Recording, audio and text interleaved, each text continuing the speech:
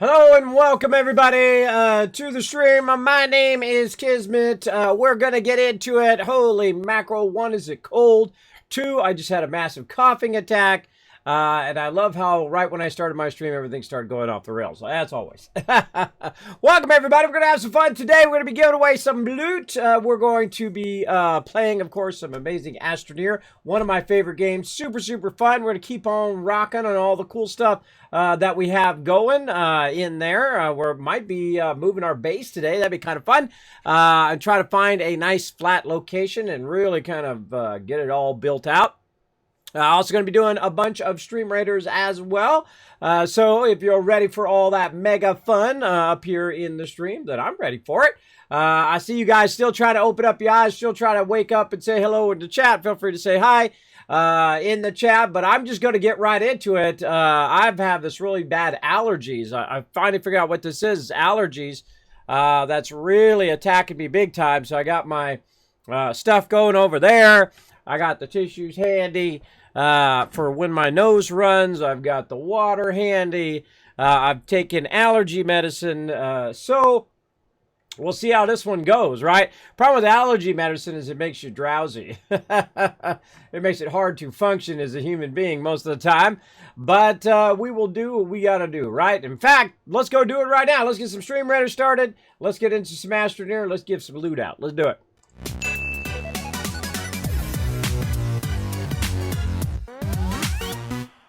All right, let's go. Come on, Stream Raiders. There we go. All right, there's our Stream Raiders coming in. We're going to get this fired up. Let's see. We did an extra battle there. We're going to try to go for this right here. High side. I guess either way, we're going to get this. This gives us an extra battle this way, though. Do we want to go just straight for the boss? Or do we want to go extra battle? No matter which way you go there, you're going to get a 4. I'm going to go 4 that way. Yeah, no matter what. This is a 2. That's a mystery. And no matter which way you go, you're going to end up hitting a bunch of those 4s.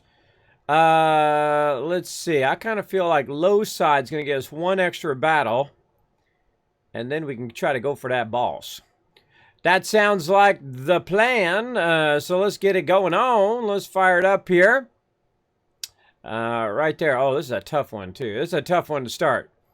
That's okay. We'll just go straight for these dinos.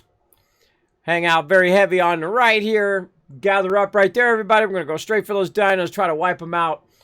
We get those dinos taken out. We got the win. That's what we're going to do. We're going to get the big W on that one. Now, I'm going to let that run for a while. It's a little side game we play called Stream Raiders. And then we're also going to play some Astroneer.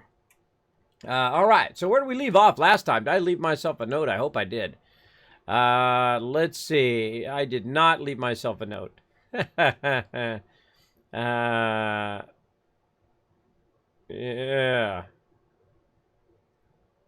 Yeah, I got lots of other notes. All right. Didn't leave myself a note, but I kind of remember what we were up to.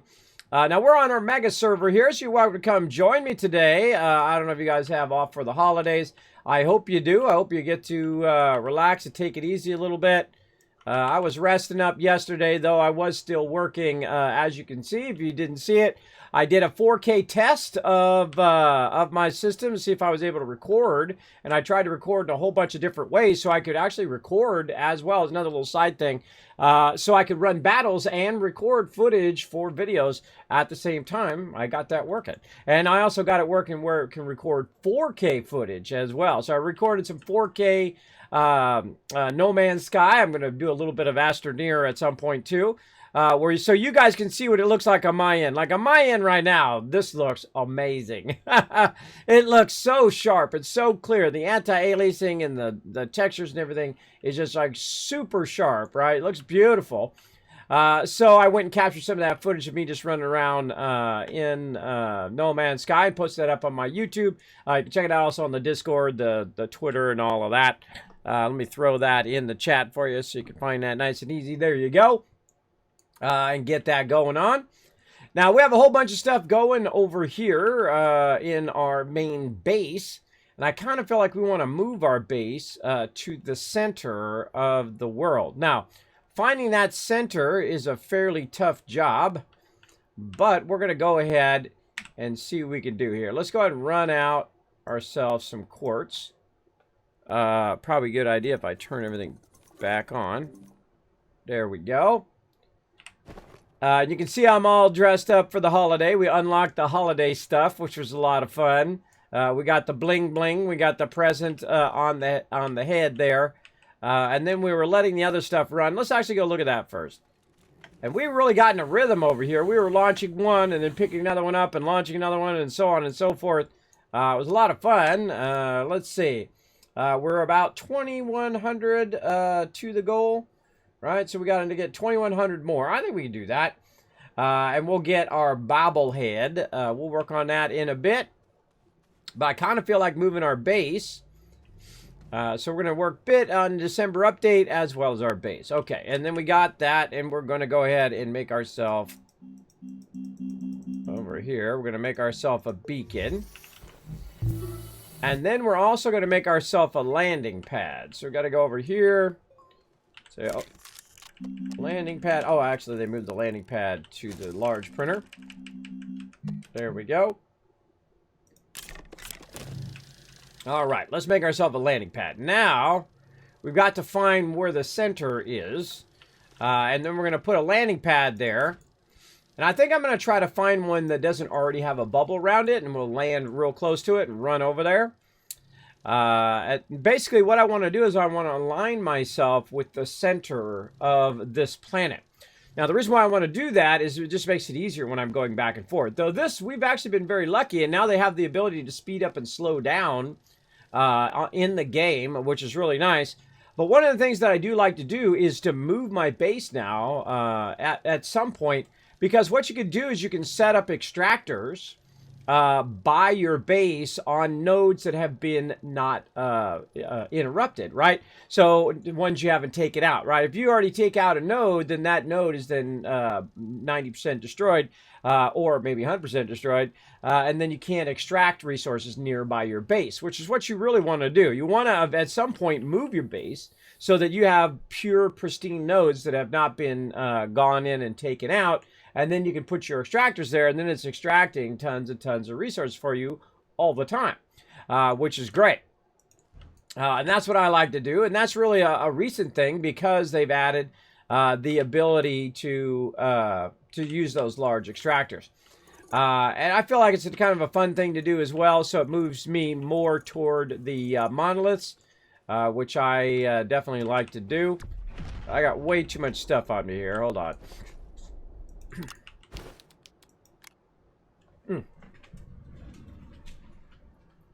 Let me go ahead and get the thing squared away there. All right, let's get our giveaway going too. Almost forgot. I got all on to that.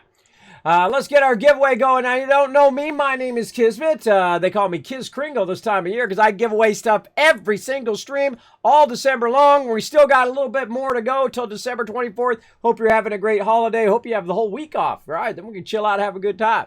I hope you have a good time. I know it's a rough year for everybody, but I hope you're keeping your head up here. Maybe bring you a little moment of joy here as we give some random loot away here on the stream. Let's see, what do we want to give away today? How about this game? Yeah, let's give this game away today. You want to win some Astroneer? Maybe for Steam, maybe for Xbox.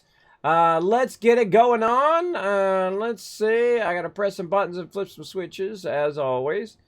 Right there. There we go. All right. Let's go ahead and get this giveaway going. I've got to do lots of button pressing to make that happen. I think we'll start off with one for Xbox. I feel like that's pretty sweet. Boom, right there. All right. Thank you to the peeps who make this game, the awesome peeps over at System Era, for donating a bunch of copies of Astroneer for you guys to win. Now, it's right over there. Now, if you'd like to know how to be part of the giveaway, what you can do is go ahead and check out those panels down below. It will tell you how to be part of that giveaway. Going to be giving away a bunch of stuff today, tomorrow, next day, Christmas Eve. Lots and lots of loot to give away. I gotta stay on it. If I forget, I'll get way too far behind. Trying to pace myself this year. Last year, I could barely stand and think after I was done giving this stuff away. I literally give away thousands of dollars worth of free stuff every single year to create little moments of joy for peeps in my channel. I appreciate you coming in, hanging out as well. All right, so we got that going. Now we need to decide where we're going. That's the tough part. So let's go ahead and... hydrazine. That's what I was doing. We're going to go get some hydrazine. We're going to take out a slot there so I can grab some. And I've got the jetpacks on here. Whoa. Where did my giant stack of stuff go? Huh.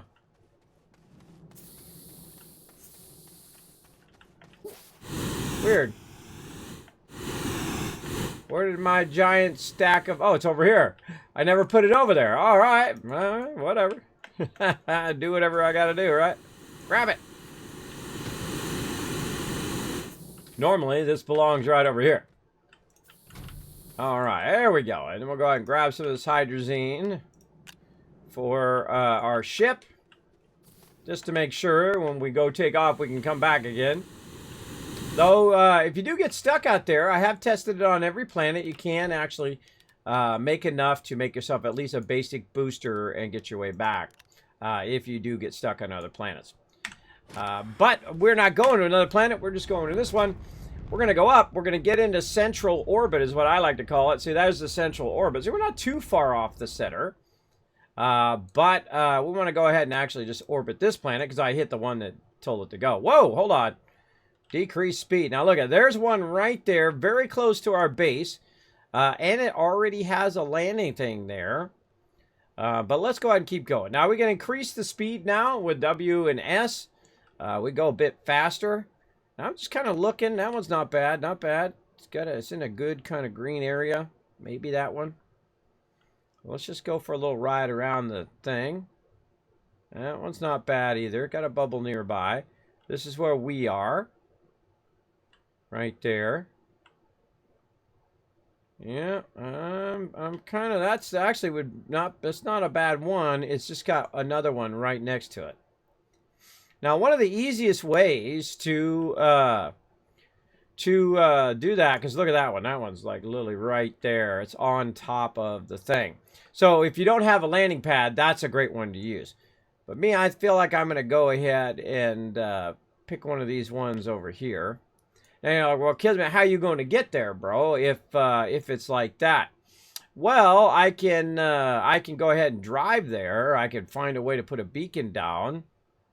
I kind of feel it. See, one of the cool things about this is you do have a great option now to just drive around. Maybe that one up there. That one's not, it's got a bubble, but it doesn't have a bubble too close. Maybe that one. And again, see, if it has it right on it, that's pretty awesome. Like right there, that's pretty awesome. Now what I do is I go around. If you want to power these up, and I'm going to show you a great little technique for doing that. If you want to power these up, that one's really pretty good contestant there. But it's not as close to my base as I would like. It's going to take less time. Let's say this one. It'll take less time for me to move all my stuff if it's nearby my base, obviously. Now, I want to look at where it's at. Oh, that's a good spot right up against the mountain there. I'm going to go ahead and exit here. And then what I'm going to do is move my landing pad over to there. Now, I'm going to have a little bit of trouble because if I go too far away from my ship, I'm not going to have the ability to do oxygen. So I'm going to go ahead and say, you know what? I'm just going to bring my ship with me. That's right. You can just bring your ship with you. You can just pick it up, jetpack, and then just carry your ship with you. Now, I can also put the landing pad in the ship and carry them both at the same time, like that. Now, another thing I can do is I could get some resin and use that resin to keep myself from... Oh, hold on. Oh, that's kind of cool and sucky at the same time.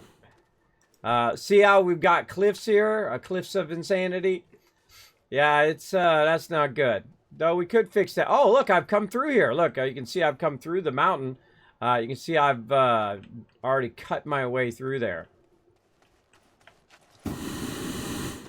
Yeah, I've already cut my way through past this beacon, which means there's already a road here.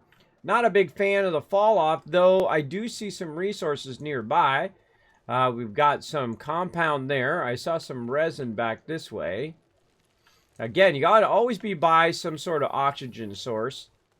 Is always a good idea. Yeah, there's resin over there. And what do we got here? We got a nice forest, which means most likely we've got a bit of ammonium over here. Yeah, oh, and we've got some of our Christmas stuff there that we can tap into. It's not bad. I feel it could be better. Do I want to do that one? I don't think I do. I think we could do better. Let's go. Let's go try a different one. The problem with that one is it's right up against that mountain, and then it has the drop off, which I'm not a big fan of. Oh, I keep hitting V like I'm going to go to another planet, but I should have went to orbit. So not a favorite there. It's going to require a bunch of work. All right, let's keep going again, and we'll look again for our monoliths that are coming across. We might power up the monolith today, too. Oh, there it was right there. Let's go look at this one. Now, what I'm doing is looking for a lot of wide open space around that monolith with a lot of resources, which you can see this one's got tons of that. I can see the resin over there. Looks like clay over that way as well. Wow, tons of resin here. This one's not bad. Also looking for a nice flat area where I don't have to rework a lot of it. Really great access from all sides. It's not in the side of a tree. It's not a drop off. We've got lots of room in all directions, so we can really do a huge, huge build. Now, one of the things that this game does not have that I wish it did is the ability to put down a foundation, right? Something to put all your stuff on. That's something you have to do on your own. You basically have to use the ground as the foundation. But you can get it up off the ground and then also flatten stuff out as well. I feel like this is a better contender. And then also, it'll have another one nearby, but we could probably center it and be just fine and whatnot. And we can see our base from here, which means it'll probably be pretty good. Pretty good. All right, so let's go ahead and head our way over here. And we'll just like establish where we want our base to be. Now we also need to get underneath and all of that stuff, and we'll need to get all of our extractors, and it'll be a big move day today. Like that. There we go. Okay, so now if I want it to be right here, I go ahead and grab my landing pad. And what that landing pad will do is it'll create a new landing bubble, basically right where I'm at. And that will allow me now to land right here. And so what I can do is I can go back and forth and back and forth. So I can package all that stuff up and go back and forth between the two areas. So let's go ahead and go back in our thing. Now we've established this as our future base. Oh, let's put down our beacon before I forget. And then we'll make this our new location. So I usually make it green. Green means my primary base. And then we'll go ahead and C to launch into orbit, not launch into another planet. There we go. So now we'll launch into orbit, and we're pretty close to our base. So not very far to go there. So we can go ahead and land over here. And then we'll also turn ourselves in the direction in which we're going to move our base. And so I can kind of just remind myself, right? I can remind myself, okay, it's over that way. Now, I can't see the beacon from here, but I can go in and remind myself. I can kind of see it. There it is. I can go in here and remind myself and say, yo, Kismet, your base is that away, right? Like a big finger pointing that way, right? And that reminds me that's where I'm going to. Now, I got a lot of stuff. When you got a lot of stuff, you got a lot of moving to do. Especially when that stuff has resources in it, right? If you got lots of resources in here, you can't necessarily go in and package all the stuff up because your resources are going to pop out of there. You can't actually package resources inside the thing. So the vehicle, while it'll take longer to drive there, might be a better idea on a lot of this stuff just to make it easier to transport. So let's go see how far it is for our vehicle. And I'm just going to leave all the stuff that's on the vehicle right now on there. And then we'll go ahead and say, okay, let's go for a little drive and see how easy it is to get from where we are to where we're going. Now, I noticed that I've already made some roads in this direction. So I'm going to line this up right by this and then basically cut myself a road.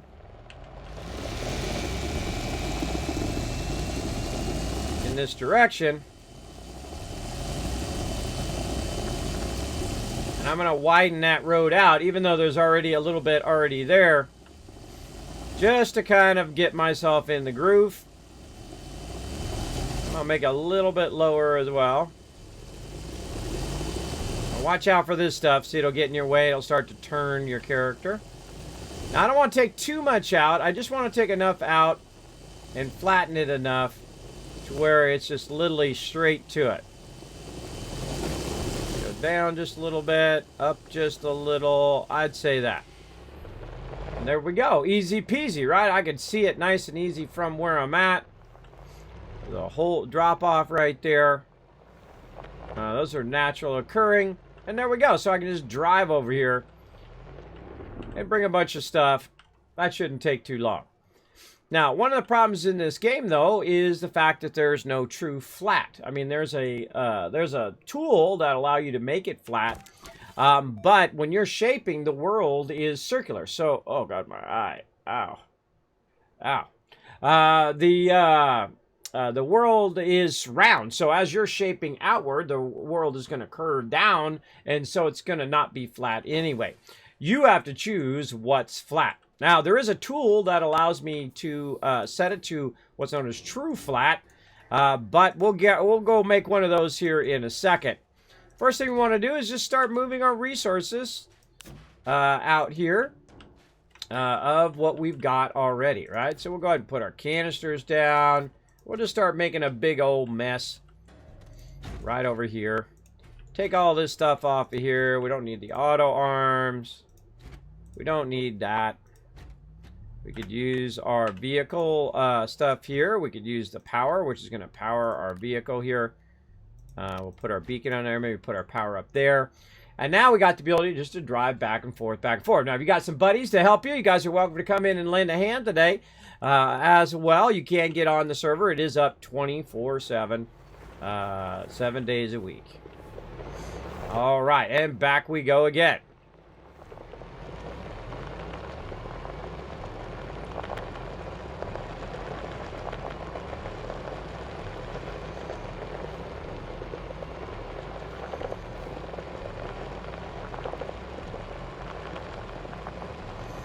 And we're just going to be going back and forth. Now, why am I moving it over there by the monolith? One, the resources haven't been extracted over there. And two, I do like to move my base at some point just so I can set up those auto extractors that'll run in there. And then I can run all that back to the base. Now, another thing that I can do is I can take a moment and say, you know what, hold on a second. I just happen to know exactly where there's a bunch of graphite. Oh, I need some more hydrazine before I run over there. And I can run over there and I can basically say, okay, I'm going to use this to package some of this stuff. That'll help a lot, especially the tables and stuff. The tables themselves, they don't hold anything, so using your tables is very, very useful. Give myself an extra one. There we go. Now what I can do is instead of using my vehicle, I can just go ahead and fly there.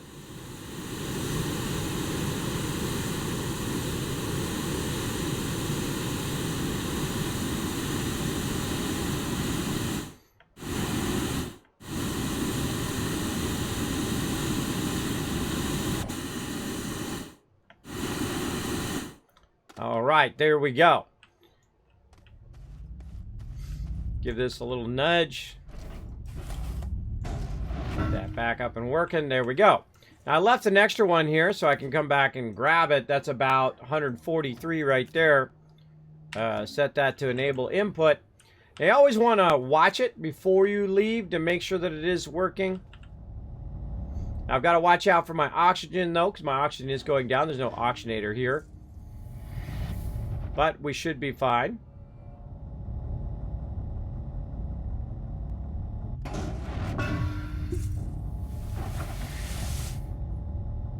What I want is I want the auto arm to grab it and then feed it into that canister.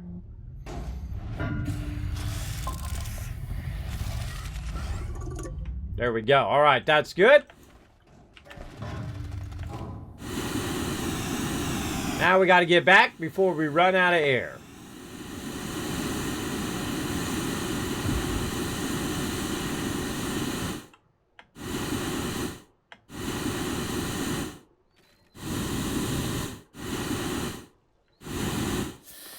And there we go. No problem.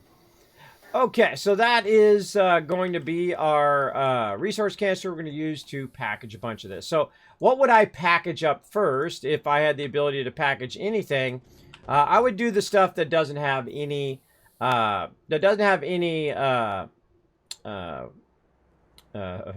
resources in it, brain, like furnaces and things like that. Now, there was a bunch of packagers that I had that I took over to the other location. So I'm going to bring those back first and use those. And then we'll come back and work on all this other stuff. But one of the things that I would do is I would start with the hardest stuff first, which is going to be your large canisters. And you're like, well, Kismet, why is that difficult? Well, the reason why it's difficult is because it actually has resources in it, which means you can't package it. So we're going to start with our resource canisters here. Put those back in there. There we go. And I have a lot of resource canisters. I have a lot of whatever it is, right? Like in this case, we've got lots of rubber in there. It's set to enable output, which means it's an input. We can go ahead and put that right over there. We got room for 2 more. So let's go over here. Let's see what we got. We got organic. That's a good one. In fact, I got some organic on me. I could probably put in there. Oh, if you want to go in there. Like that. There we go. And we'll put that over there. All right. And then we'll grab some resin. Not much resin in there, but we'll bring it anyway. Back, we'll go ahead and put this on the back. There we go. Give us room for one more. What do we got over here? Some carbon. Ooh, that's a big thing of carbon too. Again, I always start with the hardest stuff. In this case, it would be the actual containers of resources. Now, there's another one over here that is a tremendous amount of stuff, and that is our nanocarbon alloy, which is probably the #1 thing. If you're going to save something, that would be the thing I save, because that's the hardest resource in the game to make. There we go. Good enough. We got it, and we out.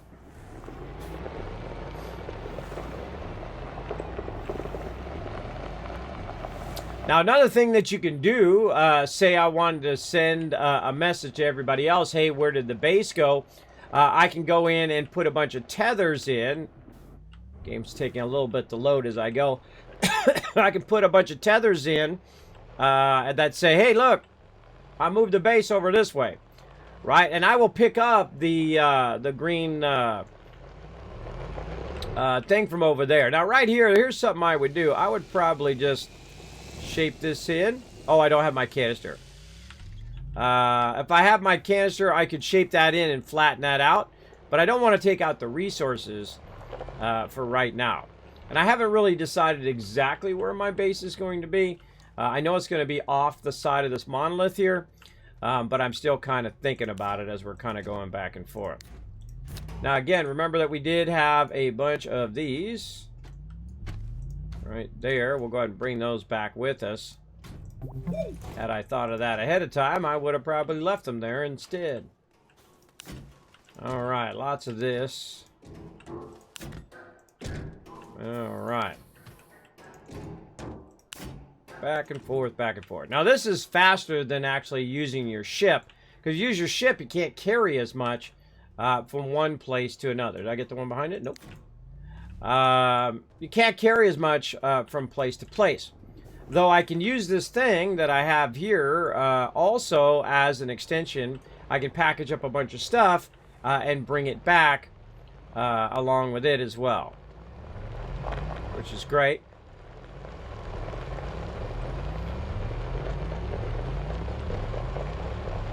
We're just going to do a lot of back and forth deal.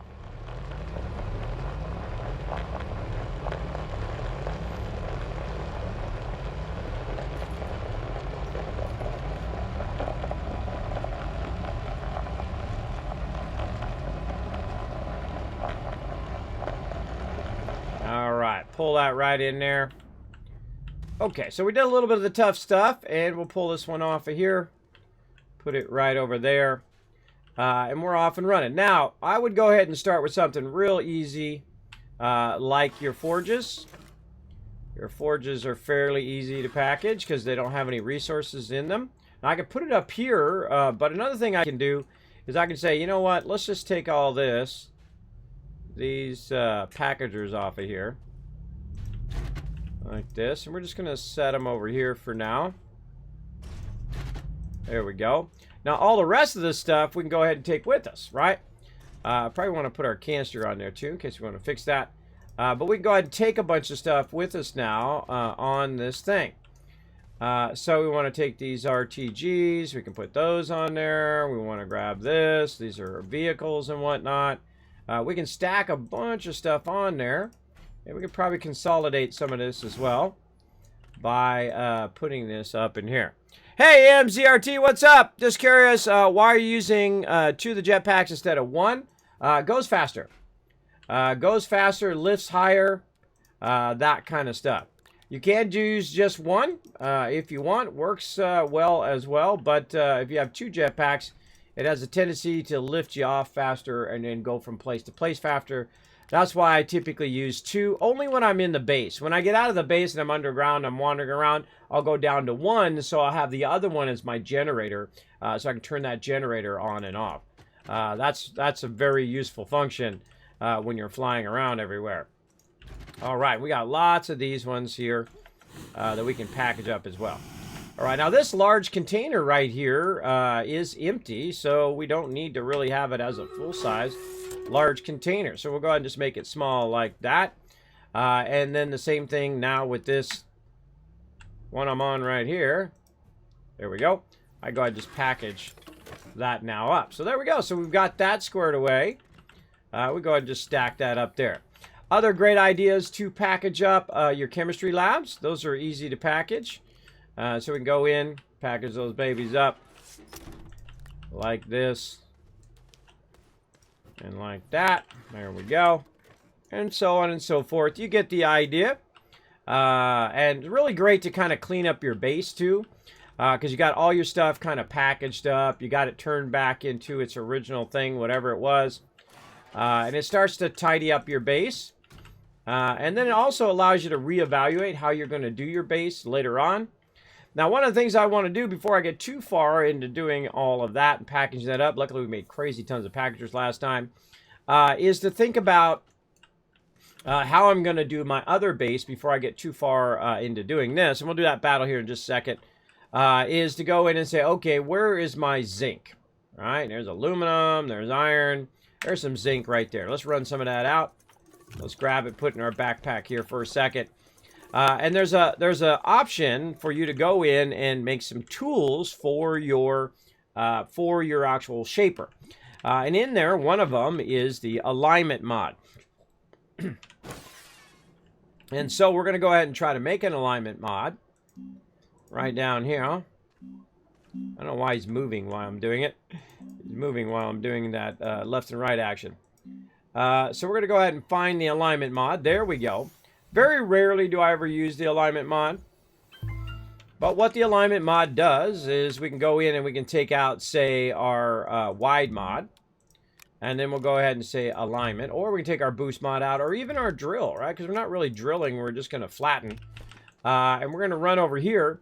And we're going to go ahead and say, okay, I'm going to go ahead and shape. But it's not going to let me shape at an angle. See, even if I choose an angle, it won't let me shape. And you're like, well, Kismet, I don't know the difference. Well, here's the thing. Let's take it out like this. And you're going to see that circle. See how it rotates? And it adjusts to the terrain.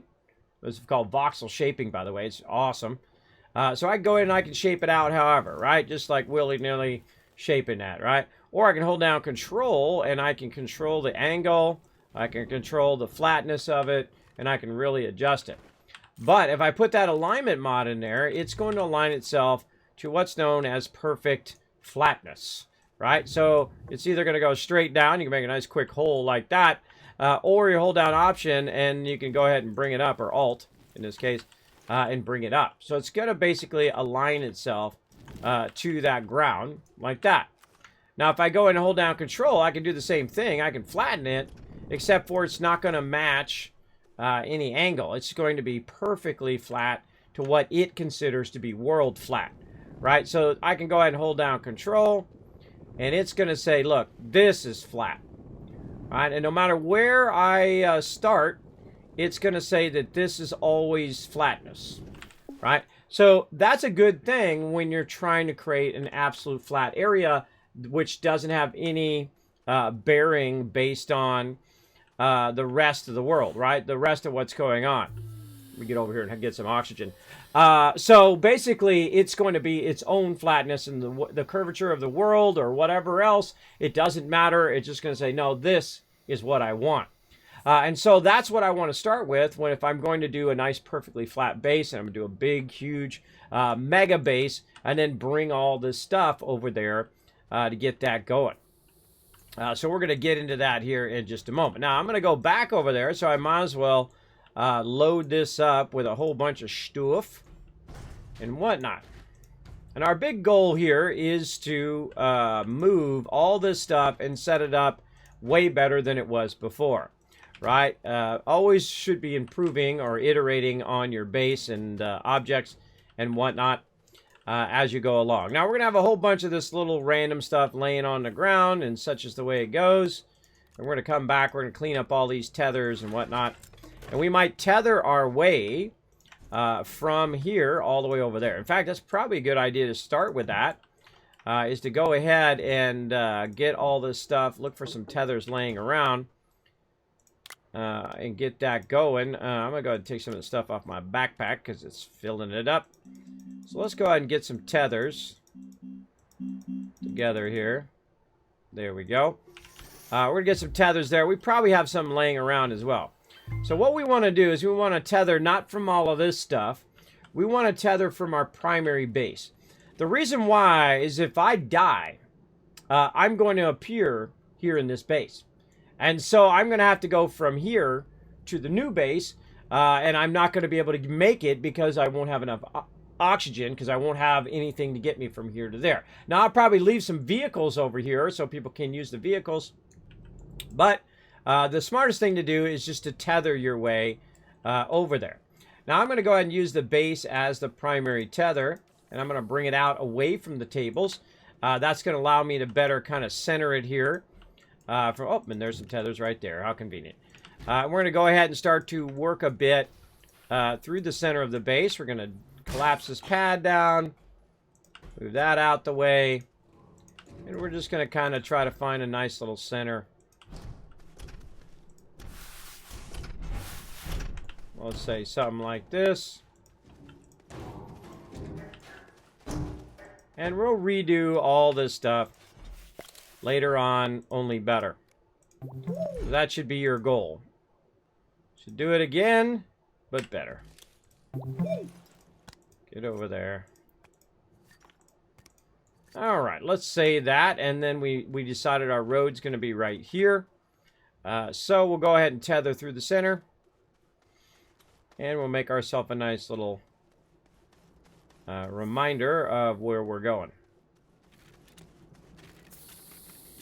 All right, looks good. And then as we go, when the line breaks, that's when you want to put your next tether. So as you walk forward, you tether again, and so on. Now, this is going to interfere with what we're doing, right? The table here. So I'll go ahead and take the table, move it off to the side there. Again, try to reconnect to this tether and run forward. And as I get close to the tables, they're basically going to switch to the table instead if I'm too close, which I don't want it to do.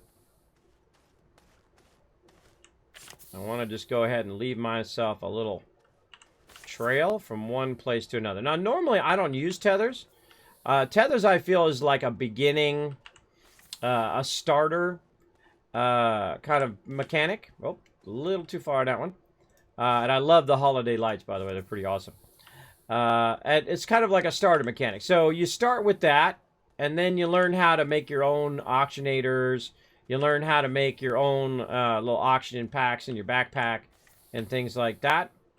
It's very, very... it's a better idea to learn that technique than to always be relying on tethers, because tethers at some point could kill you. But they are bringing oxygen with me. So I could go as far as I wanted to go. As long as I have enough tethers, I can just keep going and going and going. Or until I get to a point where I run out of tethers like that. But luckily, we found some compound over here. Go ahead and use that compound to make more tethers. There we go. And we're probably going to need some more too.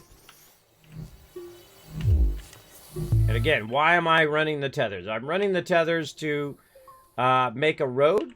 Kind of like a lit road.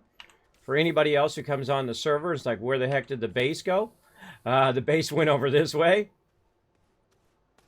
I'm just kind of manually running it here.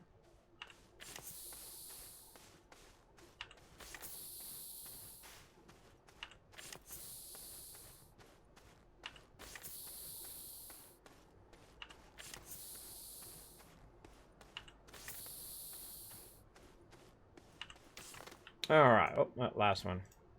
Now, my whole goal is not to disturb any of the resources, though I do want to cover this stuff up. Oops, didn't mean to shape that. I do want to cover this stuff up, but if I have my flat mod in there, it's just going to make it harder. It's really awkward. The alignment mod is a real awkward thing. I prefer it without the alignment mod, and then I can kind of use the train itself to control the angle of what I'm doing. Right, so I can kind of shape in that without disturbing too much of the resources that are already there. And that'll keep people, hopefully, from falling down in that hole. Big time. Now, let's go over here and work a bit on this. Now, the great thing is also, because we have those tethers over here, let's continue them on just a bit more. Because we do have those tethers, we have our auctionator, which is built into our main base. Running with us, so we don't have to worry about our oxygen while we're here working like that. So there we go. So it comes all the way from over there to all the way over here. Good use of tethers right there. Now let's go ahead and get into this battle, and then we'll come back and we'll work a bit more on our giant mega base we're about to do. I love the alignment mod. Yeah, it's awkward to use, but it does. It is very, very useful, and which you'll see here. In just a moment. Wow, let us go. Go, rogues, go. Get them, get them, get them. Rogues are on it.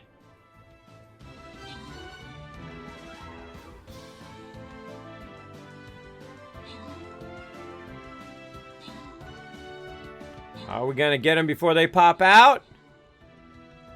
Oh, I feel an easy win. Oh, easy win, everybody. Nice. All right. That's a good way to start the day. Grant rewards. Let's see. Bo, EMZRT getting the love. Subi, MVP with the 4 kills there. Awesome, awesome. All right, let's step it up a little bit with a 3 skull. Let's get it fired up. That doesn't look too bad. Kind of feeling up or right on that one. Let's get the Centurion out there. Centurion rocked level 29, by the way. Almost level 30. Almost level 30 on the Centurion. We're going to keep that going on. Now, we've done hundreds, thousands of battles. We did hundreds of battles just in this one event. I think we're tier 43 or something like that right now. Crushing it. Okay, so we're going to go ahead and use the alignment mod. Now, you can actually do a little trick here. You can hold down the Alt key, bring up your dirt to the level of your monolith here, and it actually does something. And I'm going to do a little bit of that today, but not too much. And then I can hold down control. I can use the level of the thing to go ahead and shape my way out. I will need some dirt for that, though. I'm out of dirt right now.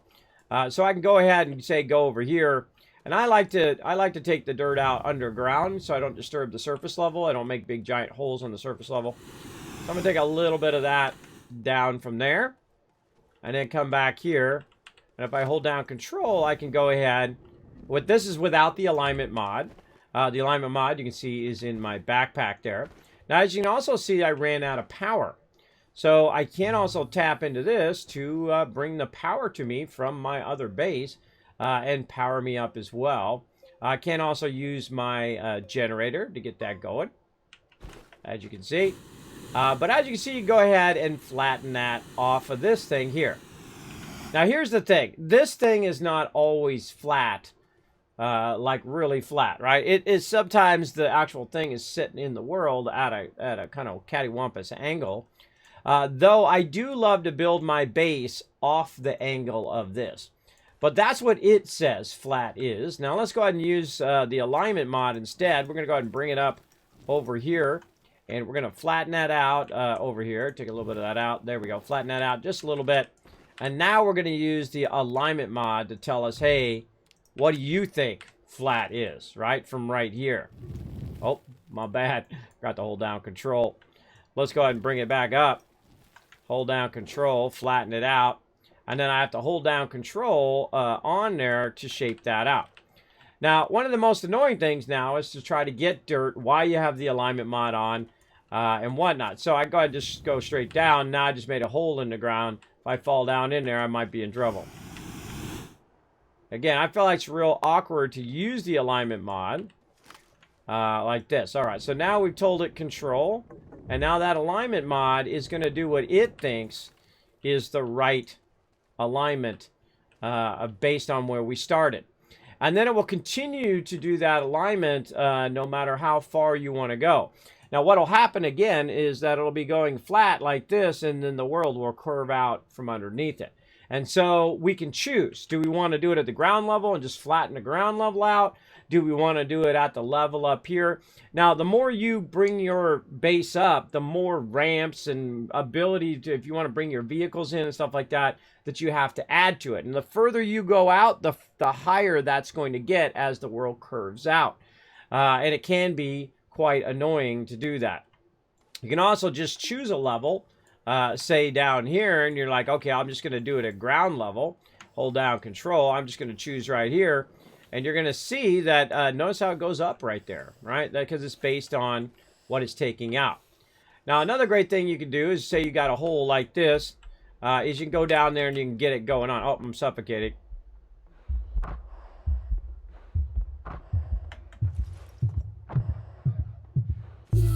Wasn't worried at all.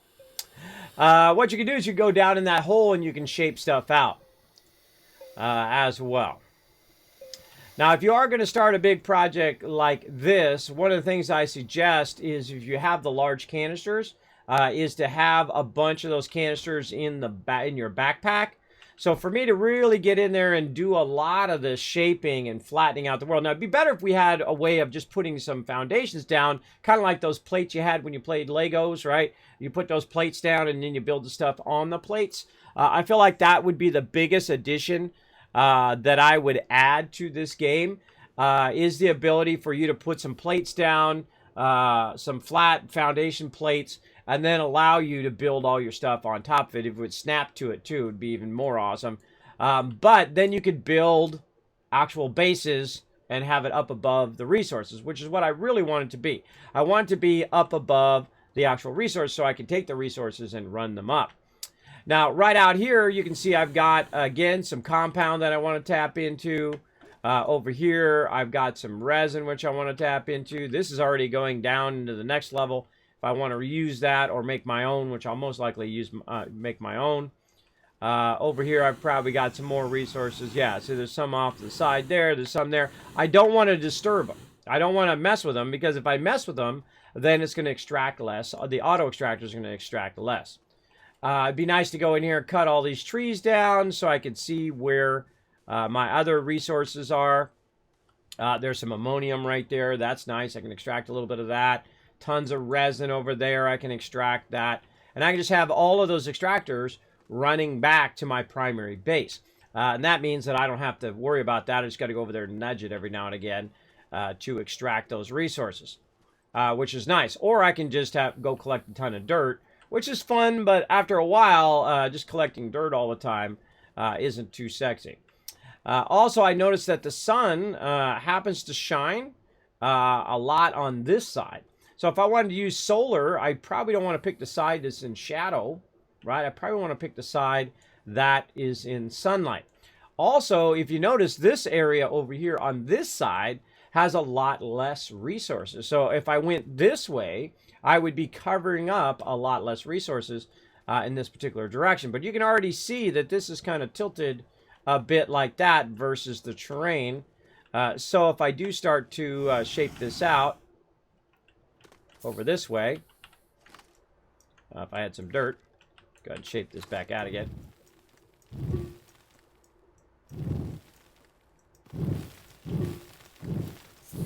There we go. So if I did start shaping this way, very quickly, we're going to see that it's going to start to get very elevated, right? And then you can already see that the angle here is starting to go up because the curvature of the world is going to start going like that, right? So, but that's okay. We want to just fill this whole entire area in with our base. We're good to go. Or what we could do is just build the base at the lower, because once you power this up, you're not going to be doing anything else with it other than running to it to do something, which I don't want to give away. No spoilers in the chat. But it'd be better if I started at the ground level as much as I can. So starting up there is probably not the best idea. Now, when I'm shaping this out, again, I find the alignment mod to be real awkward. I like to have the kind of free form shaping like this.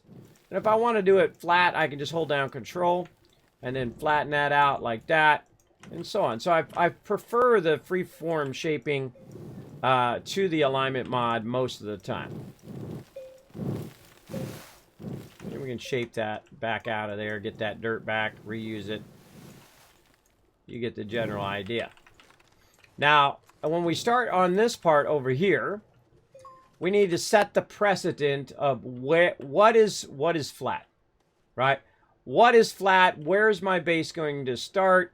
Now, I suggest finding a good center position, like say right here. Oh, look at that, down into there.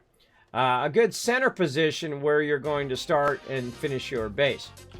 And the reason why I'm going to do it at the ground level, thank you very much for that, 9 to the Moon, 11 months of sub love, show us some love in the chat, and then CB, thank you very much also for the follow a while ago, appreciate that. The reason why I'm doing it at the ground level, it just makes it easier for my vehicles to come in and out of the base. So I'm going to go ahead and just bring it up just a little bit though, just a little bit off the ground, like that.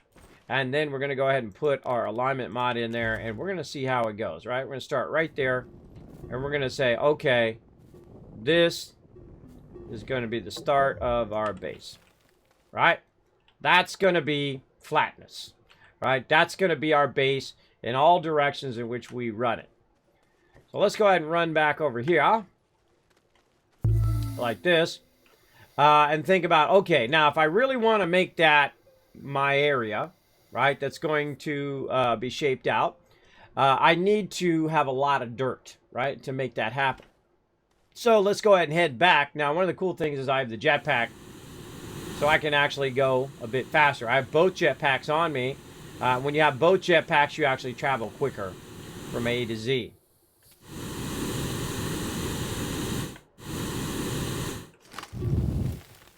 Oops, didn't mean to do that. It happens.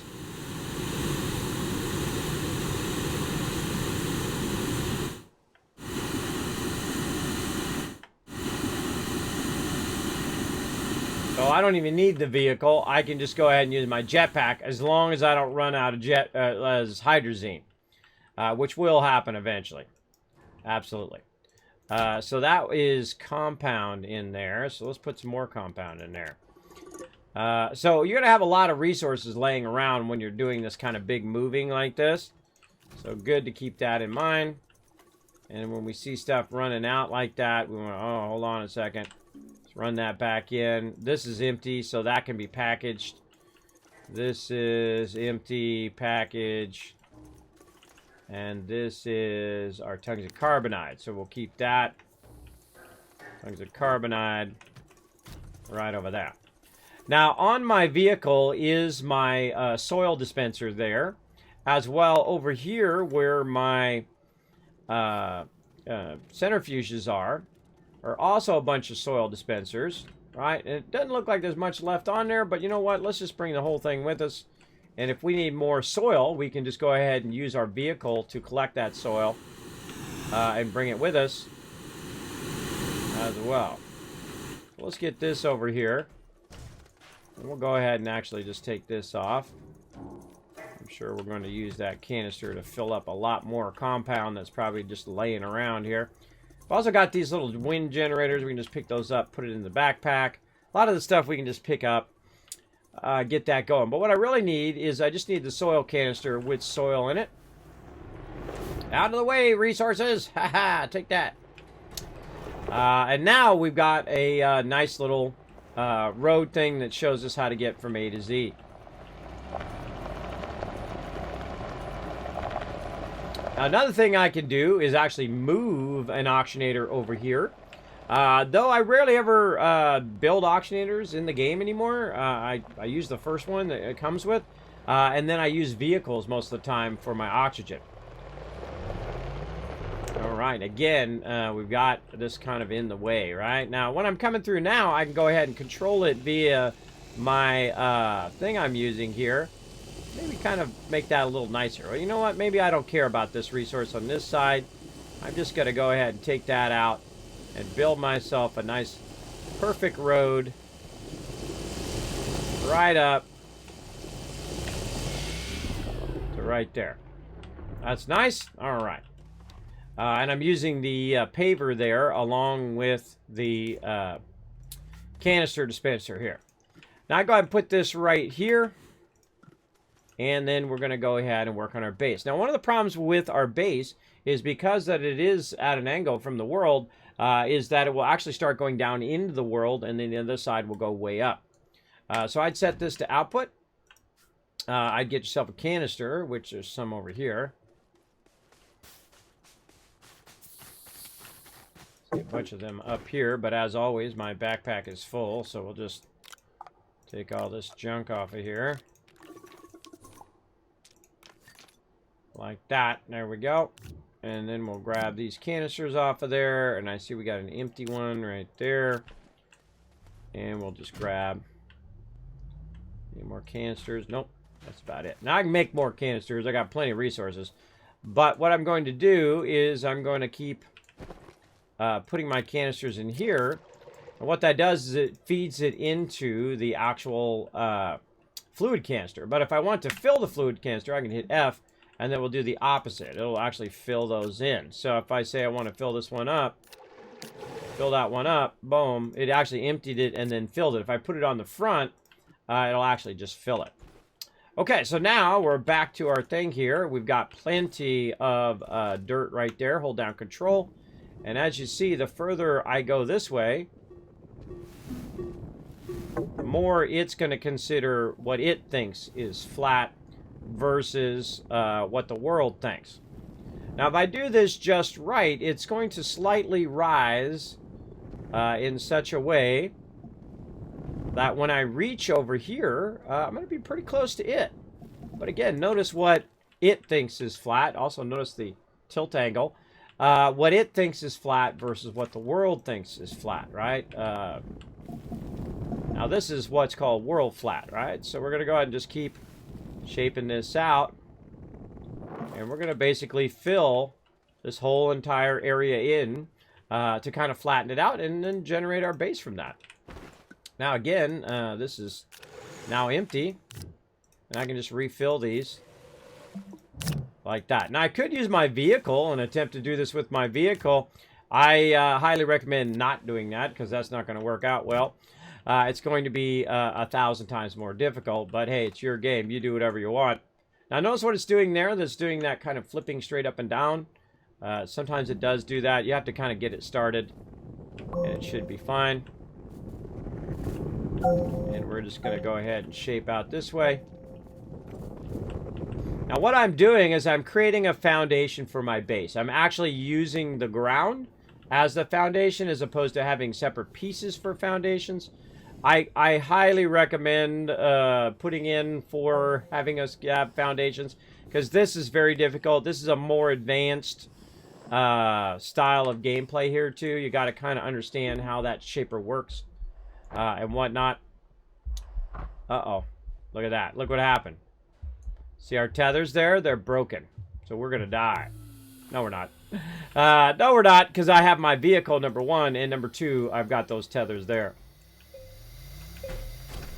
Because you see your tethers knocked over like that, you know you're in trouble, because it's cut off. Now, if it cut off way back there, if somebody back there came into the game and cut it off way back there, and I didn't have my vehicle, I would die over here, because there's no way for me to run back in time. Unless I ran for some resin. If you run out of oxygen, you should be running for resin. That should be the first thing you think of. Where's some resin? All right, let's go ahead and fill this back up. I like to do this. Put it up here, and then when I take this one out, it'll swap this out. Now, I can also go in and make a whole tower of this with a bunch of these on there that is constantly filling as well. But we want to just keep this going. Now, the more that I change where I'm starting, the more annoying that this is going to get later on, right? Because it's going to keep thinking that, okay, now that is the spot. That is my center. See that? How it's like now a different point, right? Again, there's like no true flat in this game. It's very difficult to have a flat base, flat location. But now, see, look, it thinks it's the different one. Right? Now I'm at a different angle overall, because I've chosen a different angle to start with. Even though it's an alignment, it's aligning itself to what you're doing. It can be very frustrating to try to create a true flat all the way across your base. Now let's go ahead and bring some, what did I do with those tethers? Let's bring some tethers up there so I can power myself while I'm doing other things. I think I threw some down right there. Oh, backpack full, of course. Like that. So again, depending on where you start is where it's going to affect that over and over again. And so typically I'll have like a starting point, and I'll mark that starting point. All right, tether. There we go.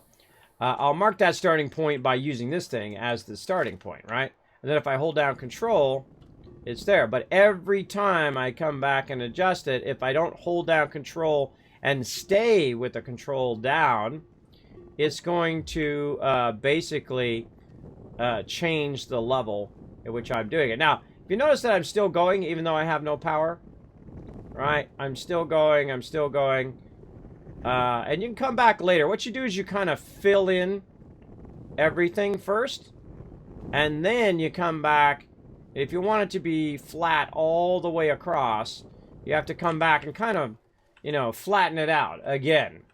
So it's like you're filling in the dirt first, right, to get a general kind of fill, and then you're coming back and then you're really flattening it all the way across. And the reason why you're able to do that is because you have the dirt already there. Same thing over here. So now I've done it that direction. I'm going to say right here is the flat point. And then I'm going to turn around and I'm going to go ahead and say, you know what? This is my flat point. Starting from the center. Now, of course, you have tethers all over here. Your tethers can help you with your power. But know that even when you don't have power, it's just not using my boost mod. It's still flattening. It's still flattening all of that. It's still finding that level that it finds is true flat. Yeah, it's just it's an amount of practice, right, that you get in. Just obviously watch out that you don't run out of oxygen. And again, you can tether this whole entire area up to get that going. There you go. All right, so that is looking pretty sweet. Got a general start to it. But again, notice it's angling down like that. So on this side, it's going to go up. On this side, it's going to start going down into the ground. And then now we need to say, okay, well, what are we doing this for in the first place, right? Well, we're using it so that we can go in and rebuild our base over here. Our base is going to be right off this monolith. Now, why do I put it right off the monolith? Well, that's something you'll find out later on when I actually go in and I power up this particular item here, like so. So let's go ahead, unpack that. Now, again, look at the ground. See, the ground doesn't feel perfectly flat in there. It feels kind of weirdly shaped. That's just a byproduct of that as well. Now I'm going to put this right up against here. Actually, I'm going to rotate it this way. There we go. I'm going to put that right up in against there. And what I can do is I can actually power this thing with this cable plug. And these things will pop up. Watch this.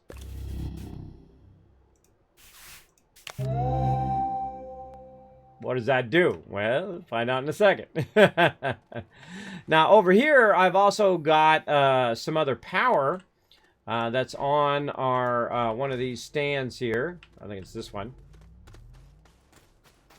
That isn't being used in my vehicle right now. There it is. This is called an RTG. RTGs are an endless power. They're not like solar or wind. They run like a fusion generator. They constantly run. So if I take this and I put this on here, watch what happens in the background.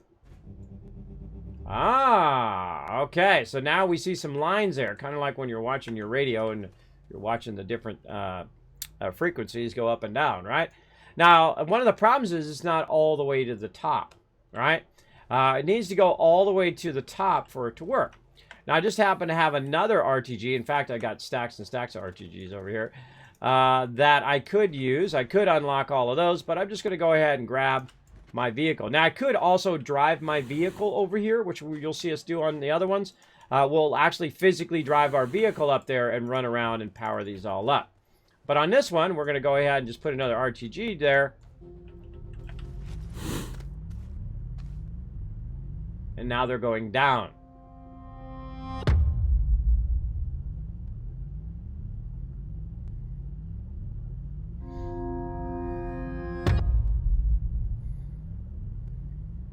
And you have to do a continuous power at that level that it needs. Center items going down.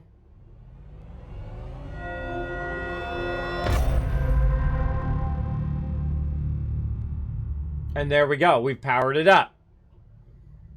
Now also notice that the blue light that this thing gives off, which acts as a gigantic beacon, is no longer functioning. It's no longer shooting off that blue light anymore. So you can't use this as a way back to your base. But this actually does something. When you click on it, it has all these little nodes in here. And you can see we've got our surface elevation. And then we've also got our interior elevation. Obviously, this represents the planet. We can go to the interior of the planet and power it up there too. Now, what this actually specifically does, you're not going to know until you power up another one. Right? And we only got the one powered up right now, and we'll work on the other ones later on. So I'm not really going to tell you what it does, but at least I showed you how to power it up. Again, I do not like to spoil fun stuff like that. Okay, so let's get that going. Now we're going to go ahead and establish our base here. And the first thing I typically do while establishing my base is put down my my actual tables. Right there. Very nice. We also probably want to move our landing pad out of here now. We can actually collapse this back down again. Like that. And so if we're flying our ship back and forth, we want it to go ahead and land over here somewhere. I'm just going to randomly put it right there. All right. Now, you also want to look at it to see if you could actually land there. How do you know? Well, see, it has green. That green tells you it can. If notice it turns red if I get too close to the beacon, it's basically telling you that the beacon or the monolith there is obstructing the ability for your vehicle to land. Watch out for that. Now we also want to grab this beacon right here and actually make it real easy for us to find our way back by simply just jetpacking, if you got the jetpack, all the way to the top, like this. Now, instead of using its big blue beacon, you're going to use your own personal beacon, and that's going to help a lot because it's up higher, so you can see it from further away, and it will go way up into the clouds, so you can see it. And you can see we're way up here now. We're way up there. Now, of course, make sure you got enough fuel to get back down again. Like so. There we go. Getting that lurk on. What is the monolith? That's what it is right there. Right there. I just call it a monolith. It actually has a function. It actually does something. It's actually part of your main storyline as well. Pretty cool. Oh, getting hot in here. Getting hot in here all of a sudden. I kind of go back and forth between hot and cold in this office during this time of year. So let me try not to get myself into a sweating position here. There we go. Take the jacket off. Try not to sweat. Whew. All right. So let's keep on keeping on. So we're going to do our tables. Now, we're going to be putting our base here. So we want to think about how we're going to set up our base overall. As we go ahead and put all this stuff back in again. Now, some of the things that you'll want to do is you want to think about where you're going to be landing your vehicle. So that you can land your vehicle, grab the resources, and put the resources where those particular resources go. Right? In this case, I've put this over here, but I don't need to leave it there. It really doesn't do me any good sitting there either. Let me go ahead and so look at it. You're constantly trying to find that perfect center of flatness all the time of this thing. Now, again, when I do it over there, it's not going to be different from over here. At some point, you just have to go with it because there's just nothing you can do. There's no way to make it exactly flat. But again, see, look, now this is all different from what I did from over there. Right? It's a huge bummer that there's no foundation pieces. I feel like having those foundation pieces would make a huge difference in you making your base and your base being nice and flat. Because then you could put those pieces down and then they would adjust to the terrain. You set the first one and then all the rest of them would set off there. Much like Satisfactory and other amazing games like that that do have foundations. But we'll keep working it and working it and working it until we get it the way we like it and so on. Now again, this doesn't need to be over here because I can no longer connect into this. It's not like it's given me power. I powered it up, and then once it's powered up, it actually has a function. So there's no reason for me to have that real close to that. I can go ahead and just say, okay, let's put this like this. And another thing too, if you want to maximize your space, we might want to do this just to maximize our space. I'm looking at the arrows as well. Those little arrows on the table right there. Right there. Those arrows point in the direction in which it's going to orient your output. That means that it's going to kind of favor that right side. When it's facing you, it's going to favor that side of where the actual resources run out. That actually comes in handy later on when you're doing your automation and all of that. So we're going to go ahead and lock those in place. Now, another thing is notice that I've got to also think of the angle, how it lines up to that. So if I want to really fine-tune it, I can go in, rotate that angle just a little bit, and try to align that to the edge of this, like this, right? This is all cosmetic stuff. It's not necessary to make it like this. You can just throw it on the ground if you want. It's really up to you. Me, at this point, I start thinking a bit more cosmetically. Like I'm trying to move that in just a little bit. Lock those in place. Get that cable in there nice and close. And there we go. All right, that's kind of like round one right there. And then we'll grab some of our resources here.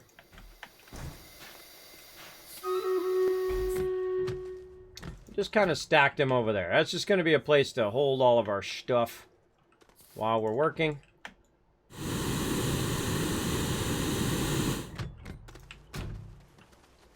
And we're going to be doing a lot of back and forth, back and forth. Now, like I said, I brought my vehicle and I put it at the lower level so I can now just take my vehicle and run my vehicle through here. like this. Oh, actually took my vehicle apart. Hey, what the heck? I can run my vehicle in here, and I'm going to definitely need my RTG back here. Keep my vehicle powered. But what I was trying to do was pull that other stuff in there, and somehow my vehicle got broken. Maybe I went too fast or whatever it is. Let's go back.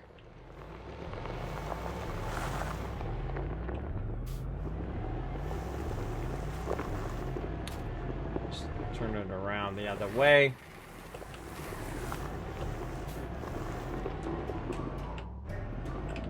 Knock this stuff out.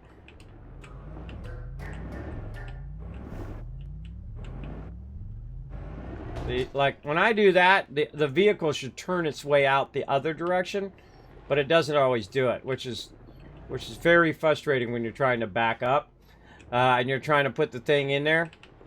I mean, it works okay, but it can be, see, like right there. See, when I'm doing that, it should be turning out in the other direction. So it's like you got to straighten out first, and then nudge it little by little. You get too angled. It's going to make it real difficult for you to do it, right? Like that. You know what's even easier? Just do this.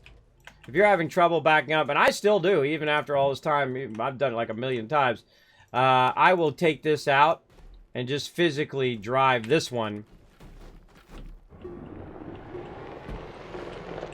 to the back of that one, right? Like that. I find that's way easier. All right, let's try this again.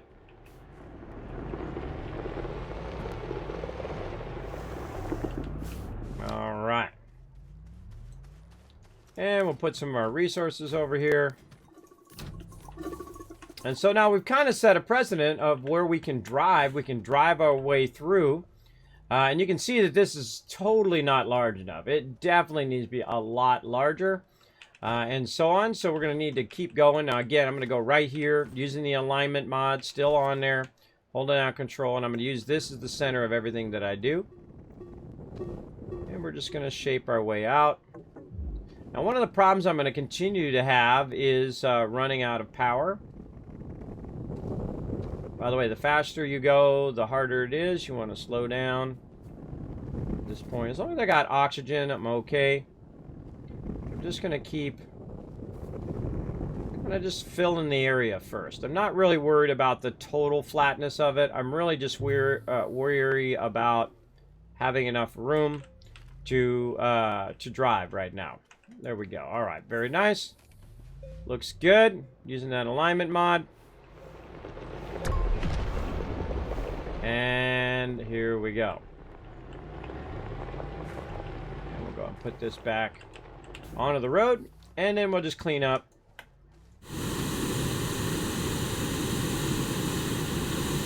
Now we've got a lot of stuff to move, so if you want to come in and help, feel free to come on into the server. If you want to know how, here's the access to the Discord. Feel free to pop onto the Discord. Feel free to read the rules in there. Once you read the rules, it will tell you how to get onto the server itself via the Kismet server info. And so on. So we'll go ahead and just put that right there. We'll connect that in. All right, nice. Now we're getting somewhere. Little by little. I feel like we'll go ahead and move this just a little bit over. There we go. Nice. Okay. Now what we're trying to do is basically bring our resources in and keep them going. Tag that in. And so on. So I'm just going to try to consolidate a lot of the stuff that we already have. All right, there we go. Won't let me pick it up. There we go. Consolidate all the stuff we have kind of randomly in here. Now, I see some stuff's running out there that's telling me my aluminum is running out. Let's run that back in. There we go. Now to give us some room. Put that there. And so this is a lot of work. If you choose to change your base, there's a lot of work. First, in all the moving, just like it is in real life, moving sucks. Because that's when you realize you got too much stuff. Right? You got a lot of stuff. Now, I could remake all of this stuff. So I don't necessarily have to move it, though I enjoy doing it. That's part of the fun. I love going and moving my base to a kind of fresh, pristine area so I can use my extractors later on. The benefit is much later, after you've done all of this, kind of moving all of your resources back and forth and so. Now I'm going to go ahead and do a little bit of this too. I'm going to do what's called walking. This is where you walk all your resources in the direction that you want it to go. In this case, I didn't necessarily want to do that, but we'll go ahead and do it anyway. There we go. I didn't mean to take those off of there, but whatever. And so what I'm going to do is just basically throw all the stuff in the direction in which I'm going. It's going to start acting funny, as it always does. Like so. Now, I could put it on my vehicle and drive it over there, but what's even faster is just going like this and walking it item by item. Like this. I find that's way faster in the long run. And we'll also turn that off. There we go. I don't know if that one's on or not. Put that up there. You get the idea. And once I got them over here, I'll start to organize them just randomly onto these tables. I haven't decided where I'm going to put what where, but I do know that I do want to get these up out of that area. Why do I want to get them out of that area? Because I'm going to extend this area into that area. I'm just going to keep kind of moving that back and forth. Always thinking about your oxygen, by the way. You should be constantly thinking about how am I getting my oxygen? Am I getting it from my vehicle or am I getting it from the tether? Now we're going to go ahead and do this battle here in just a moment. Don't think that I forgot. I literally do thousands of battles here in the stream. But I am trying to finish my chain of thought a lot of times. So if they are delayed, no worries. I did 15 hours of battles the other day. We're going to do probably about 10 to 11 hours of battles today. So you're going to get plenty in. So let's go ahead and do one here while I'm moving this back and forth. Let's go. Battle time.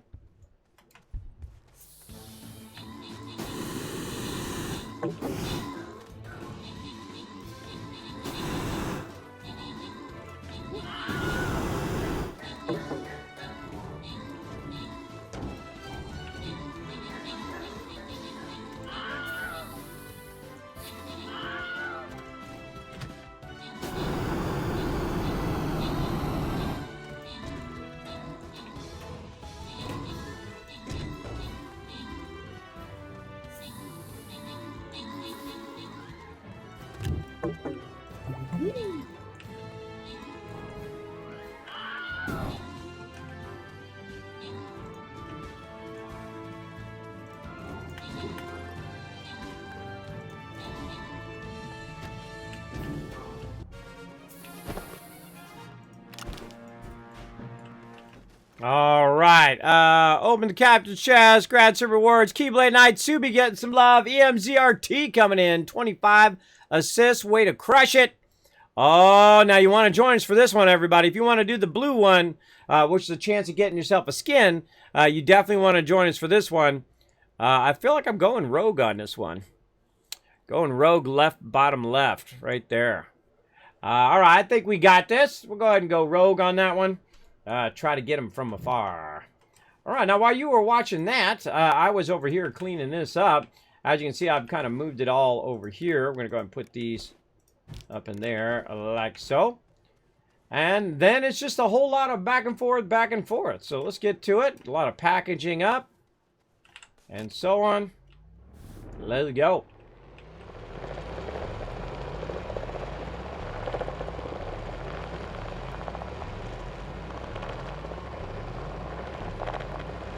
Again, the reason why I moved my base in the first place is to have that pristine area. And I also move it by that because we're going to use that later on. And it's very, very useful when you just need some stuff. You need to pop around, do some stuff with it. All right. And see, the hardest thing is what do you do first? What do you do second? What do you do third? Right? I would do stuff like this. And again, you can do it very efficiently or you can do it very inefficiently. It's really your game. You do whatever you want. But if it's got resources in it, I would, especially if it's got a lot of resources, I would just throw it on there. If it doesn't have any resources and you have a lot of packagers like I do, I highly recommend just packaging it up. And it's kind of just like moving, right? When you're moving in real life, what you got to do is package up all your stuff.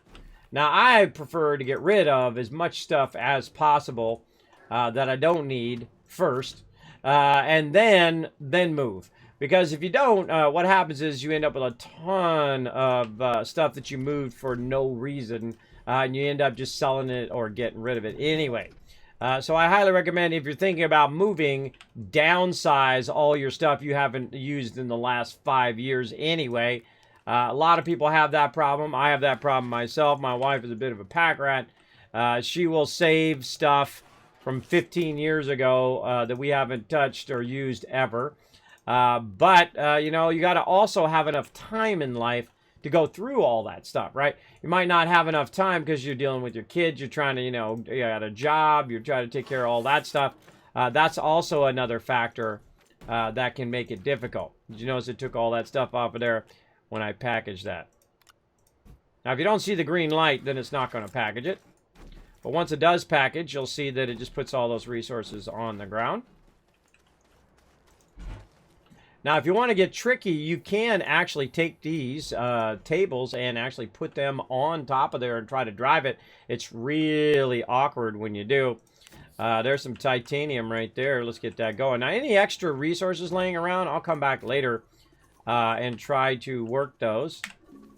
Trying to dispense that titanium. This right here is empty. This has some glass. And I would definitely start with your resources because those are going to be the most dominant thing. They're going to take the most space. I didn't have to take those off of there. It'll just automatically take it off of there. Now, I also have some additional tables that I had from before. Right over here. This is most likely some lithium, yep. And more resources here. We've got this landing pad, which actually can be packaged on top of being collapsed. Come on. Being awkward. Oh, or not. Oh, do they make it where you can't repackage it? Oh, maybe I have to expand it first, then package it. I think that feels different. That feels different than the way it was before. I think I've packaged it while it was down before. But hey, you know what? I do whatever. I try different stuff, see how it goes. Again, all the stuff can be packaged and moved from place to place. As you can see, I'm just kind of consolidating it over here by where we're going. Now, what I'm also going to do is move some of this stuff back out of the way like this. And why am I doing that? Well, in the future, what I want to do is, since I have my road coming through here, is I want to have the ability for my vehicle basically to drive through here. And so we'll unlock that. We'll unlock this. Come on.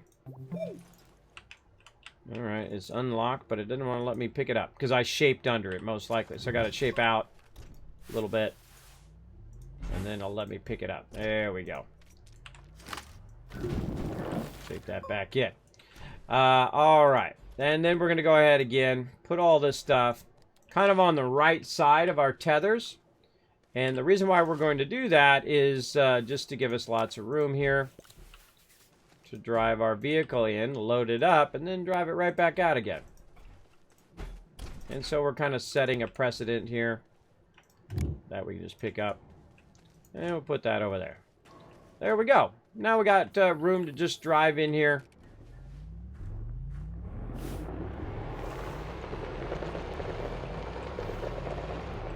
Like that. And we can just grab our largest stuff and put that on there. With the lithium, we'll take that. We'll take another table. We got some problem over here. We got some aluminum running out. Did we already take that aluminum out of there? Right there. Oh, that's aluminum is onto there. Run that in. It's just tight. Yeah, that was from before. Yeah, see, there's some aluminum ran out there and I didn't notice. So that's a problem. We'll fix that later. But I also noticed that this is aluminum alloy here, which a lot of this stuff here that's on the ground is also aluminum alloy. Right here. So we can go ahead and put that into there. Just save us some cleanup later on. Like this. Alright, here we go. And we got a bunch of aluminum here, which is in our way, but oh well, we'll just take it off of there. And we'll deal with it later on. Like so. And we're ready to rock. Turn this baby around.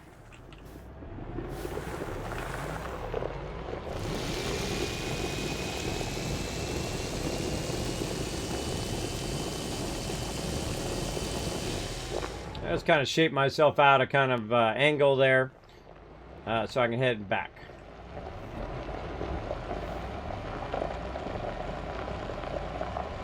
Now, this is a lot easier when you have a lot of peeps doing this. Now, this isn't my first time playing the game, everybody. I've played about 30, 40 times through, all the way through, unlocked everything before, and so on. So just a heads up for those who come in, because sometimes I have people come in and they do a little backseat gaming, Kismet do this, Kismet do that, that kind of thing, and I appreciate that. I know you're just trying to help out, but just a heads up. It ain't my first rodeo. That is for sure. Rio going into lurky mode. What's up, Rio? Thanks for hanging out. Bo coming in with the love. Woohoo! Yeah, I'll get it going on. Can you not just winch on the rover and drag each platform with its contents on top? You can, English, if you want to. I don't like using the winch. The winch is very awkward. It makes everything go all over the place.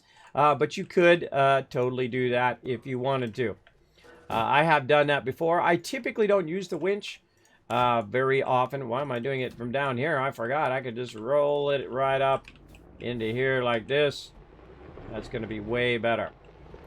Way more better. That's why I added this whole extension over here. There we go. That's going to be much easier. All right. And we're just going to keep bringing our stuff back and forth. Again, if you got a crew of peeps, you could do this fairly quickly from one level to another. Again, always watching where that arrow is going, what direction it's going. Now, this is all just temporary right now anyway. This is not like the final deal of this, but it is nice to be able to just very easily do something like that. Very easy. And off we go. Now, one of the things that's going to happen to your vehicle, if you saw what happened there, is it just goes, and it goes flying like that. That typically happens on a server. It doesn't happen as much, though it does happen every now and again on a single-player game. I'm on a mega server right now, playing via Nitrado, who are awesome, who provide the server for us here. They are my stream sponsor. Now look out. See, when you can see into the ground like that, there's a bit of trouble going on. See, like right here? That means that it's not properly loading that area right there from the server, and you can actually end up, there it goes, you can actually end up into the world, which I've actually had happen. One of the drawbacks of the servers, you can't go too fast because it's still loading down to your machine as you're going. They're still working on all of that, and I'm sure they'll get it rocking and rolling at some point. All right, let's roll up here and let's see what else we can go ahead and grab that's going to help us get this going. Maybe the big 3D printer stuff here with all of our loot sitting on it. Maybe we can say, okay, you know what? I'm going to roll up a bit here. I'm going to get a bit of this stuff as well. Now this one is empty, so that one we can just go ahead and do that. That one's actually got stuff in it. Go ahead and throw that up in there. Again, all this other stuff here can be packaged. What do I not want to package? I don't want to package that because that's a lot of work. This right here, don't need to package that because those are all full. So that's kind of what I'm looking at first. What do I need to package? What do I not need to package? Let's go ahead and grab some more hydrazine here. Put that up there so I can grab one on my character here. Up there. directly. Grab another one. There we go. All right. I'll give you my jetpack back. That'll make it a little easier to get around. Put that down there. Look at all those. Look at all those. We got lots of those just sitting around. All right. What do we got here? 277 steel. All right. We'll grab that. Now, here's what's happening. Look. Starting to feed that forward. Let's go ahead and turn this off by using our button repeater. Boom. All that stuff should then reverse and go back into the thing. We're using our new tables there as well. That also works. Right up into there. Now, one of the things I do like to do here in the stream is like to talking about what I'm doing. Not just how to do the thing, but why. Why am I moving the base, right? Why not just leave it where it is? It's already built. I got all the stuff set up. I can make nanocarbon alloy. I can do all of that. Again, the reason why I moved the base is, one, it's more centered on the planet.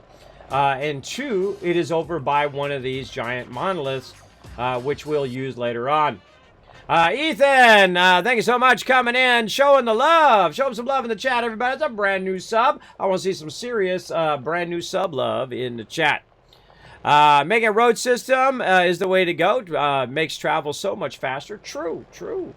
That's what I've got going right now. I got a bit of a road system going between over there and over here.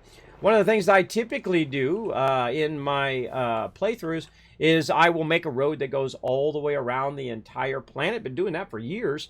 And the reason why I do that is no matter where you are, you'll end up you'll end up on there. I actually have a playthrough, which I still have, a single playthrough where instead of making the road at the ground level, I made a road that went up into the atmosphere, and I had so much dirt that I collected that I literally made a ring road all the way around the planet. So no matter where you are, you can see that ring, and no matter where you are, you can get on the ring. It even had off ramps as well, basically like a sky freeway. And then you could take that road, and it always led you back to your base. No matter which direction you went to, it would always bring you back. A great way of doing that. Another thing you can do is try to tether around the entire world as well. Use your tethers or your beacons or whatever it is. Very useful to do that as well. So great idea. We will do that at some point. Right now, we're just kind of moving our stuff back and forth here. And you can see I'm just kind of stacking it over here where we've kind of established that this is where our future mega base is going to be. Like I said, that base over there is the small base. That's the baby base. We're going to make a really big one over here. Now, I've already unlocked everything in the game multiple times, many times, including all the new stuff we've unlocked. We've got, I think, a whole crazy ton left over research. 876,000 extra research, and it's still collecting and running. Oh. Weird thing that happens in the server. But basically, you can set it up where it just constantly collects that research over a long period of time, which is very nice.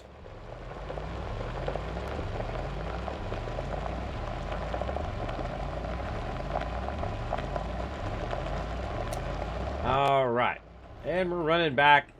Now, what else do we want to do? We probably want to swing over here. Now, I'm going to leave this here. This is my graphite. That's for making more stacks of stuff. Probably a good idea now is to go ahead and work on our tables. Tables are easy. They're ginormous, and they're easy to stack on your car and bring back and forth. Like that.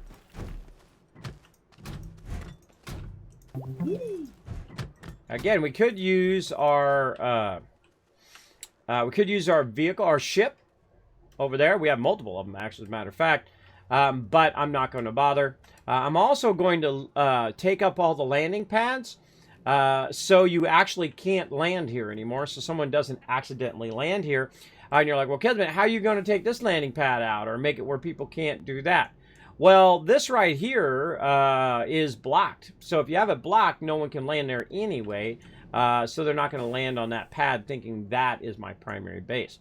Now I'm going to go ahead and take this beacon out of here, which is my primary beacon as well. And just kind of move it over here with all this other miscellaneous stuff we'll pick up later. Now we'll also go through and just spend a little bit of time getting everything ready for the move. Again, this is what you do in real life. You go in, you package up all your stuff. And once you get it all packaged up,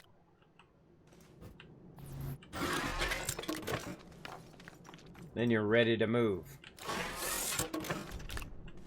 Package all those up. Now, these ones you don't necessarily have to package. Those are smalls. Small printers you can actually pull out of there, and they actually can go into your backpack. Like that. So there's no reason to package them because they're already small as they could possibly be. So those we'll just go ahead and leave on there. And then we'll go ahead and tell it to package the actual table. There we go. And it'll just drop all the rest of that stuff on the ground. And again, we'll put that over there. We'll get it on our vehicle.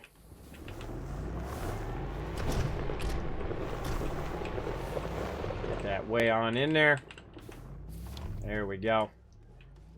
And we'll work on all our tables first. Now, there's no wrong way to play this game. It is your game, and you play it however you want to play it. I'm just giving you some tips on if you are moving your stuff and organizing your stuff, like I'm working on right now. I highly recommend, because you can do it in a small printer now. You can actually package a lot of stuff. It's just going to be less trips if you do package all your items, especially your very large items. Definitely want to get those packaged up.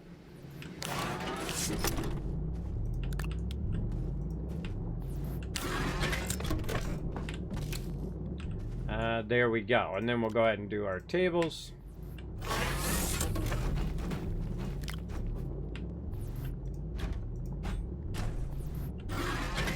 Now, the disadvantage of doing that is that other stuff could go and go flying and you'd never see it again. It does happen sometimes. Right? Stuff gets together, it starts bumping each other, and then it starts ragdolling, and then it just goes flying, and it goes flying over the nearest mountain, man. It's like, whoa, bye-bye. It does happen. All right, here we go. We got a bunch of tables now. We got places to stack stuff. Let's go.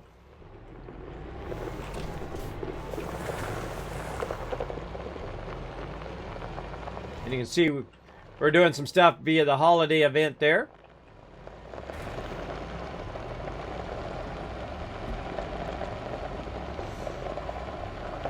And I like my base to be aligned to the center of the planet because you come in, you orbit in this direction. You can't orbit the other way, but they also made it now so you can orbit faster in both directions, by the way. You can slow down or speed up well, not both directions, but you can go faster in one direction.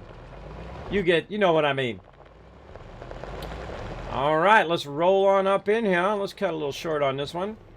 We got this other stuff in the way. Take that out eventually. Now we can come back and fine-tune that getting up in there and all of that stuff. But I'm trying to leave myself enough room. I can come in, turn around, and so on. And there we go. And put our stuff in. We'll come back and we'll rearrange all this later on. It's just so we can put stuff down and have it snap to something. Again, I'd love foundations. I guess I could make a base full of just nothing but platforms and have the whole entire base platforms. That would work as well. It'd be real awkward. I feel like they need to put some foundations in so you can snap these onto those foundations and just build a bunch of foundations to create a nice flat base. That would be the big addition I would love to see in the game. We're just going to basically do something like this, just to kind of snap all these resources to, so we don't come back and find them wandered off somewhere. Sometimes that does happen. If you don't snap them, you come back and all of a sudden, like, your resources are missing, or they've glitched into the ground, or something like that. That will happen. Just keep that in mind when you're working on your stuff. And again, notice even though I use the alignment mod to try to flatten this out, it still has that kind of weirdness to it where it's not perfectly flat. And I find it's very difficult to achieve true flat. It does take a lot of work and effort as you're going along. All right, there we go. I'll just make it easier on myself. I'm going to go ahead, take this landing pad out again. And let's just move it over here. I like to have at least one landing pad down in case I do need to come over here and land. And that's pretty good. Let's go ahead and create ourselves. I gotta take my alignment mod off.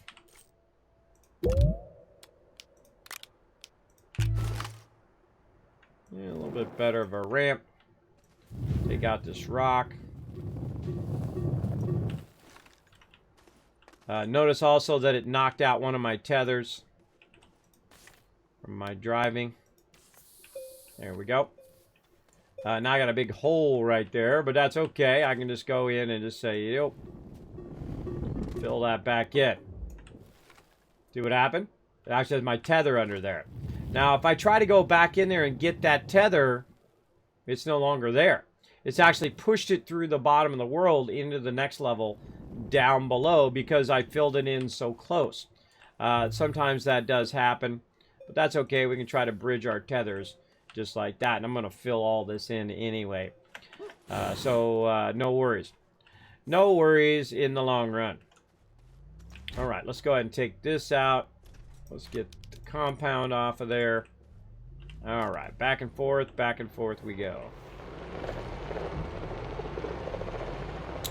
Slowly but surely, everybody. Working on it.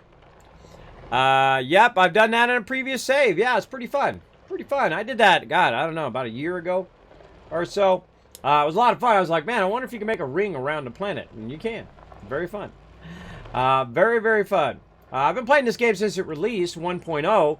I usually come in and I check on it, and we do stuff on it and do stuff until now that they have private servers. I have server number 1, by the way. We went in and we got our private server up and running, and now it runs 24/7. So we come in and we adjust it. Sometimes peeps are here, and sometimes peeps got to take care of that IRL. That's okay. Take care of that IRL. It is a Monday. I typically only play the game about once a week. I don't like to burn myself out in games. Some people, they'll play a game and they'll just play it and play it and play it and play it and play it and they get burned out on it. I typically don't. I just play very casually. I don't try to get too much of in a rush. I feel like when you rush your games, you have a sucky time in the long run. Or you miss out on a lot of fun along the way. Because there's all sorts of mischief and adventures that are going to happen along the way that we don't want to miss out on.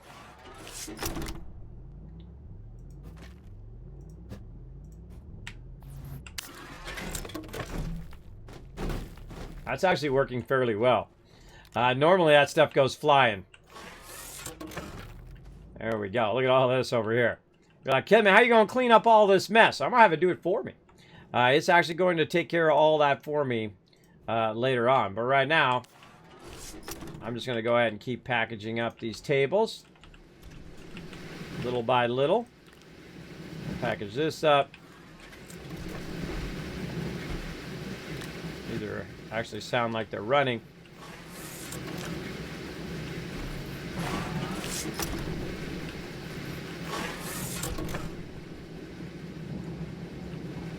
That's an atmosphere condenser.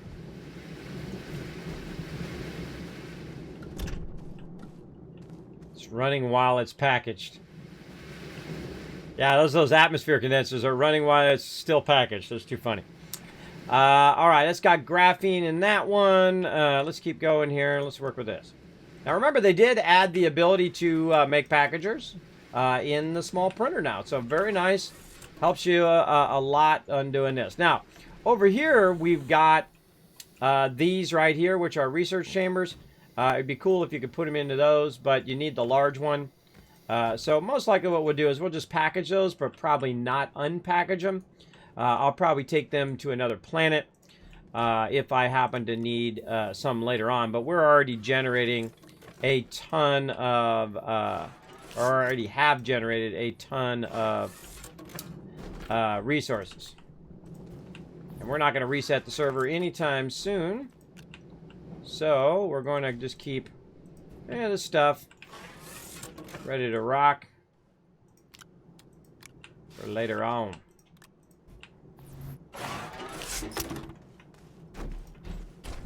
Now again, if you do want to come join us, you can go ahead and follow that link right there in the chat to the Discord. That'll allow you to read the rules. Oops. I actually wanted to package that.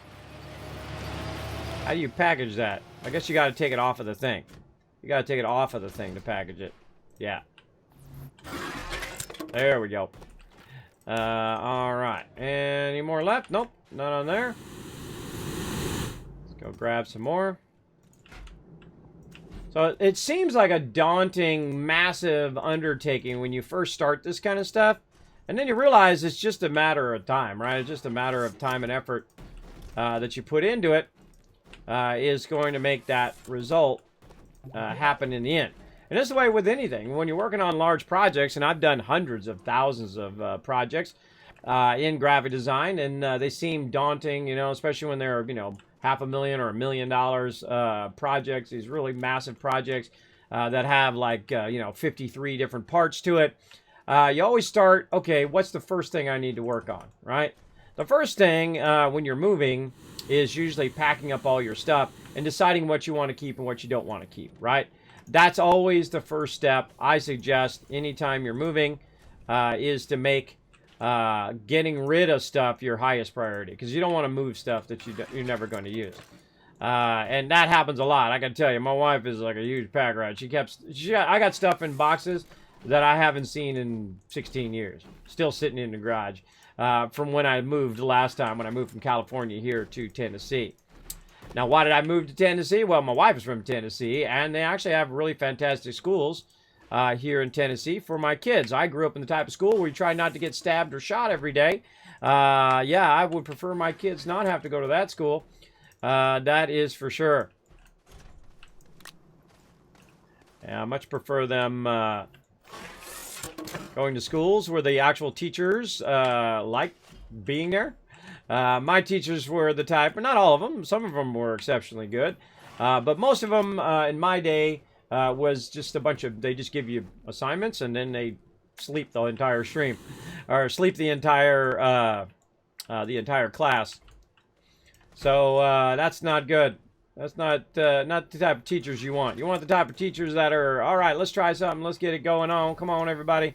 Let's learn something today, right? That are enthusiastic about the subject they're teaching. And there's a lot of great teachers out there, but there are some who are just like, okay, I'm over it. Right? I'm over being a teacher. I'm just going to now do the bare minimum. And when you get to that point in your career, you should really stop doing that. You should really stop doing whatever you're doing when you become uninspired. And that sometimes happens because of life. It happens sometimes because of the school system itself. Very bureaucratic and whatnot. And sometimes you get people in charge who don't know what the heck they're doing. That's frustrating as well. That's the way it is in any business, right? You got yourself a boss who doesn't have any clue. Doesn't have any clue on what you should be doing and where they should be doing it and all of that. That can happen, really, in any industry. See, I don't know why it does that every time. I'm just getting in the vehicle. See, now it's flipped my vehicle over. I'm just trying to get in my vehicle here.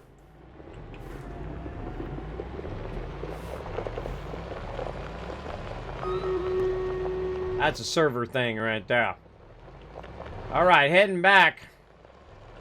Now, while I'm driving back with more loots, let's go ahead and get our battle going on. Battle time. A little side game we play called Stream Raider. Do about every 30 minutes. It is free to play. You can play it on mobile and on desktop.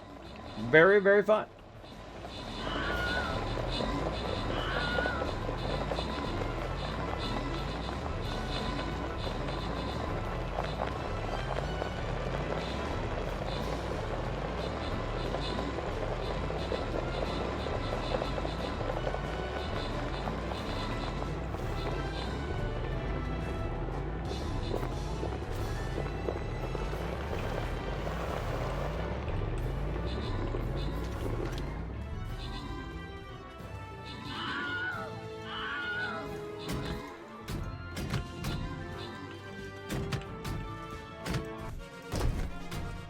All right, open the captain's chest, grant some award to see. Reaper, Rio, we got, I'm in it for the beer. We got a Bo or a Bomo coming in, a Bomo. And EMZRT coming in, getting lots of love. I got two bows now. I got Bomo and I got Bone Boensdrach, which I can't say anybody's name correctly. But the MVP is Demento. Look, he put 6 units down. That's how you become MVP right there with a 21 assists. I wish there was a button right here. When someone's MVP, I can just click that button for putting down 6 units. That would be awesome. All right, let's go ahead and get into some loyalty skins potentially here. I'm going to call in the Wasteland Tycoon because I want you guys to have the highest chance of winning. Definitely high side on that one. I'm going to go ahead and bring my max level tank in there to try to get you guys to win. Now, what I'm doing over here again, just driving stuff back and forth, putting it over here, making a big mess, really. Just driving it from here to there and back again. There and back again. A hobbit's tail. Or a Kismet's tail in this case. Back and forth, back and forth. Did they finally do mobile for the stream renders? Yeah, they've had it for a while now. Actually, they've had it for months. Months and months. You can go ahead and grab it on mobile and snatch it up. And also, we're doing a giveaway right now to win this game, by the way. You want to win yourself some Astroneer?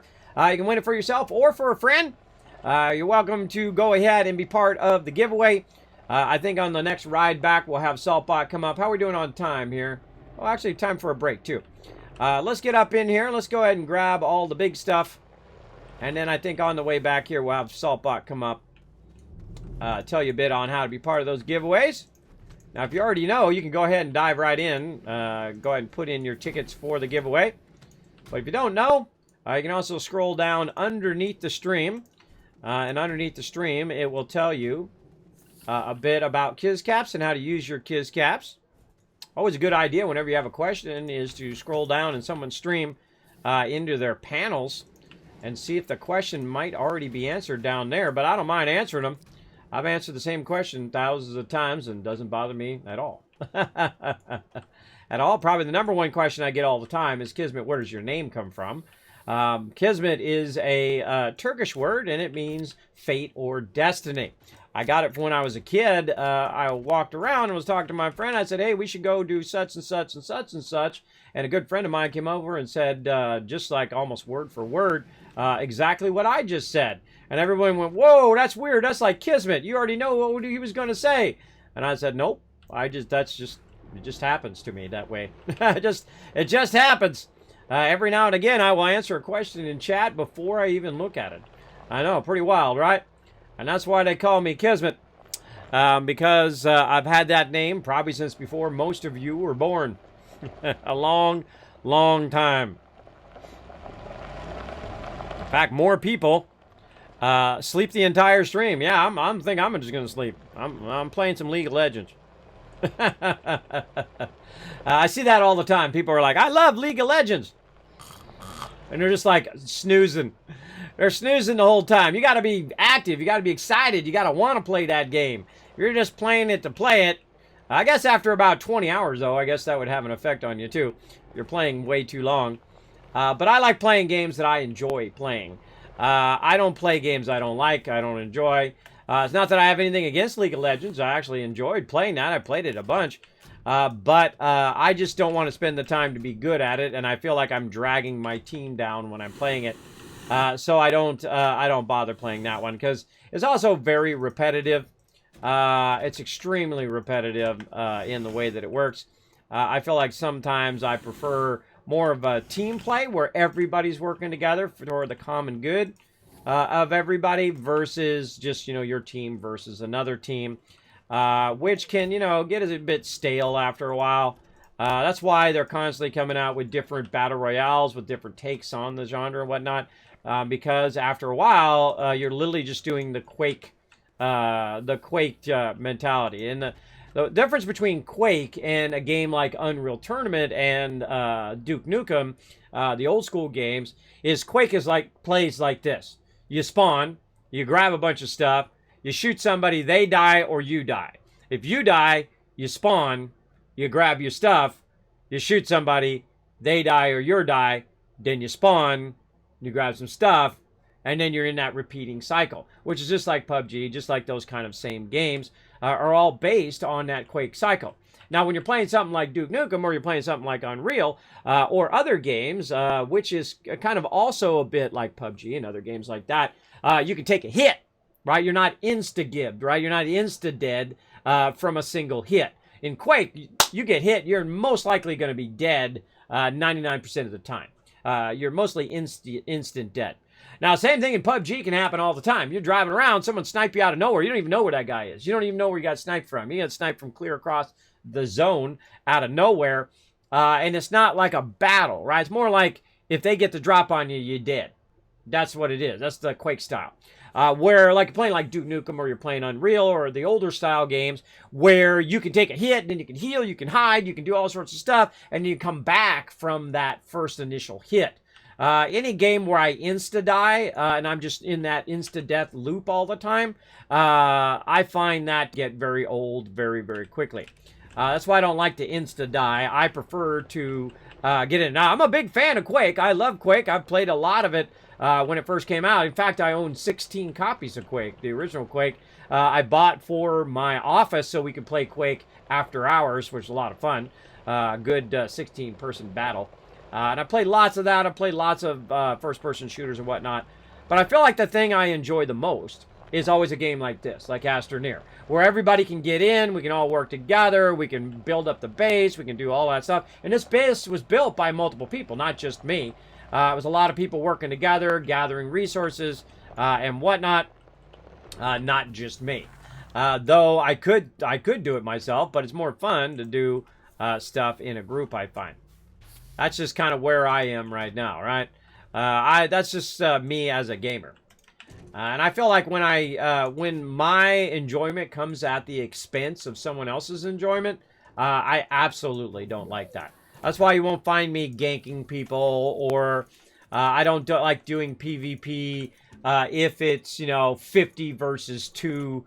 That's not fun for me or for the other person, because I have that empathy for other people who are just getting ganked constantly, and they're just trying to run around and pick up their quest items. Meanwhile, they're getting ganked over and over and over. And I find if you do that, especially if you're doing it to the same person over and over, there's something wrong with you. There's something wrong with you internally that makes you feel better about yourself when you're out there just being really that jerk, right? That just constantly doing that jerky kind of stuff, where you're just killing the same person. Now, if I kill someone in PvP, hey, they went PvP, I went PvP. If they kill me, oh well. But if you're focusing the same person over and over again, you're an a-hole. That's just the way it is. I'm sorry, but that's life. If you're being rude to the same person, if you're being obnoxious, if you're constantly focused on a single person, whether it's in social media or whether it's in a game or PvP or whatever, you're being the problem. And there's nothing wrong with PvP, and you to be the best, you want to be take on the best. Always a good idea. But single focusing someone is a jerk move. No matter what the reason, it's always a jerk move. And I see it happen all the time to streamers, because people come in and they're stream sniping them and all of that stuff. And especially when some streamers stream snipe other streamers, that's pretty underhanded, pretty sleazy thing to do. While it might be funny in the moment, it's only funny to you. If the joke's only funny to you, then most likely you're being an a-hole. That's a dead giveaway. That's a dead red flag, right? How can you find out if it's an a-hole move if only you find it funny? Right? That's the toughest thing in life, is to know the difference between things that you just find funny and everybody else does as well. It's more like everybody else is in part of the joke as opposed to the brunt of the joke or the end result of doing whatever it is you're doing. Ugh, look at that. Whee! Catch some air. And so on. So we're just going to keep on going back and forth. Get it going on. I think you missed when I asked the first time, how you feeling today? Any better? Nah, about the same. About the same. I rested up, though I was working on some 4K footage for you guys to see let you out. Like, I'm playing this game in 4K right now. It is awesome. I will do some more recording, 4K recording maybe this afternoon of some Astroneer, so you can see that as well. But I've only got a 1080p capture card. So you guys can only see it in 1080p here on the stream. where I'm playing it in 4K, which is awesome. And you're like, well, Kismet, how can you stream at 1080 and also play at 4K? Well, watch for my video coming out on YouTube on how to do that. If you want to do both, if you want to both capture at 1080, if you only have a 1080 card, and then also play separately or in tandem of capturing, which is what I'm doing right now, I will show you exactly how to do that. In fact, I'm going to show you how my whole entire thing is set up, how I set it up, the reasons why I have all the pieces and parts that I do to my studio here. And I got a lot of stuff. I have like the dream setup. The streamer mega setup, as I like to call it. I got a lot of stuff. That is for sure. Now, it's taken me like 6 years, and a lot of the stuff I had before I was a streamer, which is very helpful, for sure. You're like, Kismet, you're making a big mess. We'll have it auto-clean all that up later on, if I can get this to snap on there and package. There we go. We'll clean that mess up later. Or never. We'll clean it up later or never. That's pretty much how it goes in my stream. Alright, real awkward. Let's zoom in. Find it's easier when you're zoomed in on a lot of these precision things that you want to do. There we go. Dropping stuff all over the place. Alright, what else? I feel like we've done a really good job. Look at that. Nice, nice. Looking good. I feel like we might need a few more. Do we got any more left? That would be a no. All right, no more left of those, but we do have a canister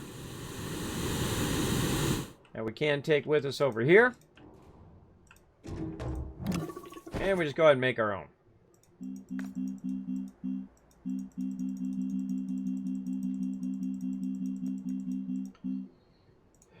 Yeah, I think what I have is allergies. Allergies are really, really bad right now in Tennessee. Now, the funny thing is, I never had allergy problems in California because California doesn't have as much foliage, dust, you know, overall pollen and stuff like that.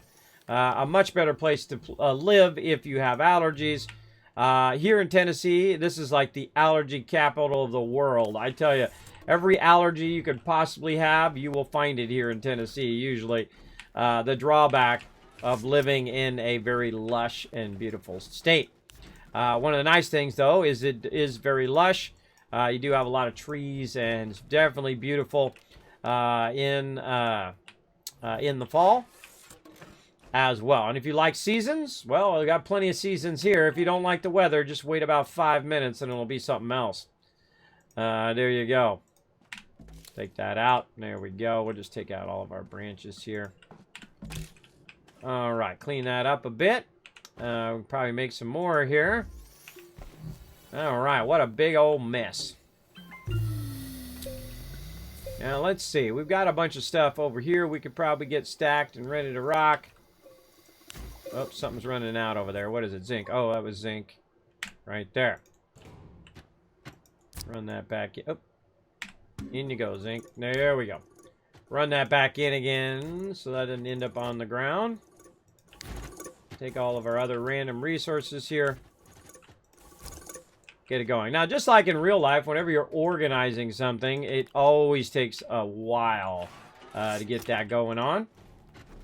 Oh, I forgot my brake again, too. Darn it, forgot my brake. I have a tendency to forget. This is kind of fun here. You can put a battery up here and then put wind. And that wind is going to power your battery, which, of course, is going to power your lighting, which is real fun. Now, also on these tall platforms, you can use this tall platform here to do it at the ground level. Put it over here. We were having some fun with this. You can put it at the ground level, but if you try to put it on here, you can see it doesn't quite snap to anything. But the one on the top actually has its own ability to snap, so you can't actually use it on your vehicle, which you'll see me do quite often on like Aatrox and stuff like that as a light. And then you can set up a lot of lights in your base and all that kind of fun stuff. But this one's a little tough to try to get into there, right? Now I can just set it on there, but you know it's going to fall over at some point like that. All right, we'll go with that, and we'll come back for all this stuff later on. I don't like to leave stuff laying on the ground like that if I can avoid it. This way, I don't come back and find it up in a tree or over a mountain or whatever random thing's going to happen to it. Now, if you notice that my base is starting to look like your house, right as you're moving, right? You got all this extra stuff laying around that you haven't got to yet. I find that happens quite often when you're real life moving. Is that you'll have all that stuff that you know is like low priority. You know, your highest priority is going to obviously be all the stuff that's like in your drawers, your clothing, your food, all of your kind of shelter stuff, furniture and whatnot like that. That's going to be like usually your highest priority, or things that have very high personal value, like pictures, things like that. And then there'll be some things that'll be like the last thing that you pack. A great example would be like your computers or something like that if you got to use those for work and whatnot. Or sometimes like your food will be the last thing that you pack, or you'll just throw your food out if it's not worth taking it with you. And the same thing in here. There's things that are high priority, like the tables and all of my resources. And look at it, man. It's a lot of stuff, right? A lot of stuff we're stacking up here. Now I'm just kind of stacking some of this stuff along the way here. I could stack it on a table, but I really just want to get it over here. Now, why am I stacking it on this side, by the way? Why am I not stacking it on that side? Well, the reason why is this is the direction in which I'm going to expand, and I know that. I know that I'm going to go this way, and I'm going to fill all this in with the rest of my base, at least to a certain degree, because at some point it is actually going to end up going into the ground, and we'll get into all of that in a bit. But first, we got to do the big move here. We're just kind of moving all of our stuff off of here. And just go back and forth. It's like anything, you know, it just takes time and effort.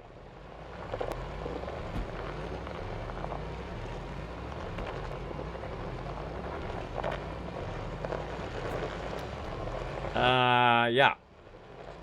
Yeah, if you want to get my attention, yeah, just put Kiz or Kismet. Usually Kismet works best. Just go Kismet. It highlights in red. Know you're talking directly to me. I greatly appreciate it. Yeah, feeling good. Well, not feeling good, but doing good. Yep, mobile version of Stream Raiders. You can download it right at that link. That linky link in the chat that pops up every time we do a battle. How much longer? We're at 12 minutes on the battle. All right. All right, now we're getting into the little stuff. But let's start with the big stuff first. We need to package all that other stuff over there, too. Oop, okay. Now, instead of running to it, I can just drive now to the stuff that I want to collect.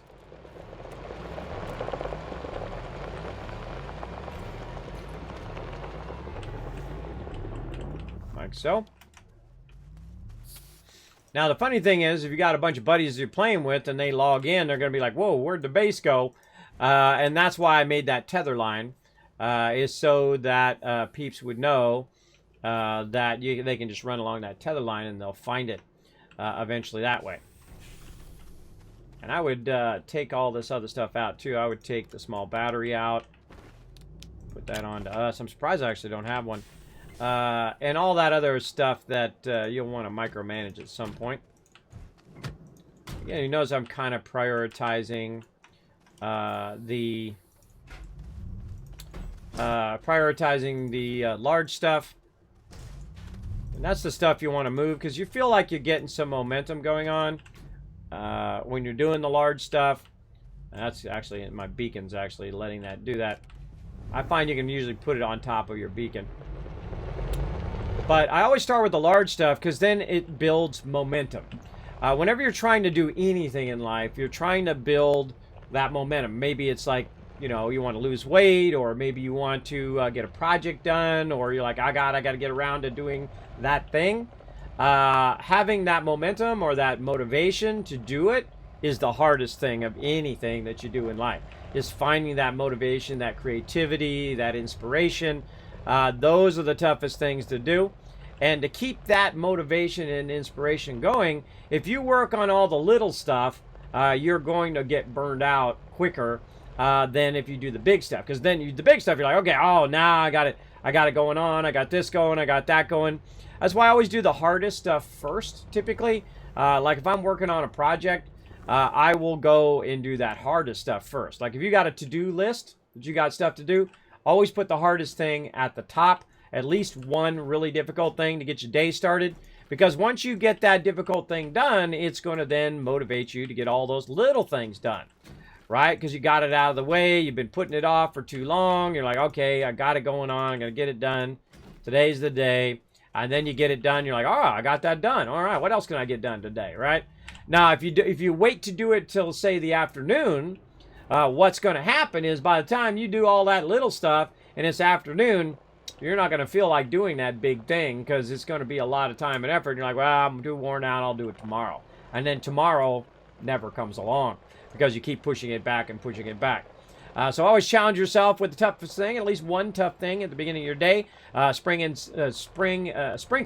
in some stuff that's like medium level, and then really toward the later half of the day or the end of the day, put a bunch of easy stuff in there. Just a bunch of stuff. You're like, okay, I can just do this, boom, got it going. That'll keep that momentum going because your energy level is going to go down, and so the hardness level should go down based on your energy level so that it keeps you going. And that's what I'll do too. When I get up in the morning, that's typically when I'll do the toughest stuff. So I'll go and I'll work on videos and editing and voiceovers and things like that, or I'll work on emails and things like that, which is a very effective thing to do first, especially if you're coordinating a lot of stuff, or you might be coordinating stuff for the day. Definitely work on the emails, work on the stuff that is more intellectually challenging early on, and then go for that easier stuff in the afternoon. And you're like, well, Kismet, I work the exact opposite way. I work this way and that way and the other way. Well, work whatever's way best for you. I'm just giving you some suggestions. Remember, it's your life. It's your choices. They're all on you. So you can do it however you want, but I feel like that works pretty great for me and for a lot of people. So I highly recommend giving that a try.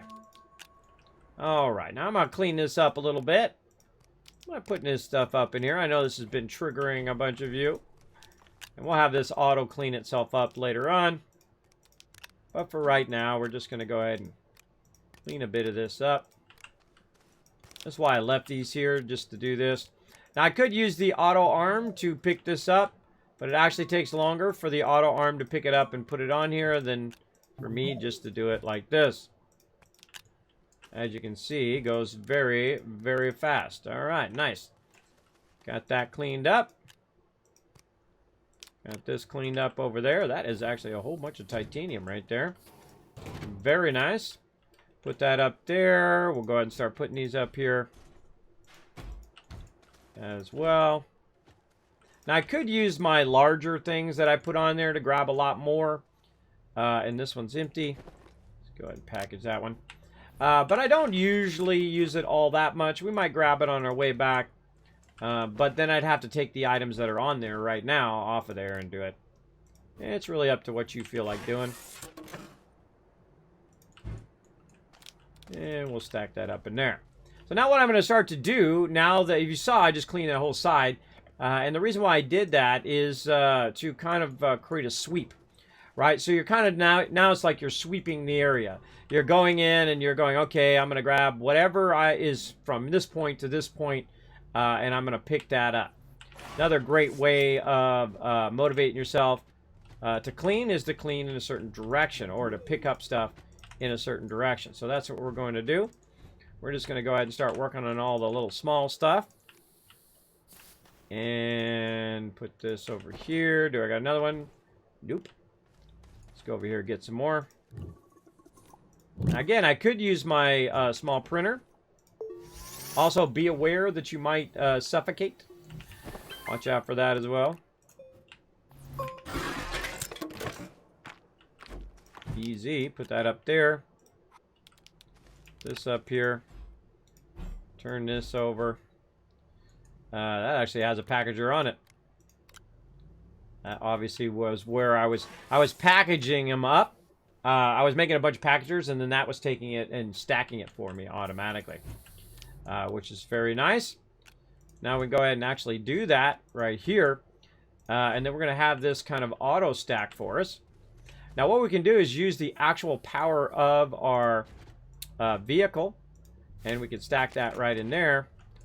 And then we can go ahead and find a nice place to store this temporarily back here. There we go. And so we can turn this on, and it will grab whatever's in that pile right there. So we can actually use our vehicle for that. We can also put it on our vehicle. So we can go in and say, okay, hold on. We want to pick up a bunch of stuff. And it doesn't matter what it picks up, just anything and everything. We'll go ahead and take our beacon off of there. We'll put this up here. We'll say take our power and move it to the back here. Way back there. We'll go ahead and take this auto arm. We're going to put it on the front of our vehicle like this. We'll take this up. We'll go ahead and do some packagers.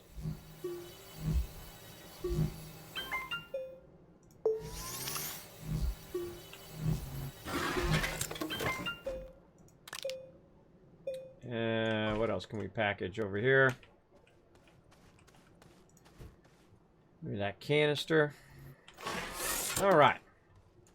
Now what we're going to do is we're going to use our vehicle, and we're going to align our vehicle with random stuff over here, and it's going to just pick it up for us. So I'm going to go over here and go right here because there's a ton of stuff right there, and I'm just going to leave my vehicle there, and it's just going to pick all that up. Now the cool thing is I can go in and I can just make a pile of all this stuff right over here, titanium and whatnot. I can also go in and say, you know what, I don't really need my drill right now. Let's go ahead and double this up. Move my seat back. And now we're going to have it just go and grab stuff. Now, if you notice that one right there, and now they're working in unison, great way of picking up all your stuff. Now, some stuff might get a little wonky there like that. I'm going to pick that up, cut that branch. There we go. So anything that's in front there, it's just going to go ahead and pick that up. So I can kind of feed it to my vehicle and let it grab it. Oh, didn't mean to put that in front. But what's going to happen is it's going to fill like that, right? So it's going to fill that thing up. We can go ahead and turn the auto arms off for a sec. And then we can swap it out with one that's not full. Boom. Like that. We tell it to continue going. Now we can also put a auto repeater in there and actually have control over whether it's starting or not. And we just go around and pick up stuff in the base, which is real fun. I dig that big time. I'm going to pick up the segment, get rid of the segment. That gets rid of all of that. Let's see, more packagers. We're definitely going to need a bunch. So that's how we're going to go around, pick up all the excess resources. Now, later on, we'll have it auto-sort a lot of those resources. I'm going to have an auto-sorter over there where you literally just bring the resource in, and it will grab that individual resource and run it wherever the resource should end up. That is a giant undertaking because that is a lot of kind of logistics of figuring that out, especially if you're trying to do every single resource. But that's why we have the mega server, so we can go in and do all that kind of fun stuff and whatnot. All right, we've also got this bigger stuff here that we can just manually grab and run it back here. And again, what we're doing is we're just kind of cleaning up our base here. We're having it auto pick up all this stuff as well. We'll back up a little bit here. Pick that up, hit F, get rid of that. All right, let's see what else we can pick up here.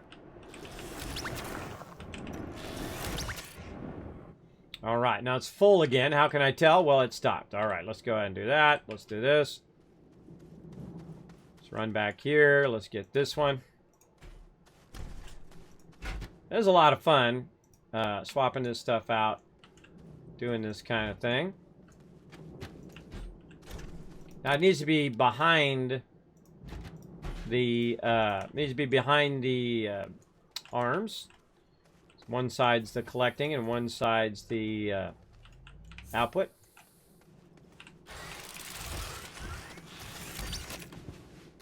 All right, we got lots of stuff to clean up in here.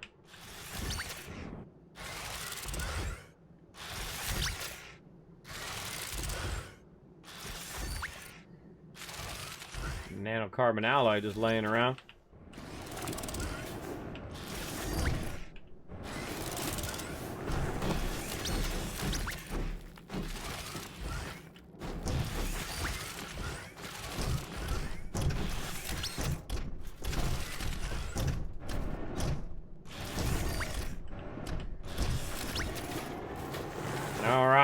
Good enough.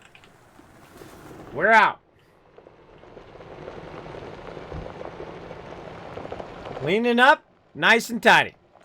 Do you have a YouTube? I do. In fact, I have so much stuff coming out on my YouTube right now. It's coming out till May of 2021. That's how hardcore you'll get up in this stream. We don't call it the mega stream for nothing. We're playing some Astroneer. We're giving away some loot. We're giving away Astroneer on Xbox.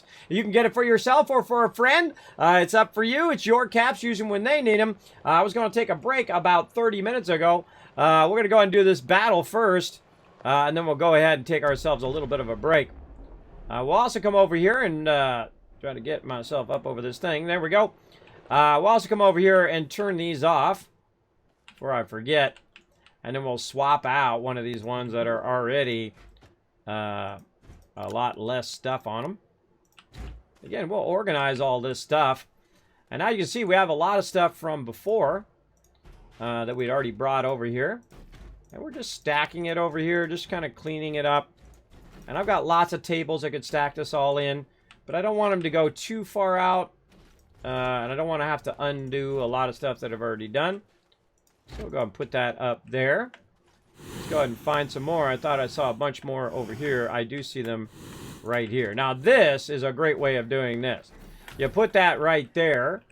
And then what it's going to do is it's going to stack all of that stuff onto this larger one. As well as you can see, we can stack a lot of medium stuff onto there as well. But if you got that on there, it's going to allow you to stack. Now, I could also use canisters to collect all of that. But I'm just going to go ahead and say something like that. Looks pretty good. Let's see. Any more of these laying around? Let's just do a little bird's eye view. Yeah, right there. Put that up in there. We can take the canisters off. Those at the ground level so they're not making that weird noise. What else? These are all got stuff on them. And we got some more over here, so we could probably grab this one too.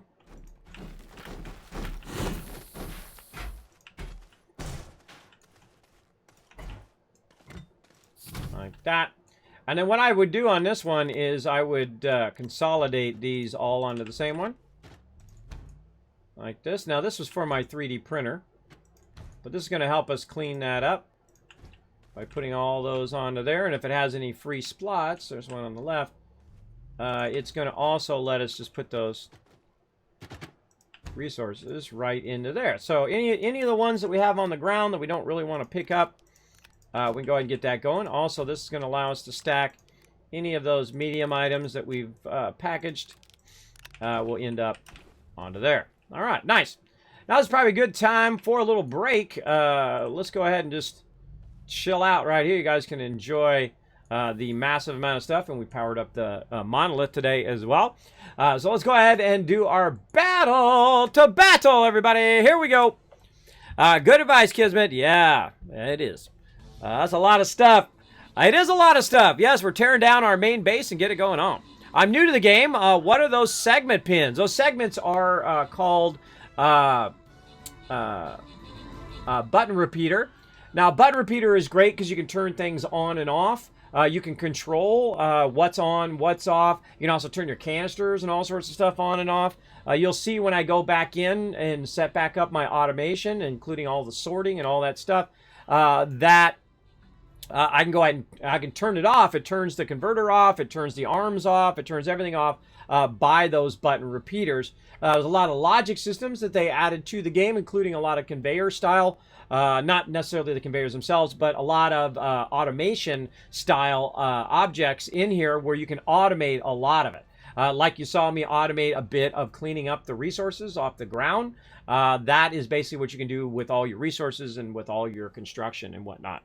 Incredibly fantastic. Incredibly fantastic addition to the game. Really adds a whole nother level to it. So you haven't played it in a while, or if you haven't played it at all, you can win it right now up there. All right, let's grant some rewards. Bam! 200 gold going to Rio, Reaper, Bo, Night of the Moon, and I'm in it for the beer. Now, Sasha coming in, Blaze coming in overall MVP with the 41 assists. Fantastic job. All right, back to the map. I feel like we're just kind of power through here. Let's go. How many units do we have on that one? 110. Well, bam. There you go. 1,000 Kiscats every time we hit that 100 units. Let me go back, make sure I didn't miss it earlier. Nope, that was the first time we hit 100. I give you 1,000 Kiscaps. Now, the Kiscaps are for going in for the contest and giveaways here in the stream. I'm going to put my unit down. That was a little side game we play called Streamers. About 30 minutes or so. Very, very fun game. Highly recommended, and it's free, so very fun. Play along with the rest of the chat as we battle it out, get each other resources, and build up our characters and all that kind of fun stuff. Great little group chat fun right there. So now I've got my vehicle back here. We're going to go ahead and take a minute. I'm going to go ahead and fly up on here to give you the real panoramic view. Now, I need to be close to my vehicle or I will suffocate while I'm AFK. There we go.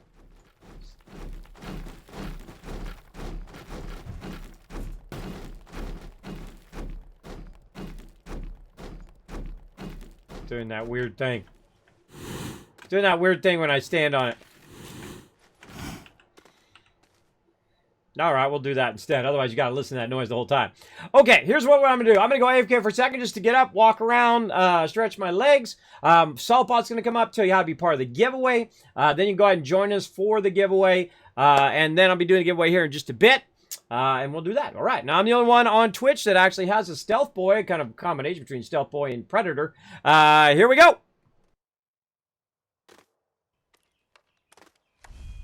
That's just about the right amount of time that I get up, walk around, come back. I should have thought of that earlier. That's a genius move to do that while I'm AFK.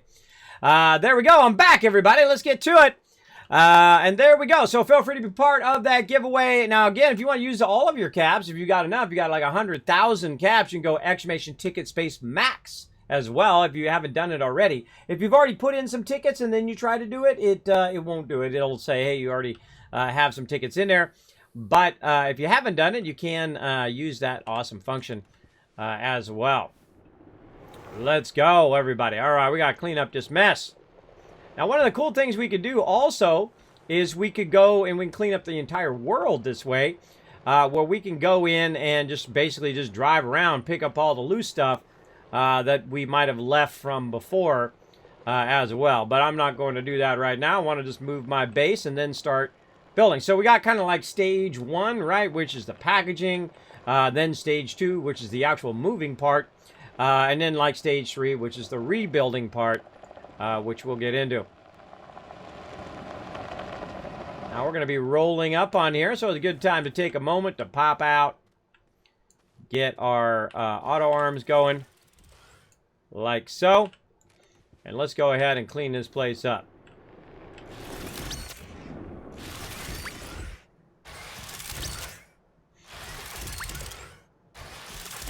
Notice that one went up there.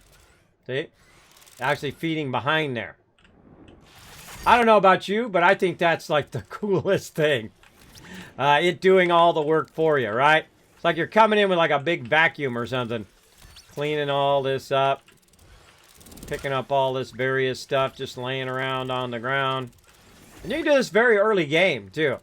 Very early game, you can make it where it will automatically just bring a pile of stuff in and will automatically pick it up and feed it in there. The only drawback is the fact that you typically don't have enough power to run these arms early on. You're always in most games you're hurting for that power. Trying to back up. I don't know why the trailers are so awkward in this game. They're so awkward in the way that they back up, the way you go forward and backwards. There we go, we got it.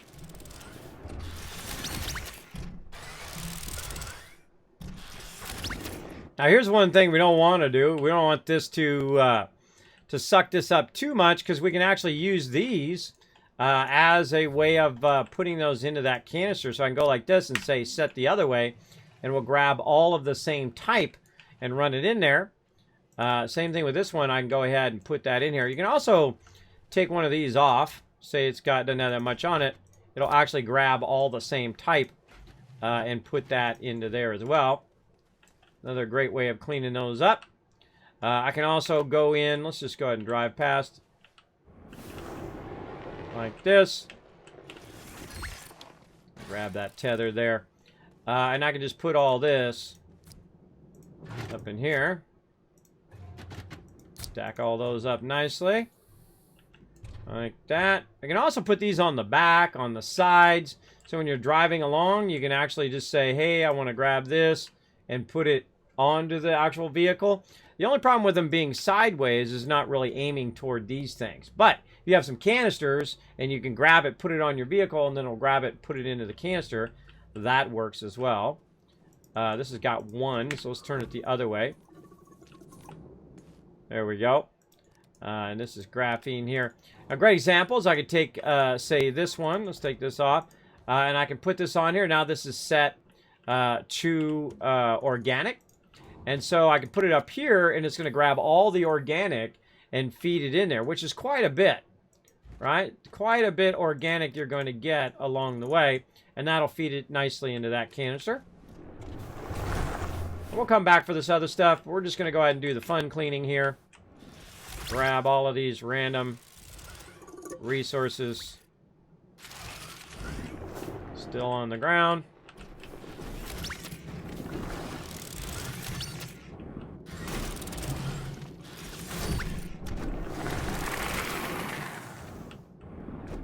You notice how it doesn't pick up that button repeater?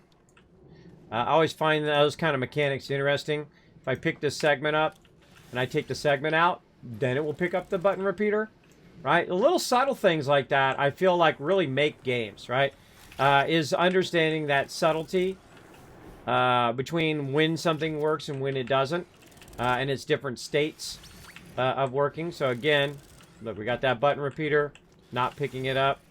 It's grabbing all the other resources. But if I pick up its segment, and then I say, okay, boom, there it goes. Now it picks it up just fine. Put that over there. It'll grab it from over there, but not off the arm itself. Also good to know. Man, this base is getting cleaned up. I think it's better than it was before. Let's go over here, see if we can find anything over here to clean up. I think we got some things on the back of here we can grab. Put those away. Vehicles. Got some research and stuff on the ground over here. Just ram into it.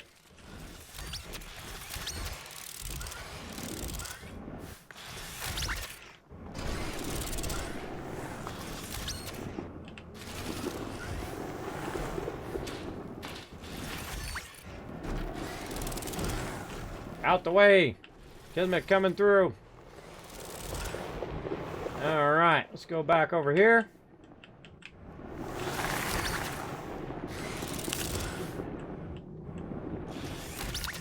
Alright, too easy, right? Too easy. We got all that cleaned up. We had it do all the work for us using that awesome automation. Very, very fun. Alright, now we got a bunch of these we can go ahead and put in there. We got some more tanks and whatnot. Let's go ahead and spin this around a little bit so I can see that other side. There we go. Stack all these up in there. They're much more effective. Much more effective way of carrying these back and forth by using your larger thing there. We got another room on the other side. A little bit more resources there. Oh, a bunch of these over here. Like that. Maybe pull forward a little bit.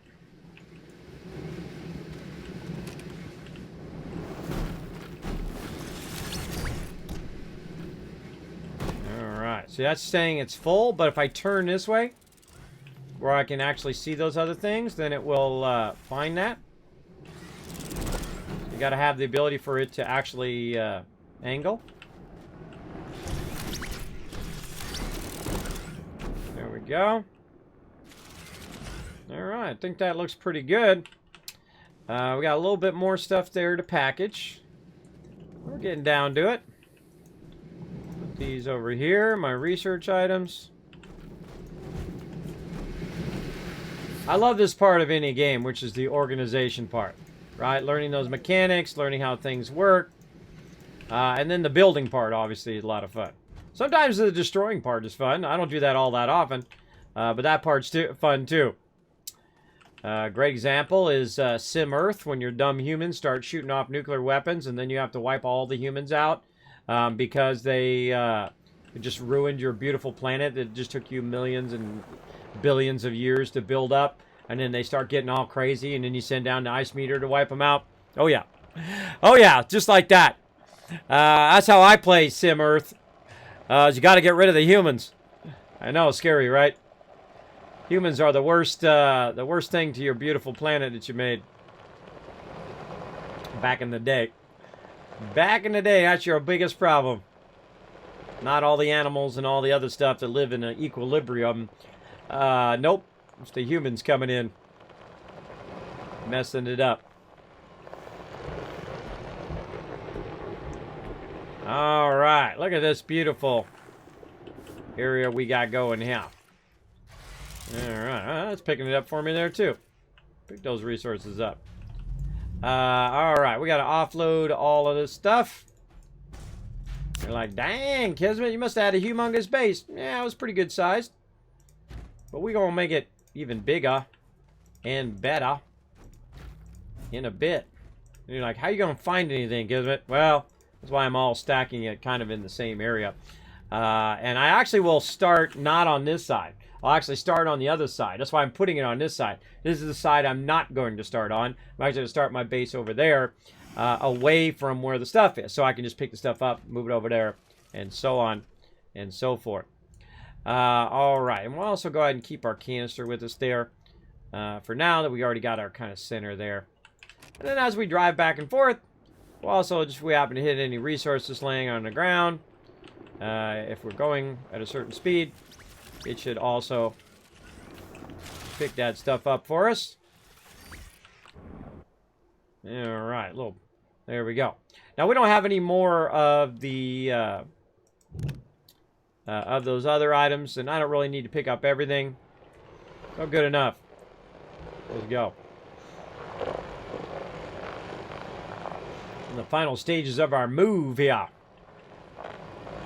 Now remember, we're going to be giving this game away on Xbox and on Steam today. So for PC and for Xbox. Again, thanks you to the awesome peeps at System Era, who are the makers of Astroneer. They are doing an incredibly fantastic job on this game. Really, really good. Enjoy playing it every single time. All right, here we go. A little bit left, right? We got some button repeaters here. We got a whole bunch of stuff over here that we could probably just give a little packager action. Boom. Some auto arms that we could package up. Now we've got a whole bunch of graphite over here, so we can go ahead and package a bunch of this up.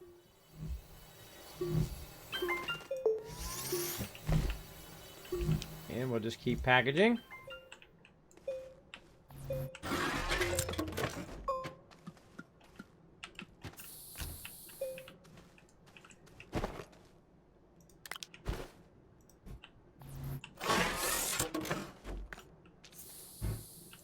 All right. Over here, more packagers.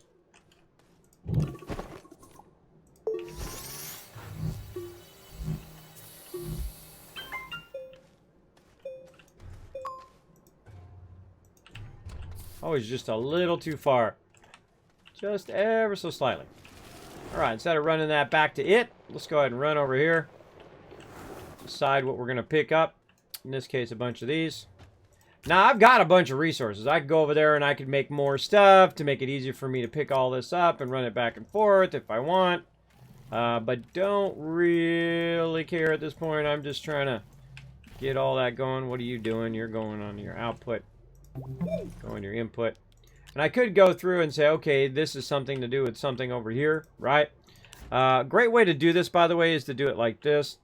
Just to put it separate from everything else. And then if you have it set on enable output, and you put the correct thing there, it will automatically start to grab it. Like if I switch these around, it'll automatically grab those and consolidate those on its own.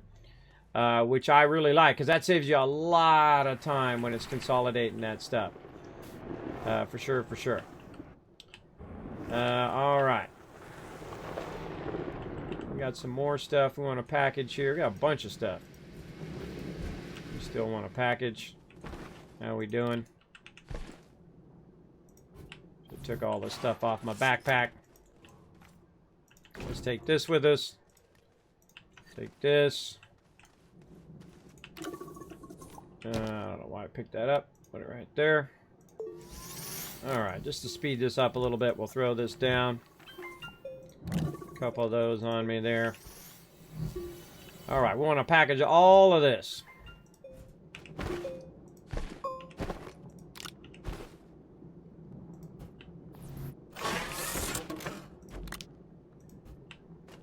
Now, not only does it make it easier to transport it, but when I get it over there, it'll make it easier for me to sort it later on as well. Put it all in its appropriate things and use it for its appropriate thing over there as well. So it's good to have a lot of graphite and whatnot laying around. I happen to have about 100 right there.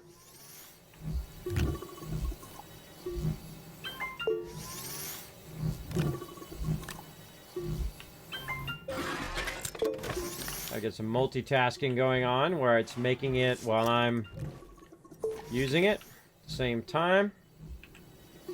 All that stuff looks good. All right, how about over here? We got a little bit of something, something.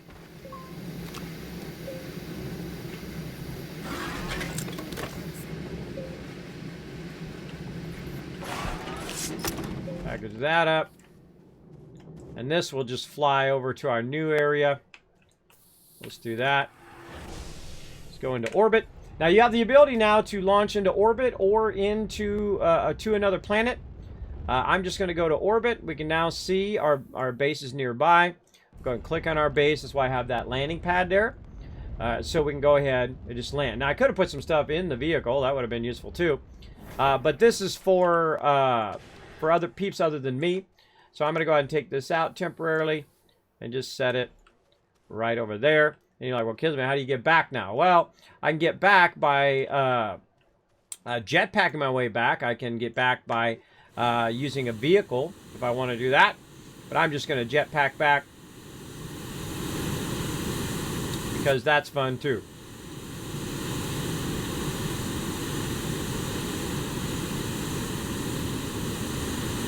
And I have the double jetpack because it makes me go faster. You see, we've shaped out. There was a mountain here, by the way, everybody. There was a big giant mountain right there that no longer exists. We shaped that sucker out.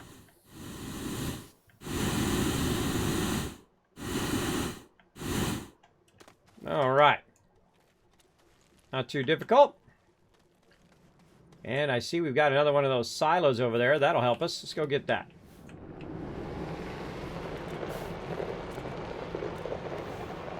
We got a couple silos. Hey, look at that. Awesome. All right, let's turn this off for a second. Turn that off. Put that on there. Clean these up onto here. And there we go. Now we got the ability to clean up more stuff. Turn this back on. Let it feed that stuff in there. What do we got? We got another thing here. We've got some resources. Do we have enough room? Yeah, we got some room in the back there. For that, grab these resources. There we go. And then we'll come back for this. Pull forward a bit. It'll micromanage all of that stuff. I think we can go ahead and put this up here, and then we can put one of those there. What do we got back here? We got some room for some stuff. This is helium. So we'll go ahead and just put that onto one of these with our auto arm. So we can go ahead and put our stuff of scrap on there. We got another one of scrap there. Holy mackerel, that's 32 scrap on that one.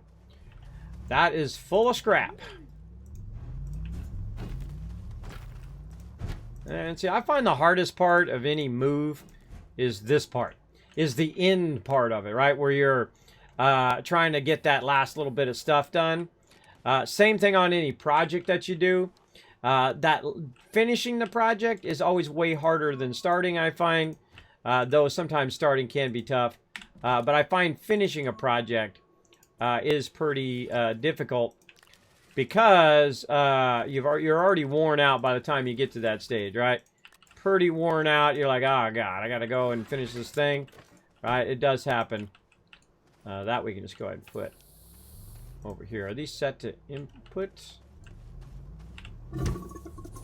That seems like it's the wrong direction. That resin out of there. There we go. Put that in there nicely. Put that over there. Okay. Out of room for our medium stuff, though we could go pick up a bunch of stuff over here. Now that we packaged it up, now it should be just a matter of us just running up and picking it up and feeding it back there for us.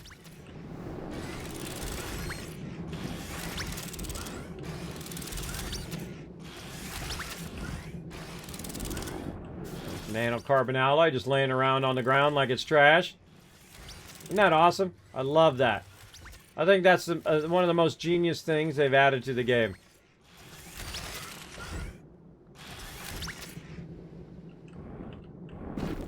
Alright, it's full again.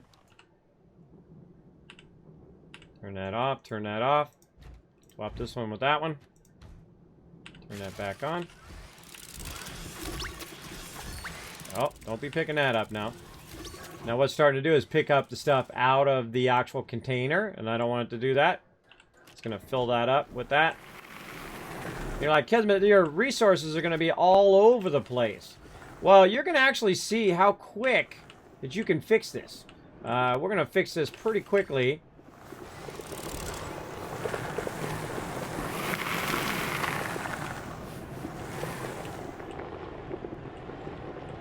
There we go.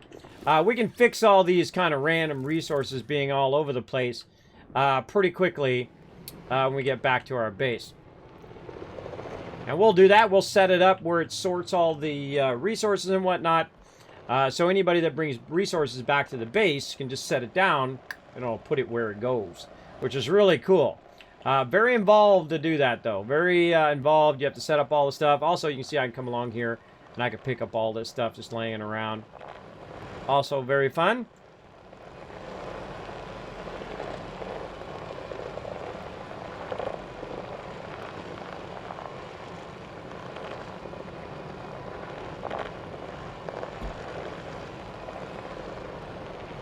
Alright, now we're getting into the kind of final stage here. What I'm going to do is roll up like this and not even bother to take that stuff off of there. I'm going to go ahead and just hit the cable plug. And off I go. That's right. I'm just going to leave that stuff on the vehicle. Use the vehicle like it's a table as well. I just parked that over there. Uh-oh. Did you hear my vehicle go off? Right now, this little, these two wind things are keeping my vehicle barely going. The second the wind kicks off, this is going to stop. I was going to see how far I could get. Still going. It gives you just barely enough to keep your vehicle going. Wow, I got a long way. Actually worked out real well. Alright, so we're going to go over here. And we're going to ram into some stuff, apparently. We're going to back up. Let's say right to there. We're going to go ahead and take this stuff off of here. And we're going to use this one, which is another vehicle that we left here from before. And we're going to connect it to the back of this. You can actually have multiple vehicles connected to each other. And so we're just going to use what we got. Now, if you do have two people in here and one's trying to drive one way and one trying to drive the other way, it will mess each other up. It is kind of funny. There's also a seat that allows you to have three people in the same seat at the same time. You notice I'm not packaging everything now. I'm just going to grab whatever I can grab and stack up here into this vehicle. Put that in the back. Apparently it's going to grab that.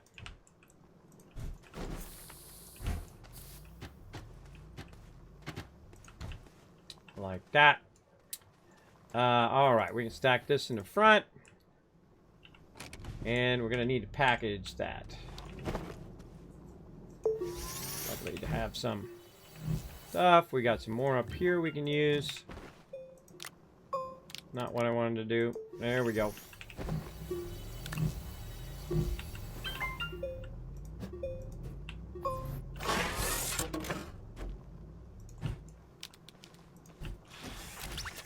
Drop it right there, let it do the work. Alright, we're down to the very last few pieces here. Not sure if we have enough room to make all this stuff go back in one trip. But we're going to try.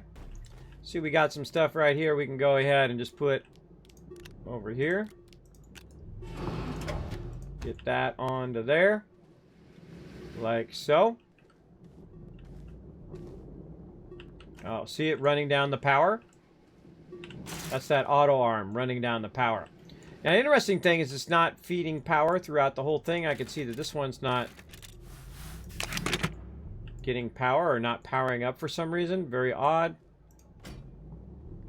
Something is draining its power. That's why I got to turn these auto arms off or they drain the power. There it goes. Let's see that auto arm in the back was draining the power of that particular item. Same thing with this one in the front. That's draining a lot of the power.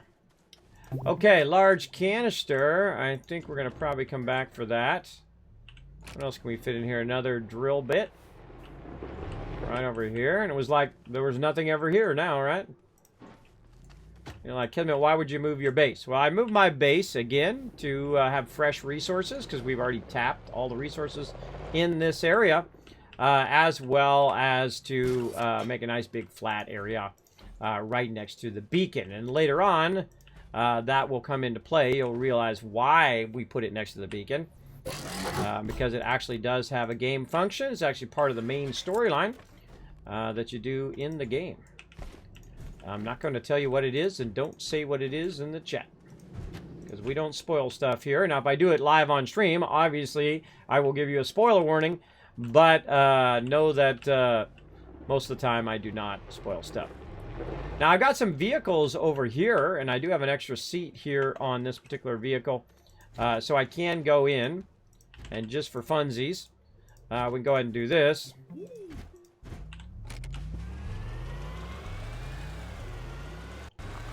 And leave these vehicles over here. Now, typically, I would leave a tractor over here than to use the actual trailers, because these are trailers. And I would leave a tractor right there so people could go back and forth. But they can run along the tether line as well. So I kind of feel like what we'll just do is we'll go in and we'll just package this stuff up. Because this is really, really slow. Running vehicle there. Alright, we definitely want to make sure we give our RTG back, otherwise our vehicle could potentially run out of fuel. And we'll just put that seat back up there.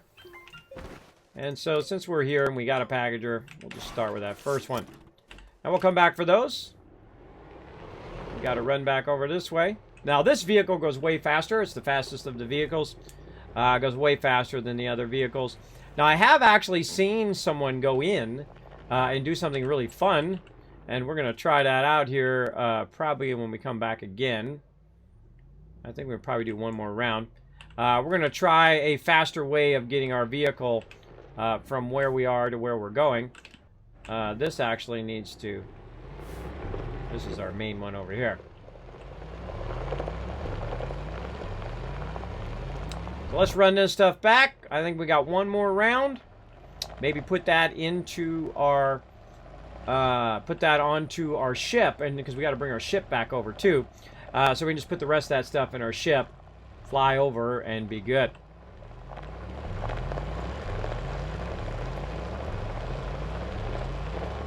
Now, we could have did the ship the whole time, by the way. You can just go up and down and up and down. I find, depends on how big of a vehicle you have, how much stuff you're moving. All of that is a huge factor in that. Perfect. Perfection. All right, nice. Okay, now let's go ahead and clear out some of our stuff that we most likely got on us. We got a battery. Don't really need the alignment mod. Probably could have took that off all this time. All right, now we need to go back that way. Now I could use my vehicle, but then it's going to make it where I can't bring it back here. I got to go back again anyway, no matter what. So I'm just going to go ahead and jetpack.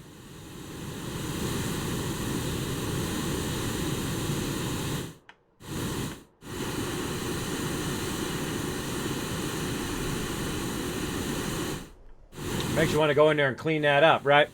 It does for me. All right, let's keep these battles going while I'm flying back and forth. Let's go.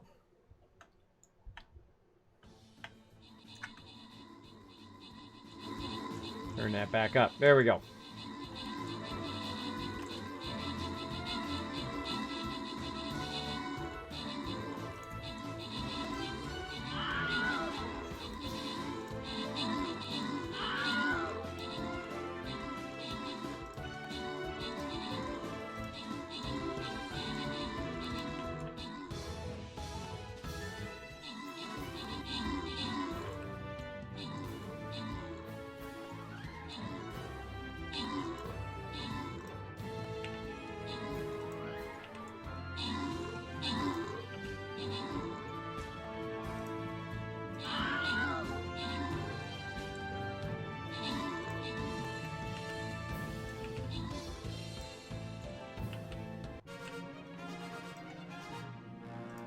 All right, trying to finish this up. Let's see. Boom, Reaper, CW, Bo, Harrow, I think I'm gonna, or Horo, EMZRT getting some love, and Hi coming in 12 assists, MVP. Nice job. All right, a couple more battles here. We're going to go after the boss. Going to try to get this boss battle going on. Ooh, this one's looking rough. I think we can do it. I'm going to bring in the Flying Rogue. Definitely upper right corner. Looks like a heavier amount of peeps. Let's give it a go. Now, while you guys were watching that, I was over here working away. I flew over here. I grabbed my ship, and I brought the ship where I'm at with me. And I'm just kind of putting these into my backpack. So I'm using the packager and packaging those up. And then taking those trailers with me. All right, now I can just kind of fly around with my jetpack and bring the thing with me using my zero gravity. Drop that down.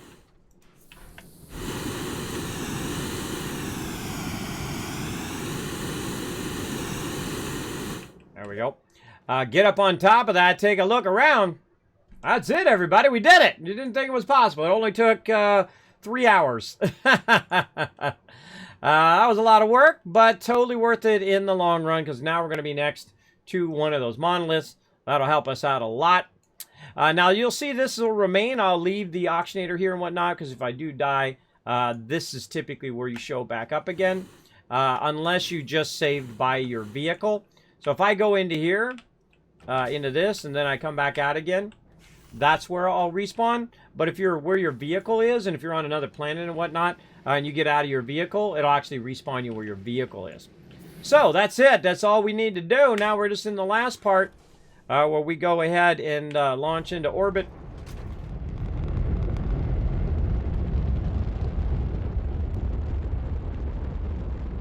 And now look how we're perfectly lined up. That was our base over there.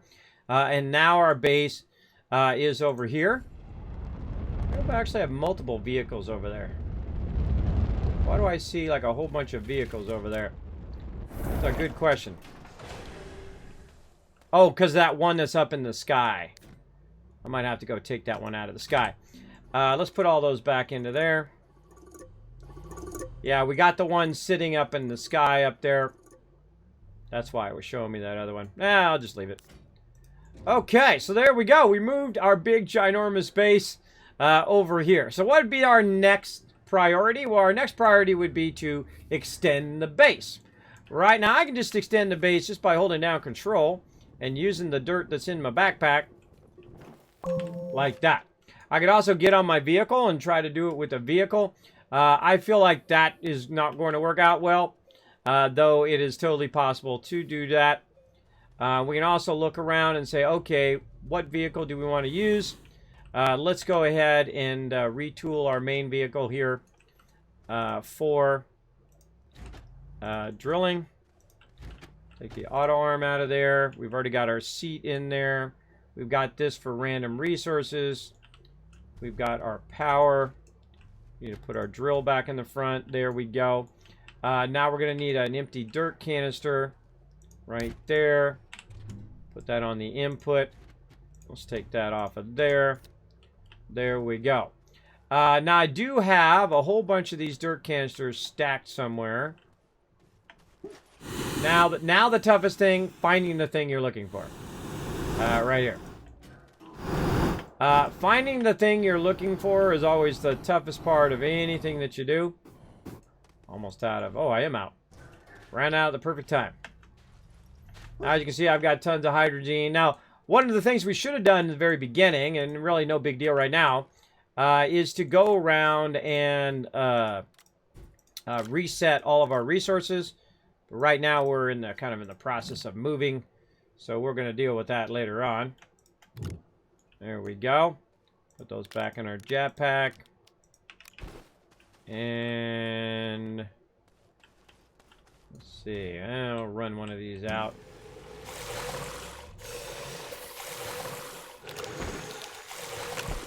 That'll fill all those back up again, make it easy for me to grab. All right. Got that done. Let's get all this other stuff out of there.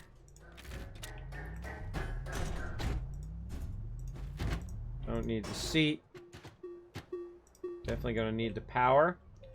Oh, and then we're going to need this on there. Okay, there we go.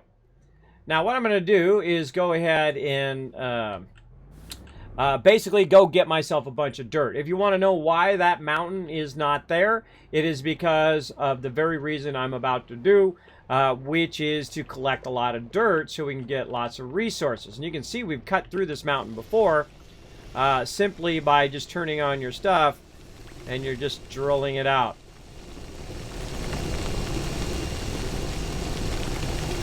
And so I'm going to collect a lot of dirt so that I can extend my current base.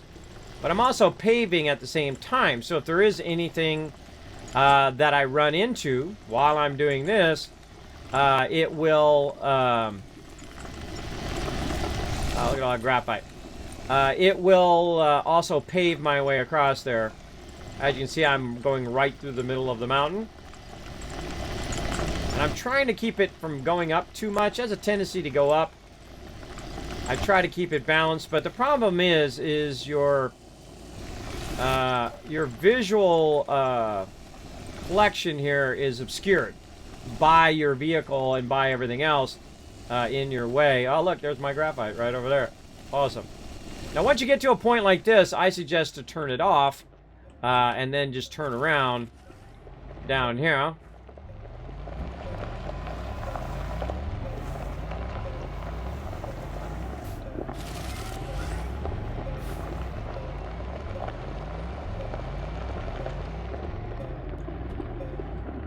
And head back in the other direction.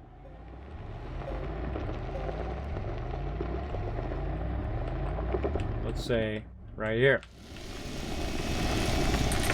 Now, obviously, I'm not going row by row and all of that, but I am going through and just collecting a crazy ton of dirt. That white circle that you see that's filling up with blue right now represents all the dirt in both my backpack and in the canisters that I have on here. Now, you can also do this underground with a great idea. Also, you can do this while you're making roads and things like that. Also very useful. But me, I'm just going to go ahead and dig my way through here and hope I'm not going down too much. Feels like I'm going down. There we go. Nope, that wasn't too bad. And then you want to make sure you stop, otherwise it'll start to pave around there as well. There's some... Oh, that's a pretty decent copper node there, too. And so on. So, basically, I just went and collected myself a bunch of dirt the easy way. I'll pull the vehicle around on the backside. Over here. And I'm going to go ahead and grab all this dirt. And bring it over here. Like so. I'm going to go ahead and set this right up here on the side. I'm going to turn it around that way.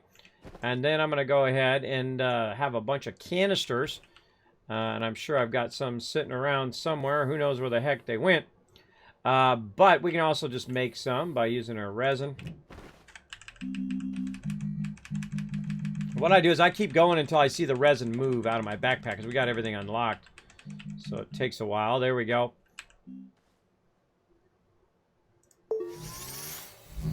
All right.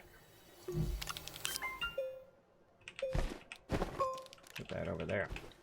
All right, let's go ahead and find some more resin. There's always resin laying around somewhere, for sure. Now, again, there's the step one, which is the breaking it down, and then there's the moving it all and doing all that. The organization stage is, of course, probably the most time-consuming, but the most vital, because it's going to help a lot. Because right now, the problem is that I don't have enough stuff to keep this running. So I'm going to create basically like a table that helps me do what I'm doing. So we're going to grab one of these extra tables right over here. And this is going to help us sort stuff. It's going to help us fill up our canisters and all of that. And I'm going to put that right there. And you already see I already did it a little bit. But we can go ahead and just put this onto the table. And then we can just tell it to output or input. In this case, it just filled those up. Right there. And right now, this is now set to output. There we go. And it's going to put it up there. Now, one of the cool things is if you do take it off of the table, like this, instead of it putting it up there, it's going to take those canisters and put them down below. So if I put a canister on there, it's going to automatically grab it and automatically put it in there, which I find a lot easier when you're trying to find your canisters, because you're going to be able to see exactly where it drops them off. Now, depending on the direction that we have it, right, and also the direction of where this is where it's going to put these canisters. So I'm just going to go ahead and use the table to dispense it for me, because it's easier for me to pick up.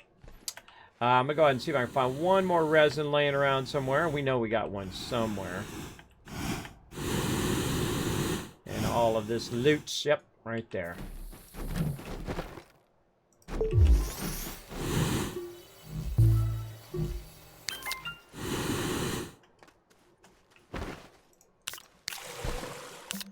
And you're like, well, Kismet, why are you doing that? Well, the reason why I'm doing that is I'm going to go ahead and hold down Control.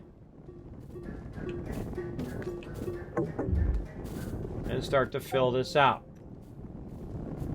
I'm going to start getting organic. I'm going to start getting stuff dropping as I fill this in, because I'm at the ground level. And you're like, well, Kismet, you got no power. I got plenty of power. Talk about. I'm still shaping, ain't I? I don't have enough power to power my light and that other stuff. Now, if you want to do that, one of the smart things to do is I can do tethers, or I can go ahead, and I seriously doubt I know where my thing is. I don't see it in there. But I need to make a small generator, and that small generator comes from compound, which we might have laying around right there. We'll go ahead and make that small generator. I'm going to take my jetpack off. I'll put that right over there. I'm going to have that generator right there at the top. I'm going to go ahead and put in some organic, and that's going to keep my power going as I'm shaping, right? So I'm going to hold down Control. Now, by the way, I'm not using the limiter mod. I'm just shaping out my thing here. Okay. I'm surprised there wasn't another auctionator. Probably need to make another auctionator at some point. Now, one of the things that I'm doing here is I'm getting up against these tethers over here. So I want to go ahead and just pull these tethers. Now, these tethers come all the way from my other base. And so we want to move those so they don't end up underground. Though you can leave them underground. There's a good 50% chance, or maybe 60% chance. Yeah, maybe more like 20% chance. That they actually will stay there. But I'm going to go ahead and move them out just so I know when I go to shape in there, I don't accidentally cover them all up. like that. All right, now we need more of our dirt action. Move that up there. More soil. Again, remember, I can do this with a vehicle. You can try. But I'm just going to try to keep it at the same level as best I can. And then you'll see me come back with the alignment tool and really try to flatten it out based on that alignment. And again, we'll turn our thing on. Now, the great thing about having the power, though, is that I do have a wide mod right here, which allows me to shape at a wider angle. Allows me to do more quicker. Now, like I said, this is not going to be a small base. This is going to be a big, big, giant base. But it's going to start to rise up and get higher and higher on one side and lower on the other side. There we go. Pretty easy. Plenty of organic for my generator. And we'll just rinse and repeat.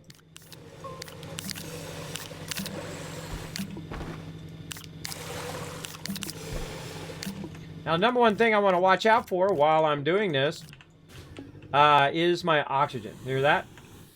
As long as I'm by my vehicles, though, I can use the vehicles or I can use the tether lines to keep myself from suffocating. I've also got an extra oxygen tank there, which helps out a bit. Now, I could add another canister because I don't necessarily need to carry that extra hydrazine there. I can put my work light, say, here at the top. I like having the work light because otherwise sometimes you guys can't see what I'm doing. So I prefer to use that work light. So we need another canister, so we need to look for some resin over here. Now, in one of these canisters is a bunch of resin, as well as I could get out all of my centrifuges and use centrifuge or whatever I wanted to do. But I usually find that you have one or two of whatever it is you're looking for most of the time laying around. Especially when we did like a major cleanup of stuff just laying around on the ground. But if it's not there, no big deal. We can also go around. Now, if you know the symbol of resin, you could be able to find it just by looking at the symbol itself. That's iron. You can also look at the top and see if it looks kind of like resin, right? The little blue thing there. That was scrap. There's plastic, rubber, organic, compound. Right up there. Aha! We found our resin. Let's get down in here. We've got 4 of them. There we go. And that'll allow us to create another canister. Maybe make this go a little faster. All right.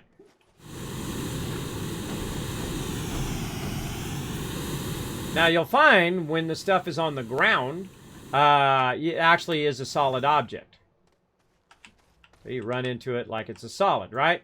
But when you put it on the table, it's no longer a solid, which I think is a brilliant thing because you do a lot of jumping over your bases and a lot of back and forth for sure in the game.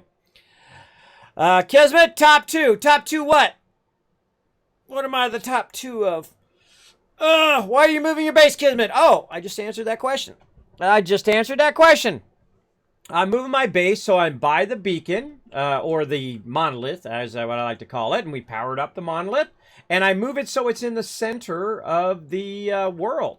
And because when you're rotating around the center, and usually I do it because of before, but I typically will do it also is so I have fresh resources. Now, why do you want fresh resources at this stage of the game? Well, the reason why you want to have fresh resources, and this one I'll probably overdo, but way out there you can see that we have a bunch of resin, as well as you can see we got compound over here and whatnot. And I want it to be on the outskirts, the edges of the base, and not necessarily right in the center. And what we're going to do is we're going to put some extractors there, and they're just going to extract it and feed that into our primary base. And this area has not really been had the resources taken out. Great example over here, we can see a bunch of compound and resin over there that we can just have an extractor work on all day long, grabbing that, and we don't have to do it in the centrifuge, and we don't have to collect a lot of dirt over and over again. It will do it for us, those base resources.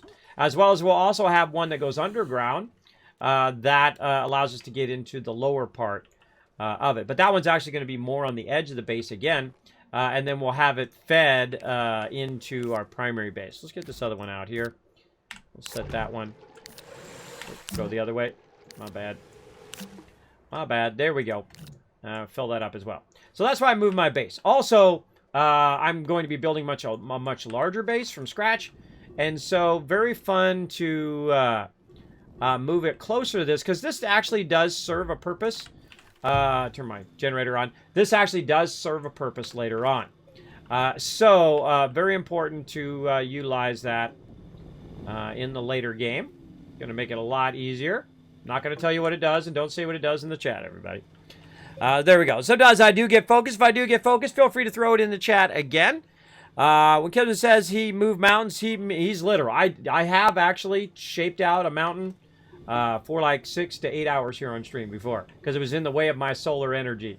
Because I was on the side of a planet, on the side of this planet, where I could have solar power 24/7 if I didn't have the obstruction of the world.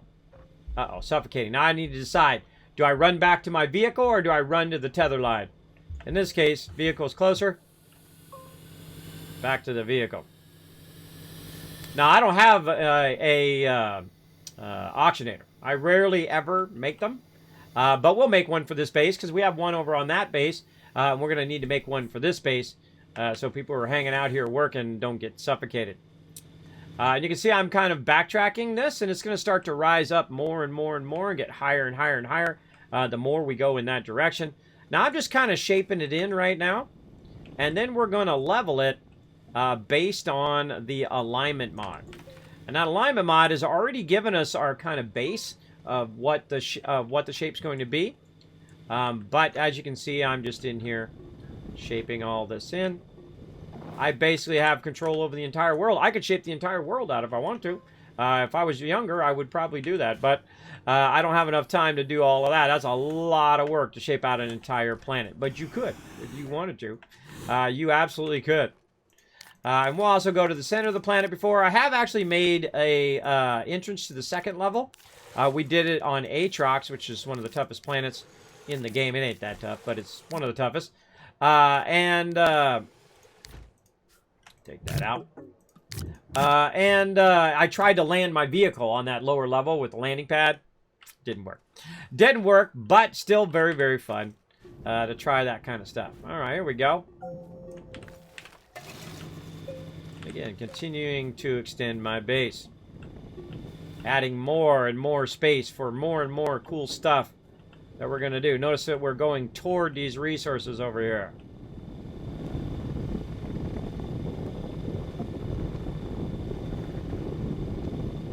We're going to tap these resources.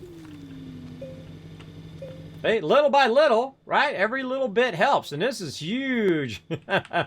This is very large when it comes to base sizes. But there we go. And it's just time and effort. All right, and now we're getting a little bit further away from this. I'm going to go ahead and say, where did the front of my vehicle go? Oh, I parked it around the back.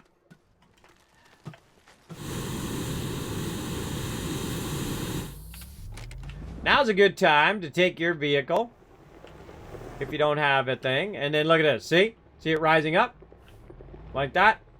That's what's going to happen. I can try to drive under it like this and whatnot. It's kind of fun to put your base up real high too. I find I don't do that very much in this game, and the reason why is because I have to do this. Oh, I don't have enough dirt. That's a funny irony. I forgot to get my dirt back. I got to build a ramp to get my vehicle up onto that same level, and such is the way it goes. Now we're going to go in here, we're going to get a bunch of dirt, and we're going to try to, before we get too far out, we're going to try to level this. Now I took my alignment mod, and I put it in here somewhere, on one of these. I don't see it there. Maybe it's on this one. There it is. I could always make another one. I'm going to put that in there. I'm going to take my drill mod out because I don't really need a high-level drill mod. Oh, where did it just go? Where did it just go? It varnished. I think I accidentally put it in that bottom slot. And it disappeared. Oh, there it is on the ground. Dropped onto the ground. All right. Okay. Now what we're going to do is we're going to pick a spot. Now I've got my alignment mod. Now you got to hold down control or it's going to start digging a big hole. But I'm going to say that this is the center. And so I'm going to start to dig out. Now look what it does. All right, see, it's like not exactly perfect from what I did before, even though I used the same exact thing. And see, daytime is the best time to do this, because it's really going to help you get this down. And so I'm going to tell it, hey, look, I'm just going to use the same angle all the way across from where I started. And this is one of the toughest things in the game, to keep it flat. Because it's going to start to rise up. The further away you get, the more of an angle you have a tendency to get. Again, I'm just holding down control and not letting go of control. I'm really trying to get away from my thing here. There we go. So I can keep moving forward.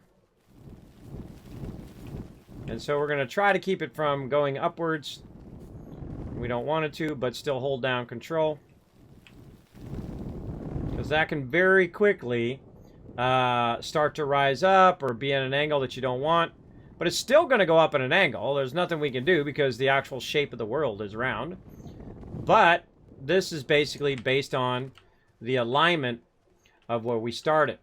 Now, of course, the wider you make your base, the more difficult it is to have it at a consistent one. Because when I go ahead and start it again, right here, it's then going to be at a different alignment and do whatever it needs to do. I'm also going to go ahead and turn my generator on. I also need some oxygen. So good time to take a break. Run over here. Get some oxygen. Take off our alignment mod for a minute. Drop it on the ground. Try to find ourselves a good angle here.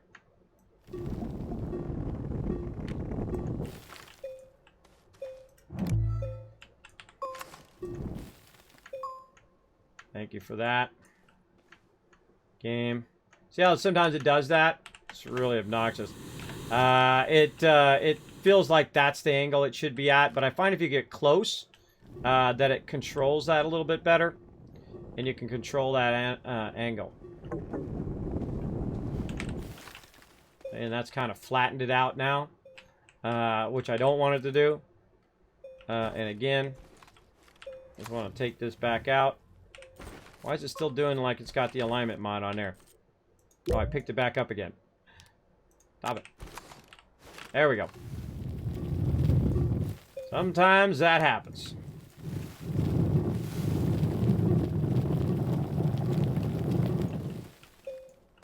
Try that again. Maybe a little steeper. A little steeper this time. There we go. And as you can see, you can kind of fine-tune it however you want. Again, holding down control is probably the most powerful thing you can learn in the game. Mastering that control button is awesome. Alright, let's drive our vehicle up in here. Get it on this side. Again, we can see that edge, right? You can see the edge where it's basically not aligned. Let's get that alignment thing back again. Thanks for putting that into my backpack. Greatly appreciate it. I don't appreciate it. I really don't. I don't like it when it goes into your backpack. I wish there was a way you could turn that off. Do we just shape over our alignment mod? Maybe. Maybe. Now, see, if I shape over the mod or whatnot, which I thought was right here, or I knocked it somewhere, it's okay. You can always make another one. But what it will do is it'll be trapped underground, or it'll push itself down into the next level. I don't remember what I did with it. I thought I put it up on my vehicle. That's okay. We'll go make another one. Now we got to run over here. Find ourselves some zinc. Now remember, you start with nothing. So if you lose, even if you die and lose everything that you got, well, guess what? You don't lose nothing because, you know, you started with nothing anyway. You can always go and collect that stuff again. I don't worry about if I die or if I lose something or something gets glitched out and goes flying off into the distance. I can usually find my way back to making that particular thing. Let's see. Where would it be? Most likely over here. Iron, we got aluminum. Oh, it's in a smaller one. It's actually in a smaller one. You're like, Kismet, your base is a mess. Yes, we just moved it. We just moved the whole entire thing from a whole nother area over here. We got a bunch of small ones. Where's our small ones? Over here. Aha. There it is, right there. Very nice, very nice. All right, boom. Backpack full. All right, let's go and make another one. I don't know why you walk now. For some reason, when you go left arrow and right arrow, your guy walks. I feel like that's something they've added.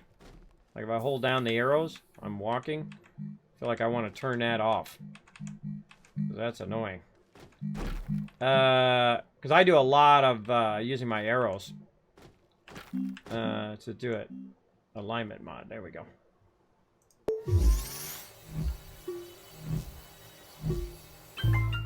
All right. Well, we lost our alignment mod. I'm sure we'll find it later. There we go. Okay. Now, again, we're using this as the center of our base. So whatever else we do, we're going to do it right here from this center. We want to try to grab it from the same spot each time. Let's say right here. So you can kind of keep it consistent. But again, notice that the alignment mod... forgot to turn my generator on. There we go. That the alignment mod will have its own thought of what flat is, right? Versus this. Now, again, when I'm going forward here, I have to just consistently hold down control and whatnot to try to keep it flat. I'm not a fan of the alignment mod. I feel like most of the time that I could just, if I get my angle correct, I can just do it that way. This would be way, way easier if they had foundations, ways for your actual base to be flat by putting down some actual factory units, very much like they do in Satisfactory, where it allows you to flatten the base a lot easier than doing this every time, because this is really awkward. This is very, very awkward, especially when it does that too. See that? Oh, it tries to go the other way, get closer, flatten it out. Again, see now, you see I picked it up from the same spot, and now it's going to think I'm at a different flatness level. And sometimes what you want to do is just match it up. Just match it up as best you can. Sometimes you have little areas where you have like little bumps there, like speed bumps of your base. It's how much time you want to put into it, right? I mean, you can put in endless hours of flattening this out, only to realize that it was a huge waste of your time because you could have just shaped it out normally. Already got a bunch. Some resin on me too, there too. All right, let's get some oxygen and let's run a battle. And then we'll get going here. Again, I'm going to keep extending this out as well. Battle time, 127 units. Bam, there we go. Let's go. Let me catch up on chat. And thank you so much, everybody, for coming in. Night of the Moon, thank you so much. Happy Monday for that raid a while ago. Sorry, I got very focused. DR Sam coming in. Ethan coming in with the love. Thank you very much also for the Prime sub love and the follow. CWL, thanks for coming in. Horo and Winpigfly. Thank you so much for dropping the Dragon Hammer, crushing that follow button, becoming part of the Teamwork Tycoons. You can win this game, everybody. You can win this game right now on Xbox, and then also I'm going to be giving it away on PC. What time is it? Oh my gosh, it is time for the giveaway. We're gonna do some giveaway action up in here. We got to get it going on. Now I have Saltbot come up one more time to remind you on how to be part of that. I'm obviously very focused today, moving stuff around. The thing you're looking for has joined that tiny screw that fell on the floor and vanished. Yeah, it happens. It happens. No big deal. It's one of your auto arms. It's on one of your auto arms. That's what I did with it. I put it on the auto arm. Did I? Ah, I thought I put it on my vehicle. That's exactly where it is. Right there on the auto arm. There you go. I thought I did, but see, I have sleep apnea and vertigo, so it's hard for me to remember anything from more than 10 seconds ago. Let's say Reaper, Night of the Moon, getting some love. Bo, we got Subi, and I'm in it for the beer, getting some gold. Congrats. Keyblade Knight coming in with a massive 28 assists, putting those big numbers on there. All right, couple away from the boss here. We could go high side. We could go low side. Either way, we got to do a 3 and then a 4. Let's just go ahead and man it up. Get this going. All right, where's these baddies at? Looks like, oh, definitely in the center line there. I'm going to call in the Wasteland Tycoon on this one. There we go. Give you guys some love. Now, remember, you can't play this on mobile and on desktop. You can follow that link right there in the chat. Find me, your Captain Kismet. That'll allow you to go ahead and get it going on. Now, don't forget all the retweets, everybody. I'm going to go ahead and put the retweets in the channel. If we get 1,000 retweets, I'm going to go ahead and give you some Kiz Caps. Let me go ahead and refresh my retweet thing over here. There we go. Oh, now I got to scroll down. There we go. All right. So we get enough retweets over there. We get 5 retweets. Going to give you 1,000 for the giveaway right over there. Now, again, if I do get focused, don't worry about it. Don't get entitled. Sometimes I am playing another game other than Stream Raiders, which I normally am. Stream Raiders is a little side thing we do. So we do run over a little bit, minute, 2 minutes, 5 minutes. Don't get all entitled in the chat. So, Kismet, do the battle now. Do the battle now. No. I'm not going to do it. It's hard enough for me to remember what I'm doing in the moment because I'm doing like 20 different things at the same time. I'm doing Stream Raiders. I'm playing Astroneer. I'm watching my chat. I'm looking at the activity feed. I'm looking at the redemptions at the same time. I'm also running all the other stuff that goes on behind the scenes here in the stream. So be patient, everybody. I appreciate it. Horo says, yep, Stream Raiders. I got it. I got it going on. Got it going on. No worries. Sometimes it does run over because I'm focused on what I'm doing. But it happens. There we go. Bo comes in and says, Bo, hey, I want to do some Norbert dance. He loves to dance, that Norbert. There he goes. All right. Now, we're really getting to it, everybody. We're really getting this going. I love doing this kind of thing. Just building at a really massive, massive level. And we've got our stuff going here. We've got our alignment mod going on. Let's go ahead. Nope, wrong thing. This thing right here. We'll go and put that in there. Get ourselves a little bit more dirt. And we'll just leave an empty slot now. I don't feel like running back for that other canister. All right. And we also want to just keep in mind where our thing is coming from. We want to keep in mind where our resources are as well. Mark that off. There we go. Where our resources are and where we want to tap into those resources. Like right here is a good place to tap into those resources. Also got some copper over there. Very nice. I know we have some ammonium hiding, think off that way, and whatnot. So we're just going to keep shaping this out. Now, I could go in and use my alignment mod, but what you want to do is just fill it in first, right? Fill it in and then flatten it out. I find that works a lot easier. So what you want to do is make sure you've got some power going here. We got lots of organic just laying around. There we go. What happened to my sound? Oh, there it goes. There it goes. It's because I was in my thing. And I'm just going to use the control. Hold down control. Shape this in.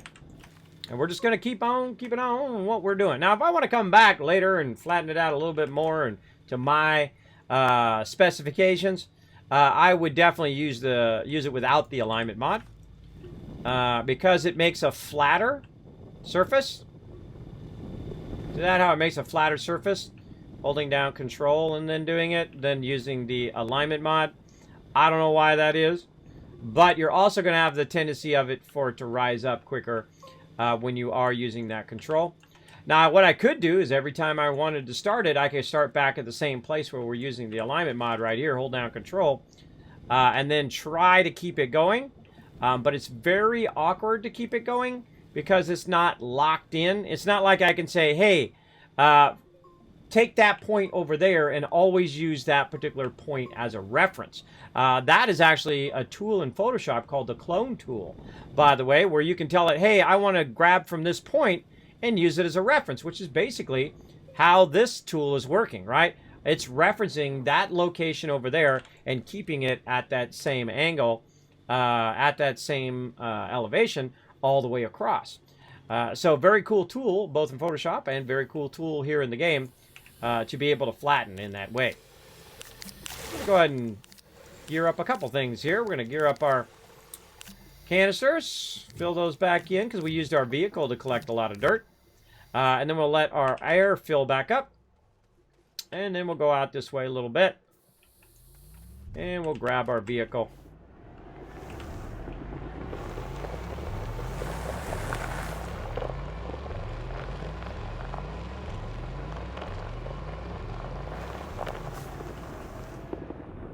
And run it right there. Now, why do I want to bring my vehicle? My vehicle has an RTG. That RTG will give me power, as well as it'll also give me oxygen. So I can just sit here and add this and just keep bringing my vehicle with me over time if I want to. Again, all I'm doing is just extending it out first, and then we'll come back later and we'll make it all as level as we feel like taking the time to make it, right? You don't want to spend too much time doing this. I mean, I'm going kind of a bit extreme here. Very, very extreme. But the whole point of what I'm doing is to create a foundation for all of my stuff. There's no foundations in this game. I feel it's this weakest part of the game. Overall, the game is truly phenomenal. It's highly recommend buying it. It's called Astroneer. It's really awesome. I love the mechanics of it. But I feel like its biggest weakness is when you go to do your base. Especially when you're trying to build very large bases like I'm doing right now. When you're trying to build very large bases, it can be very cumbersome to just shape out the ground, which is basically what I'm doing. I'm putting dirt down. That's what's making this foundation here, is I'm actually using the physical dirt from the planet itself instead of making myself something I could set down and then connect together with other foundations and make myself a nice little flat area for my base and then put the things on top of that. Right, so I love the voxel shaping. The voxel shaping is awesome. Very, very fun thing. But when it comes to doing your base, it kind of sucks to have to go in and constantly reshape in the dirt or shape the world around in such a way that allows you to, oh, I don't have any more dirt, allows you to make a flat base. Right, because that's what you want. You want a flat surface to put all your stuff on. You don't want to go in like this all the time, though you can set it on the wall, on the ceiling. You can actually attach this stuff to really whatever you feel like doing. Like I can go and I can take this, say this thing right here, and I can run it over here.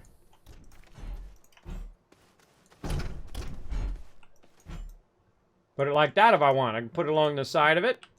Oh, if I can grab it now. Oh God, is it stuck? No.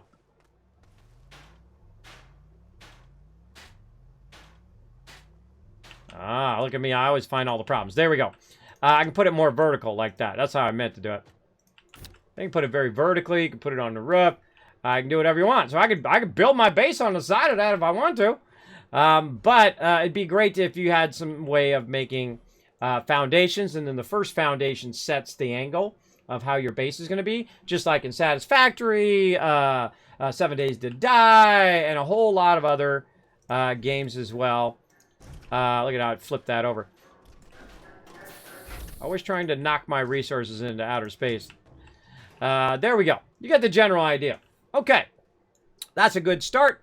We've already established where our tethering is going here as well. And where it's coming from. Let's go ahead and see if we can get our tethering line back up. I don't know if I have any tethering on me. I don't think so. Again, normally I don't use tethering. I feel tethering is like a crutch. Like when you start the game. It's very useful for a lot of different things, but most of the time I feel like it's more of a crutch than anything else. It might hinder you from later on surviving because you were so dependent on your tethers.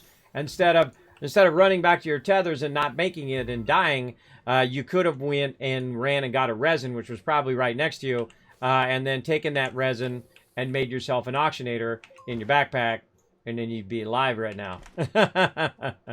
Yeah, that is very useful. Now, this actually is running from my other base, which is way off over there. You can see it there where the beacons are. Now, I try to use other things other than this. I try to use the built-in mechanics, as well as I will actually shape and use the dirt to tell me things, like the direction of my base. Like if I wanted to go back to my other base, and everyone's like, "Well, Kismet, where's the old base?" Well, one, they can see the things there. But what I would do is I would go ahead and say, you know what? Hey, everybody. First, I'm going to need more dirt. I always find it funny when I run out of dirt when I'm shaping so much dirt. Hey, everybody. Here's what you should do. You should run. Nope. Got to get up here on top. Get up on top. There we go. You should go that way. Right? So it's like a big finger now pointing in that direction. Right? So I'm using the shaping also as a landmark.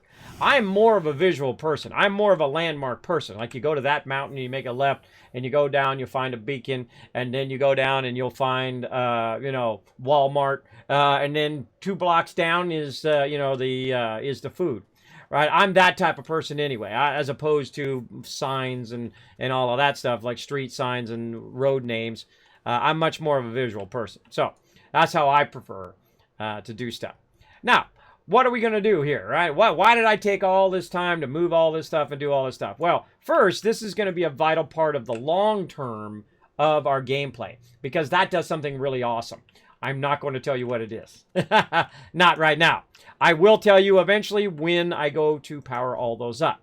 But for right now, what we want to do is reestablish all the stuff we've done before. Now, one of the things I always center my base around is these landing pads.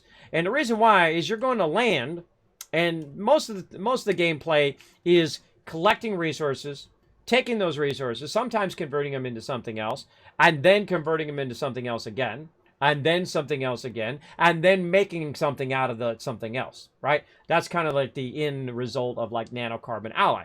A great example of nanocarbon alloy is these giant containers, right? There's only 2 items that use the highest end thing in the game, and that's these very large containers. You can see in these containers, I have about 121 titanium in that one. I've got about 230 lithium in that one, and so on. And right now, in various places around the universe, it's extracting resources for me while I'm not even around. I'm over here doing this. It's off collecting those resources for me for when I need them later. Now, normally when you get about this stage, you're kind of at the end of the game. I still have the ability to go through and power up all of these beacons and stuff, but you're really at the end game at this point, because you've already done pretty much unlocked all the resources, you've unlocked all the stuff, and so on. But what I like to do is I like to take it to a whole nother level, right? And that's why I wait until power up the planet and all that stuff till a much later game. But I do like to go through and take it to a real extreme level. So we're going to start with our base on this side. So we got all our stuff over there, and we're going to start with the basics over here. Now I'm going to set this up in such a way that you can drive your vehicle from here to there and whatnot, and basically create like little road areas that go through the middle of my base, right? So I want to kind of align myself to how my base is going to be set up. Now, I've already got an obstruction, which is this thing. So I obviously don't want to have the road go directly toward that. So that'd be the first thing I look at.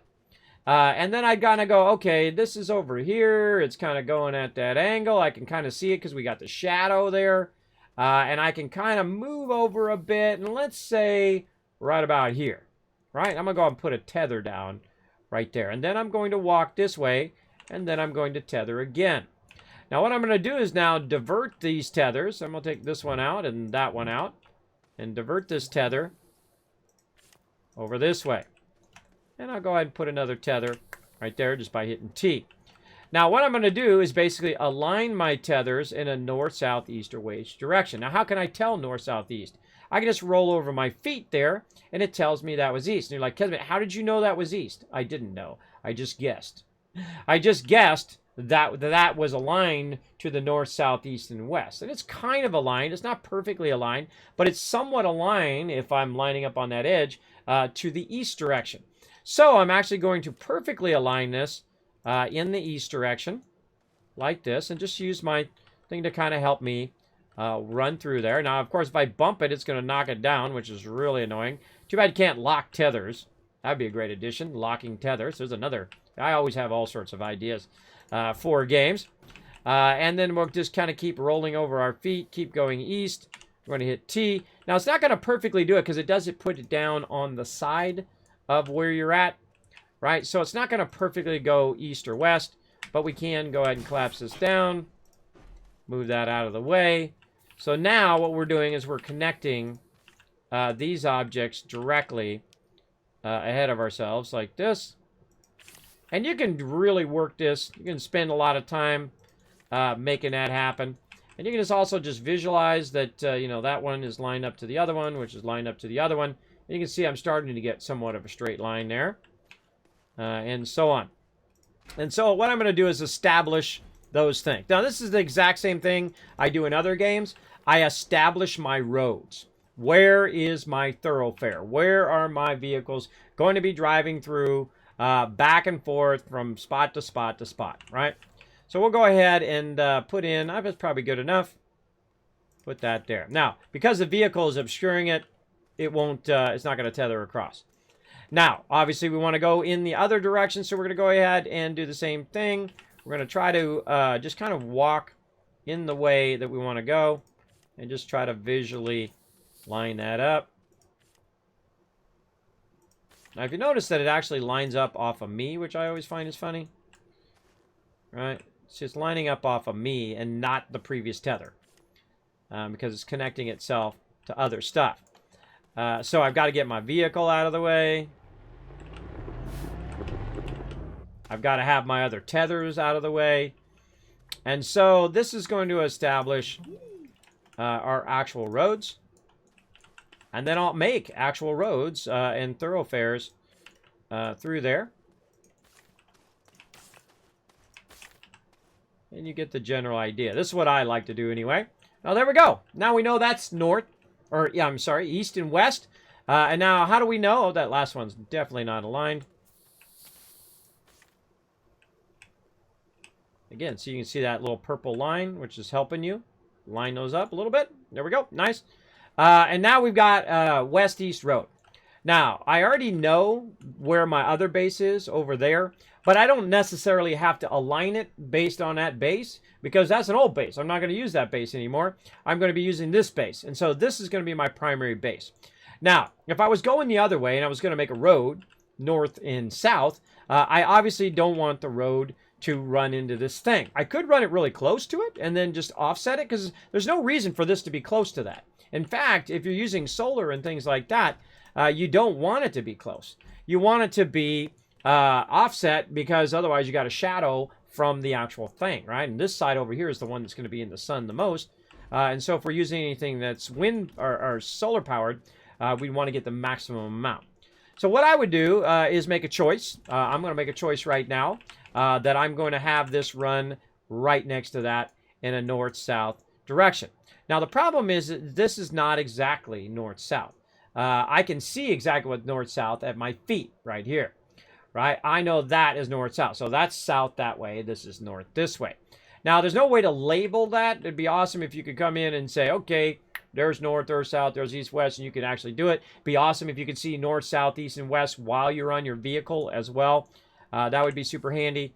But we're going to go ahead and use this one that we've already established as our east one.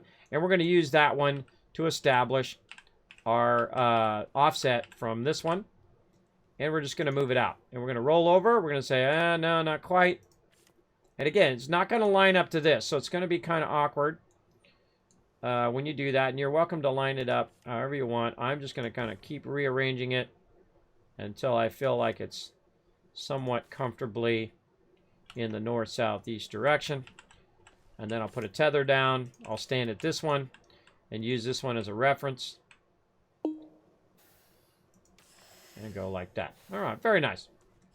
Now you notice that I'm running out of oxygen. That's because I got to put some more tethers down over here to bring that oxygenator over because I don't have an oxygenator. The oxygenator is coming all the way from my original base. And there we go. Very nice. And we'll just keep going with this. And I try to put it out as far as possible. The biggest problem with tethers, I find, is they get knocked over. The tethers get knocked over. You're down underneath there. Someone was up above. They knocked the tether over, and now you're down there suffocating. That's why you got to know that resin, right? That you can go grab a piece of resin if it gets knocked down, and then be able to survive that going on. And there we go. So now we've got a nice north-south road. We've got an east-west road. We've perfectly lined it up based on rolling over our feet here and it telling us which is east-west and which is south-north.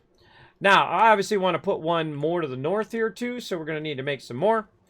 Get that going on. Now, if you do have a comment or question for me, my name is Kismet. We're about to give away this game here for Xbox. I'm going to go ahead and see if I can find some more compound just laying around, though I got plenty of it hiding in a storage item. Again, I don't get it in a hurry. I feel like the most exciting part of this game is just taking your time. Taking your time, do it. Oh, I actually did have another tether. Just taking your time, doing what you want to do, right? Oh, there went my tethers right there. Put that one down, pick that up. There we go. Okay, so same thing, but in the opposite direction. We're now going to go ahead, extend that out. Obviously, I want to move my vehicle so it's not interfering with my tethers. This is what I use tethers for the most.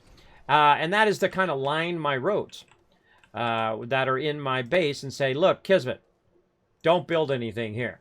Don't build anything that's going to block the thoroughfare of my peeps coming in and out with their vehicles, right? You can do this right at the very beginning of the game, by the way. You don't have to wait till you're, at the end part of the game. Really great for establishing bases at the very beginning. And I'm not going to make it too perfect. I'll just make it, as close as I feel like working on it. There we go. And there we go. North, south, east, west. Easy. Now, where is my vehicles going to drive through? Are they going to drive through on this side? Are they going to drive through on that side? What side are they going to drive through? I don't know. I haven't decided yet. But I know that if I'm going to drive through, it's most likely going to drive through on that left side. Why is that? Because I'm going to have my tables on the right side. So the best thing to do is to get on your vehicle. Try not to knock down your beacons as best you can. By the way, did you know you can actually just bury them just a little bit to keep them from getting knocked down? But I'm just going to drive in between them. Maybe pick up some of this loose stuff on the ground. Wants to. Oh, it already did. Already did. All right, then we'll go around this way. And we'll just give it a test. And we'll drive by and feel how comfortable that feels. Yeah, that's not bad. That's not bad. Feels a little close to me. To the thing. But still not bad. Little close. All right, so I feel like, I'm not going to like it. I like to have myself a little bit extra room. So I'm going to move this tether over this way. And then just do the same thing. They're not really there for my oxygen or for my power, which is typically what tethers are first used for. They're there as a road marker, as a thoroughfare, saying, Kismet, don't build anything there. Don't build stuff, right? Don't build stuff so peeps can come through with their vehicles at full speed. Say they're trying to get from over there to over here, and they just want to come at full speed. They can just buzz along there and feel comfortable that they're not going to run into the side of that building, and then comfortable go right off the other side, right? Looks good. Now let's turn it around and go the other way. See how that feels.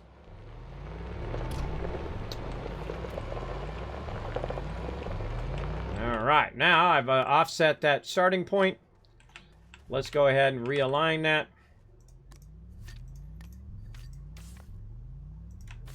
Now, this is something you can do around the entire world if you want. It's really easy to set up your tethers so you know which ways, north, south, east, and west. Now, you can also, if you could color code them, we've got the Christmas lights here. I actually wish they would just leave this in the game. Just leave the coloring in the game, and then I can control the coloring of the tether. And then I can put all the yellow line is north. All the blue line is south or whatever, right? That's a real easy way to utilize that in a way that would tell you, oh, I'm along the yellow line, so I must be going south, right? And then the second south becomes north. You can put a beacon there and then make it blue, right? Great ways to use visual color to help you out. All right, so there we go, looking good. Let's go ahead and run over this way. Now, as I extend out my base, at some point I will want to, of course, have a ramp because this, again, is going to keep rising up. But notice it isn't rising up as much as it would is if you weren't using the alignment tool. Use the alignment tool first, and it gives you a good angle, and then you try to extend it out, and then you come back with the alignment tool and try to flatten it as much as you can. All right, so that established my roads, and I'm going to say that the inside area is my roads there. Now, how do I establish where my stuff's going to be and what I'm going to be doing? Well, on this side over here, I feel like it's a good idea to put in our landing because this right here is where we're going to be converting stuff. So we'll say that this side over here is our landing pads, right? And so, again, now I've set that as the precedent. Now, the great thing is, just like you just saw me do today, if you've been watching, you saw me tear down my entire base, big, massive base, tear it down and move it a ways away from where I've had it. Move that over just a little bit. From where I've had it, and I'm now recreating that base, only making it better. Now, I find when you tear something down and you rebuild it up again, usually it's about 10 times better than the first time you did it. That is for sure. That's how I like to do it anyway. All right, so we got that in there. Now, what I'm looking for is I'm looking for another landing pad. I know I brought one over here. I don't really know where it's at. But we'll go ahead and we'll put this one up here. Now, when you put that in there, it's going to orient itself automatically in a certain direction. All right, if I grab this one, so I rotate it around the other way, and I put it in here, it's going to turn itself back around again. See that, how it turned itself back around? It has a certain orientation based on the actual landing pad itself. If you learn only one thing in the stream, that's a good one. So you turn that around, and then you can actually angle it in the way that you want it to land to make it easier for you to put that resource in whatever you want to put it in. So say I want to put it into my forges. I can go ahead and have it already facing in the correct direction when I land, and then grab it, put it into the forges, or have it automatically grab it off of there and put it in the forges, whatever I want it to do. And this will be our little landing spot right over here. Our road will be on this side, and so we can drive up and back and forth all the way along the thing. And then since we put this here, obviously we established this side as our other road, right? That's our other road coming through there. So I could go through and I could put some more tethers down to establish that as the kind of inside of the road, like this. Now we're actually going to, or the other side of the road, we're actually going to go in and use some other pieces today, which are going to be a lot of fun to establish that as well.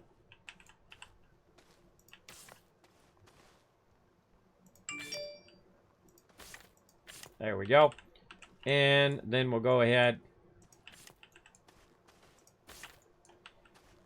Now, depending on what you do, you can actually control the direction of the tether, right? So now it doesn't look like that's marked off, right? It's blocked off. Now it looks like it's open based on the distance and which one you're proximity to, right? If I go more to this one, it's going to choose that one. If I go closer to this one, it'll choose that one. And then if I'm close to two of them, it'll connect both of those together, which lights all those up. So it shows me a nice little road. There we go. And over here, same thing. All right, looking good. So we've established this is kind of like where we want to land and put our stuff. Now what I would do is I would actually take this and I would turn it around and make it nice and close, right? Say you're going to do your forges, right? This way you can land and just straight up put that stuff in there and forge the heck out of it. In fact, that's exactly what we're going to do. We're going to go ahead and start with our forges. So we're going to go over here and we're going to look for some forges. What's this? Aha! There it is. I call them forges. They're actually called smelting furnaces. But we're going to go ahead and put some smelting furnaces in here because most likely that's the highest probability when you're landing is that you're going to have some sort of resource that you brought back from another planet and you're going to want to forge them up. And so you can go ahead and just land, grab that particular resource off there, drop it right there, hopefully in a big canister, and then let the sucker run. Did you notice that also I faced it away from the thing. The reason why I faced it away is because I'm going to be working from this side while someone else might land and put it in from the back side. And so that's why I orient my tables in that way. It just makes it easier. All right, now we're going to go ahead and lock all those down. We're going to connect those together like so. Very nice. Take our arm out of there. And now we've got a bit of our base established. We've lined it up based on north, south, east, and west. We've got our angle that's going east-west right now. And so we've actually aligned all of the stuff that's actually in our base or going to be in our base to the north, south, east, and west as well by a byproduct of lining up the road to do that. And that's why it's so powerful. It's so incredibly powerful to get your roads established early. Let me catch up. Sometimes I get way behind. Sometimes it happens. Feel free to throw it in the chat again if I miss anything that you say. Hey, Kara, how's up? Thanks for coming in. Hello. Welcome to the stream. That's a lot of boxes. What's going on? I just got here. Well, Magic Man, guess what we're doing? We've taken the entire base that we had way over there where we landed by default, and we've moved that entire base over here. And now instead of having a small base, which probably most of you would not consider that to be a small base, but to me, I consider it to be a small base. I want to go ahead and make a mega base over here. And making a mega base involves a lot of planning so that you're not blocking your expansion or blocking your ability for your people to drive back and forth. So we're establishing our roads. And it'd be nice to actually be able to put down road plates too. That would be awesome for foundations and things like that, especially ones that would actually curve along the edge of the planet. Am I asking for too much? One of the things that the game does not have is it doesn't have a road foundation. It doesn't have a foundation for the bottom of your base. This is what I'm standing on here is actually dirt. It's dirt that I collected and then flattened out so I can put my base on it. Hopefully at some point they do add foundations, which I think would make this a lot easier. And I've been showing you some of my techniques on how to flatten the world and make it so you can make a gigantic mega base if you so desire. Now, the goal of this particular base is to be a central point in which all of the resources automatically kind of feed into. So instead of me going out and grabbing resin or copper or whatever it is, it's going to extract it and then feed it all the way, no matter where it is. Even if it's on the other side of the planet, it's going to feed that resource all the way to me, right? So I don't have to go and get it. I feel like that would be the ultimate. And right down here, you can see we've got some resources on the edge that we'll tap into, and we'll start to tap all these nodes. You can see we got some copper right up there. We'll go ahead and extract that copper. We'll run that over there. We got some ammonium over on the other side. Another reason I moved my base, notice it has not been disturbed, right? No one shaped that out. If you shape that out, you're going to extract less resources. The most you can extract from a single extractor is when you have a bunch of the same resources really all up on top of each other, and then you can go ahead and extract them. Now, I want to extract as much as I can from this planet so that I don't have to go back and forth to a whole bunch of other planets if I don't want to. I could go ahead and just extract it here. I can also go around, pick up a bunch of salvage and send my rocket back and forth and bring me all the other resources that I can't make in the centrifuge, right? You can make some of them in the centrifuge, and then all the rest of them you can use as a trade platform by getting rid of all the junk that you see laying around. So very, very cool mechanic in this game. Is this your first contact with this game? No, I've played through like 30, 40 times. Or 20, 30 times, a lot of times. I've played all the way through many, many times. The reason why I'm explaining stuff as I go along is I like to explain the why. Not just the how, but the why am I doing it, right? I feel like when you're watching a lot of streams, you're watching people do stuff, you have no idea why they're doing it. And if you knew why they were doing it, you would have a deep insight into those game mechanics, right? And that's how I like to do my stream, because that's what I want to know too. I want to know the why. Why would you move your base after you have this big, gigantic base with all of this epic stuff here, right? Look at all this stuff from our other base. We packaged all this stuff up. We brought it all over. That's a lot of stuff to move. That was 3 hours of moving.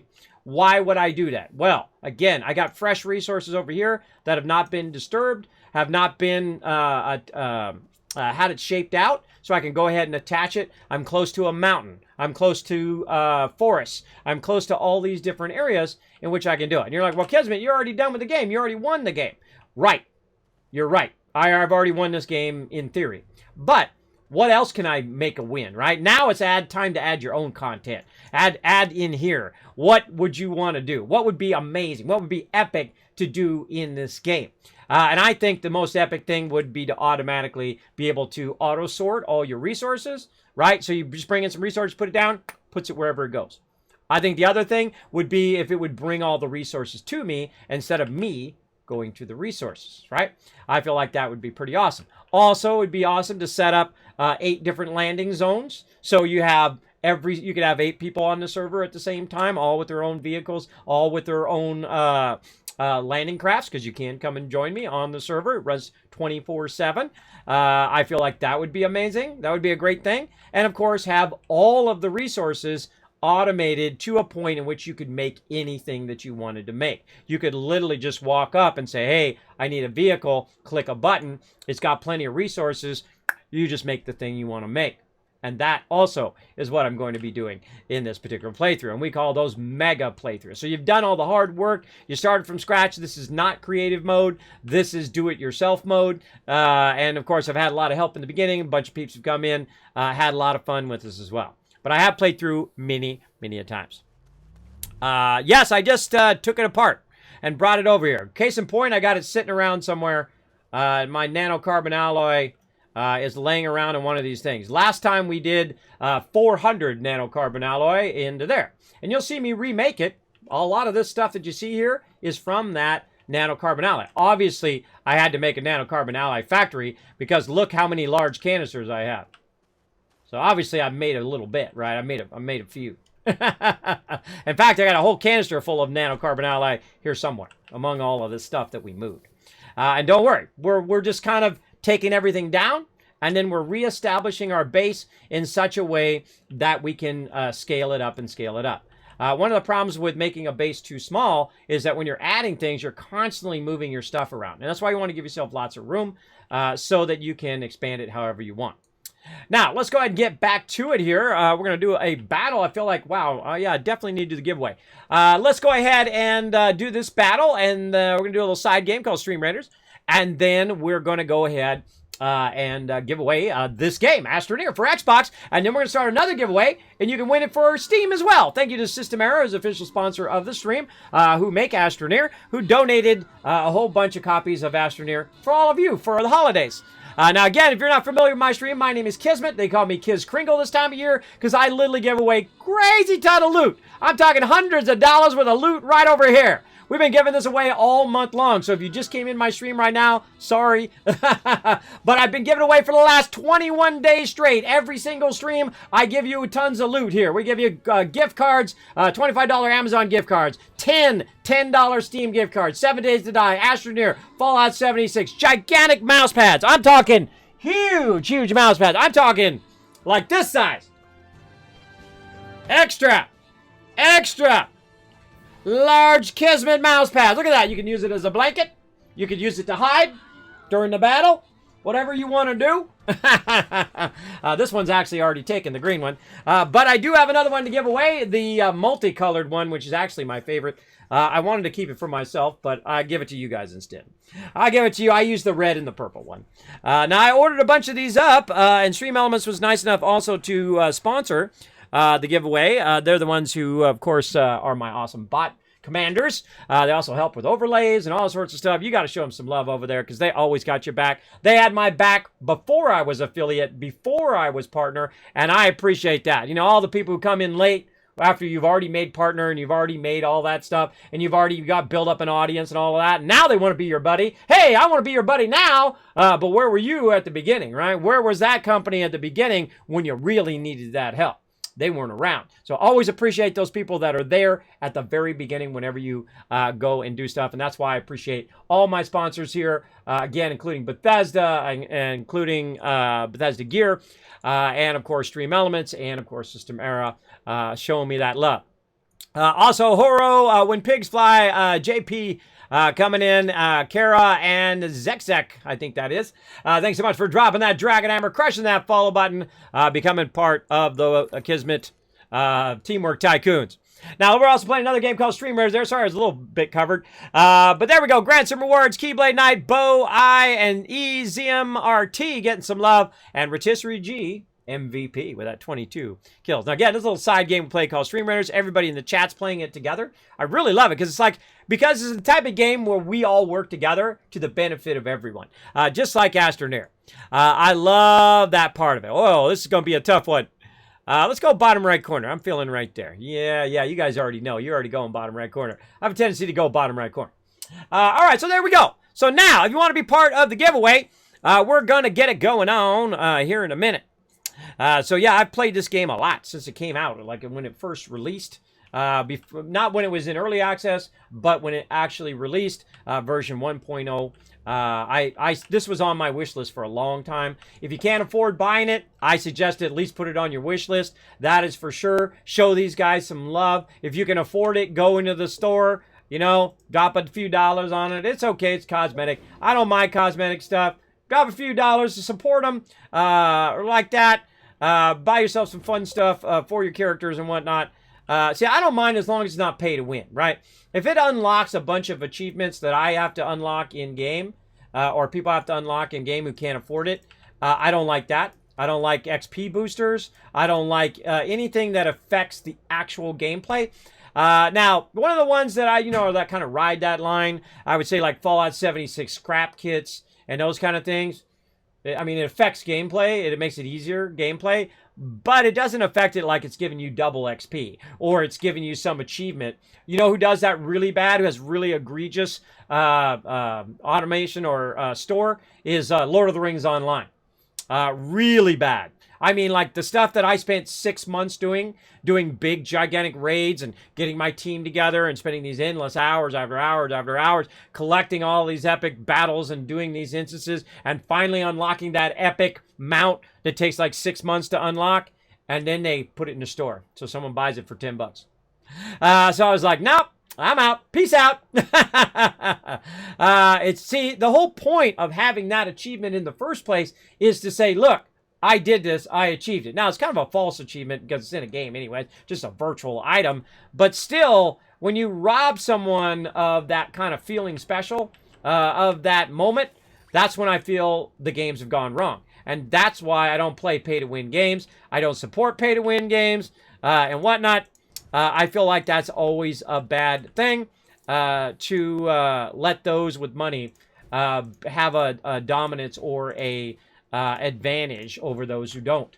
That's always a wrong choice. Every time. Every single time is a bad choice. I feel anyway. All right, let's keep going. Let's see. We've got our furnaces over here. What else we got? We got our chemistry lab, so we want to reestablish our stuff here. Now, since this is going to be our main road through here, and this is where it's going to be converting all of our resources. Now, again, wherever you're converting your resources, you want those to be close to your landing pads. So what I'm going to do is I'm going to create an area where I literally have 4 rockets that can land here on this side.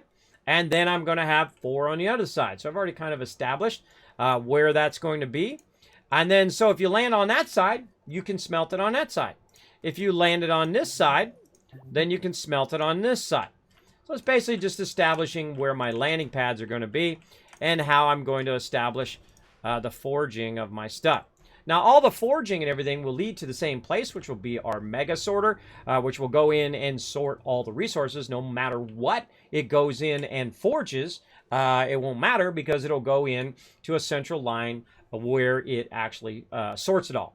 Now, if we're going to create a central line, obviously we don't want to do it down the middle of the road. I could have it where it bridges across and ends up over here. And then this could be where our mega sorter is. So if you drive in and you just want to sort stuff, you could throw it over there and sort it. Or if you want to forge it, you can forge it over there. Now, another thing you want to establish is where is my actual converters going to be? Where's the stuff that I'm going to use to make stuff from? We definitely want to establish that as well. But we'll get into all of that in just a moment. Let's go ahead and do this giveaway first because I'm letting it go too long. I got so many giveaways to do. I got lots to do.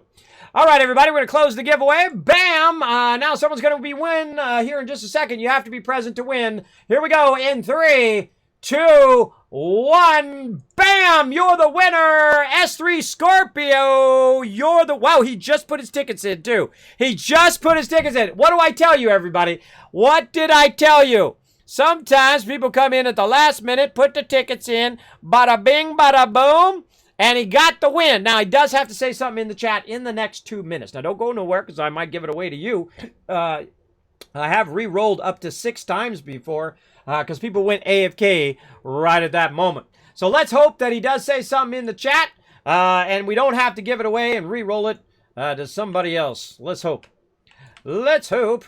Now, again, what I'm going to do is go ahead and establish those way over there. And again, we want to establish our crossroad here. Something like that. That does not look very lined up with this other side.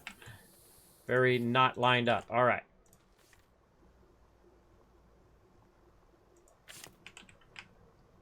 All right, that's looking a bit better. So that's establishing the road in that direction. We've established the width of the road with our tether here, but we want to go ahead and move it as far out as we can. Let's say right there. We'll move our vehicle out of the way. And all I'm doing right now is just establishing where I don't want to build. Where I don't want to build, where I don't want stuff to be in the way. So I'm going to go over here, move that closer to that, and bring it this way. And let's say right there. Now, is there a way to power these where it doesn't have this in between? There is. You can go ahead and move this out a little bit further so it doesn't connect. And then you can connect it a different way, right? So it basically circles back, or it comes from, that power comes from somewhere else, right? And so if I go in, I don't know what I do with my power. Over here, I can see it. I call it the Tower of Power right there. And so if I do go in and I establish where my power is generating from, let's say over here, I can now cut the tether off from the other end, though I'm going to lose my oxygen. I can now cut the tether off from my main base by pulling that out. And then that power is going to be established. Oh, there we go. 2 minutes is up. That power is going to be established from the table. But notice it's not lit up. Why is it not lit up? Because the oxygenator both establishes a link for your oxygen, but also for your power. So you have to have an oxygenator somewhere for this to actually power up. Now we could actually run it off of our ship as well. So we could try to run it like that. Yeah, it's not working. Like, wait a minute, Kismet, why is it not working from there? That doesn't have an oxygenator either. It has to have an oxygenator for it to work as well. So, if we want to make sure that we have oxygen coming from our other base, we'll still need to retain that one. And notice they'll all light back up again. We'll make an oxygenator here in a minute. So let's see. Do we got him in the chat? Let's see. Da-da-da-da-da. You can no longer in the giveaway. GG. I won. You did, S3. You did win. You won. Oh, congrats, bro. Now, here's what you need to do. Now, I'm assuming if you don't contact me that you don't want it. So I'm going to say hi in the chat. All you need to do is click my name, whisper me, Kismet. This is a reminder. I won Astroneer for Xbox. Then what I'll do, either today, tomorrow, the next day, or at some point, don't rush me, I will go ahead and send you that code. You're welcome to use it for yourself or give it to somebody else. Hey, somebody for the holiday. Maybe you're waiting for your friend, want them to come join you, play some Astroneer on Xbox. Also, by the way, if you do have Game Pass, you can get Astroneer via Game Pass, and you can crossplay onto the PC. Come on our mega server and join us. We're going to have some fun. Obviously, don't mess with my base because I'm going to be, talking about it as I'm kind of talking about some techniques as I go along. Never take our base apart and whatnot. If someone else builds something, do not touch it. Leave it alone. Be respectful of other people's builds and stuff. All right? Just don't build in the middle of my base, obviously, because I'm going to be doing stuff here on the stream. That's what it's all about. So there we go. So now we've established ourselves a bit of a road. Now, again, nothing is set in stone. I don't have to do any of this later on if I choose that I don't want to. If I suddenly say, you know what, I don't like that road there, I'm going to move it somewhere else, I can do that nice and easy. But I do like to have my tables along my primary road. And the reason why is if you're driving along on that table and you got something that goes along with whatever that manufacturing is, you can go ahead and put it onto the table, right? You're like, oh, I got a whole bunch of stuff. I got a whole bunch of resin. Put it onto there. Good to go, right? And so this is going to be the first stop in our nanocarbon alloy side. Now, why am I going to put the nanocarbon alloy right here? Because it's going to be really long. It's going to be a pretty long thing. That just like we established it last time, we put it down. We did our hydrazine. Now, of course, I have it doing something kind of next level with the hydrazine, where it actually goes in, because these are now fluid containers as well, so they hold hydrazine as well. But I have it actually extracting from Caldor, extracting the ammonium. Then it takes the ammonium along with the hydrogen, which is also extracting from Caldor, and then converts it into hydrazine automatically on that planet, and it puts it into these canisters, and then it allows me to use it for the rest of my production. So I don't necessarily have to have the hydrazine part of the conversion anymore, right? I've got that going in another planet. I don't necessarily have to have it here. Though I do like to have it here in case I decide, oh wait, I don't want to run to that planet, I want to be lazy, and I want to put it right here. Now again, also because we established this along our north and south angle here, we can also establish that our tables are running north, south, and east, west. That's what I did here. All of these tethers are oriented in a north, south, east, west direction. If you see, I roll over, it's roughly going north, south. This one's going east, west, and we can make it perfect if we want, but I've offset it a little bit just so my vehicle can get by much easier. I'm establishing where my roads are, where I'm not going to put stuff, right? And now we got that in. That's looking good. So we'll go ahead and grab some more tables, and we'll continue to expand. Now we're going to run into our stuff that we've already got here, but one of the things that I do like to do is to have our primary production all in a row. Like so. Now, one of the problems with doing hydrazine and doing all of that stuff is you're going to need to put in a whole lot of gases as well. So behind there is where our gases are going to be, behind our main one. So this actually is the back one. This is actually our gases right there. And so we can go ahead and grab another table from over here, move this over. And again, I'm going to have the arrows aiming in the same direction toward me, toward the inside of the base, not the road, like this. And we're going to have that right over here. Now, what this is going to do is it's going to run the power between all of those. There we go. What it's going to do is it's going to feed my resources from back here into the front. Now, hydrazine is one of those resources, right? Hydrazine is one of those resources that need to be fed from over here over to here if I'm doing my ammonium first. Ammonium, hydrazine, graphite, then you make graphene, and so on and so forth down the line that we're going to be doing. Let's go ahead and move our vehicle out of the way because our vehicle is now in the way. Now, right now, you should be thinking, wow, this is a big base, but it still feels small, doesn't it? It still feels small compared to the amount of things that I'm going to want to put down to make all this stuff work together. It's still fairly small for that, but at least it's centralized. All of it's along a same road. We've got it lined up in such a way that it's going to make it nice and easy for us to do all of those things. Now, we're going to also go ahead and establish this first one.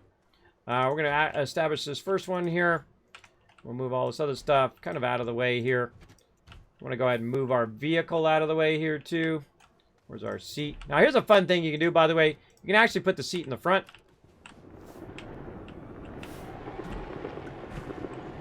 I'm actually driving in reverse right now. And if I go one way or another, it gets real awkward. We'll just park it right there. Perfect parking. We'll come back and mess with that in a bit.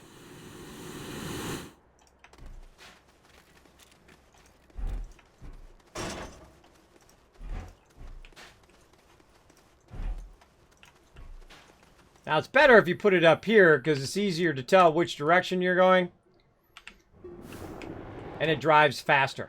Now we're going to do something else fun. Oh. Bam! Now some stuff you can bump, depending on your direction. I can also just keep trying to push it, and it will slowly push it off of there. But I really just want to move it out of the way for right now. And we'll work with all that in a bit. Okay, so now we got that stuff cleared out. We got lots of nice room here. We're able to grab yet another one of our ginormous tables that we had from before.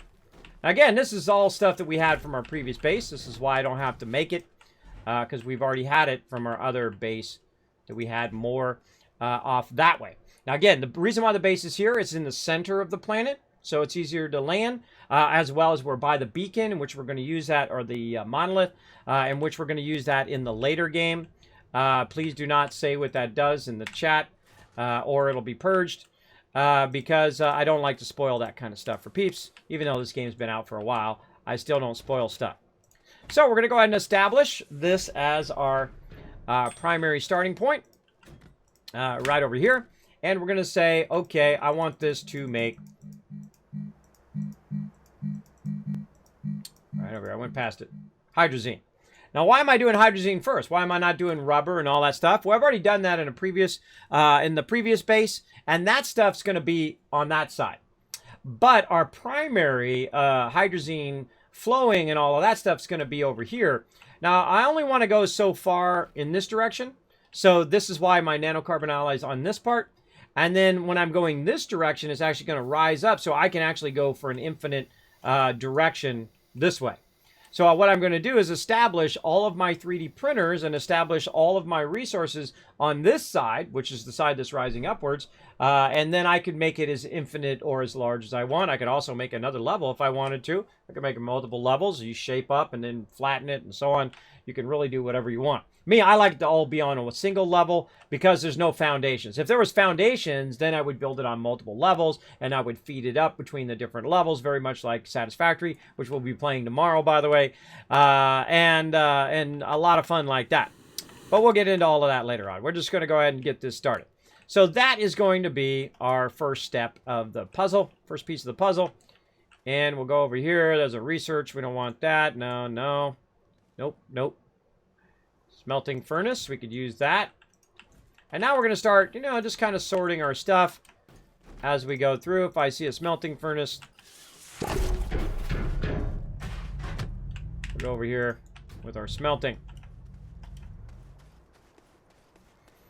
Okay, so we got that going. We need another one. We don't need our canister right now. We need, those are new, by the way, that thing right there, which is pretty cool. We need to get that right there. There it is. All right. Now, establishing where your stuff's going to be is also a powerful thing you can do in your base. You're going to notice that I have them separate. The actual chemistry labs themselves, they're not on the same platform. And that's because they're perfectly set up in such a way where you could have two resources coming in and one resource going out. You can also backfeed your gas, which is what we're going to do. And now we're going to say graphene, because graphene is the next step in your nanocarbon alloy, like so. And we're going to go ahead and keep that going. Now we're going to go ahead and just start using some of these ones here that are already pre-established. Now look at, see this here? Oh, it's not flat. That'll drive a grown man crazy. So I'm just going to grab it from over here. I need to get some dirt. Where did our dirt canister go over here? Any in there? Nope. Empty. Empty. What do we do with those dirt canisters? Back there.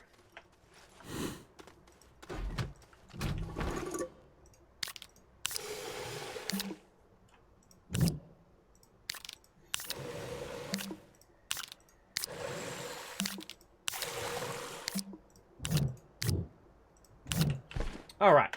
Filling up our dirt canisters a little bit. Okay, so we got that going. Now we want to go ahead and flatten this out a little bit. Now again, you always want to go from the same location. I'm just going to use the center and try to flatten this out a little bit. Again, we can use our flattening tool to do it. But I'm just going to go ahead and do a bit of that and then turn on my generator. Again, look how much flatter it looks when you actually use the flat function, the flattening function, versus versus using the actual alignment mod, which is supposed to be perfectly flat. Now, one of the things you can also do is you can bring your thing up and you can hit V to switch it to flattening. Now, I don't have to hold the key down. I don't have to hold down control. It'll just let me flatten as far and as far as I want to flatten. And if I let go, it won't switch it out of that mode. And then I'll just grab it from where I was just flattening it. And then you can see I can just continue to add to that flatness all the way across. Which is nice because it creates a nice smooth surface, which I really like. Sometimes I just roll with it. I was like, all right, I'll just do whatever. I'll just do whatever it does. We'll go with that. Move that back just a little bit. Okay, so now we've got that established. We've got our graphene established. Let's go ahead and grab this. Flip that around here. Obviously not going to leave that stuff on there. Right there. Now these are our gases here. I believe this right here is helium. Yep, that's helium there. We've got some more chemistry labs, which we'll unpack. Back over here, we'll take out... Oh, we'll try to take out anyway. This over here, we got our centrifuges. We got our chemistry lab. Now again, we packaged all this stuff so we could move it. And then we're going to align it over here. And I feel like the double table is a real great way of doing it. And then you hit F to lock that stuff. You definitely want to lock these tables because they're really annoying when you accidentally pick them up a lot, which I do quite often. Okay, so now there we go. Next one. And we're now into our next stage. Now, our next stage is going to be our titanium. There we go. So, oh, almost out of oxygen. You're like, well, Kismet, why don't you have any oxygen in your tables? That's because I haven't built an oxygenator yet. In fact, I haven't built one in the entire game. Built none. Zero. Why? Because I don't need to. I can just go over here to my tethers, which is running all the way from my oxygenator way back in my base, or I can run to my vehicle. Or I can use resin to make myself oxygen. I feel like tethers are a crutch, and they will cause you to die at some point because you didn't find that alternate thing. Instead of running back to your tethers, you could have said, oh, wait, there's resin right next to me. Let me grab the resin, make myself an oxygen thing. I don't need to run back. I'm good. I feel like it's like a forcing function to learn those more advanced techniques. Now, I do have an alignment mod right here, which I used to get this started. But now that it's kind of as it is, you'll see me just come in, flatten it out kind of as I go, just to make it look nice. All right, let's get that over there. Okay, so now we've got our titanium alloy. Now, what happens is this comes in over here. It makes the hydrazine, which I already have, actually right here. If I go like this, and then I say, okay, I want to make some graphene, and I have this run out, and I automatically put it in there, as well as it'll automatically start to stack it around all over the place if I don't stop it in time. But now I can go ahead and grab it, put it in there. So it's automatically going to feed that hydrazine in there. It also needs to have graphite. Now, laying around in my base here, there definitely is some graphite. I think it's one of the last things that we brought. So it's most likely sitting around here toward the end. If we can find it. Maybe it's sitting up here. Not seeing it. Now, you can see graphite just by the shape. There it is. You can see it by the shape. Now, graphite and lithium look very much the same. So you can get them very easily confused with each other. But we're going to go ahead and take our graphite and put that right over here. Now, one of the problems with these ones that have 3 elements is the fact that you're going to need multiple things. In this case, I need graphite and hydrazine to make a bunch of graphene. So if I had power right now, I could just queue it up and have it make a crazy ton of graphene and be just fine. And so I could go ahead and, where did I see that empty one? I think it was over here. I can go ahead and find this empty canister, which I had laying around somewhere, right there. And I can just have it output to a large canister and make 400 of those if I want.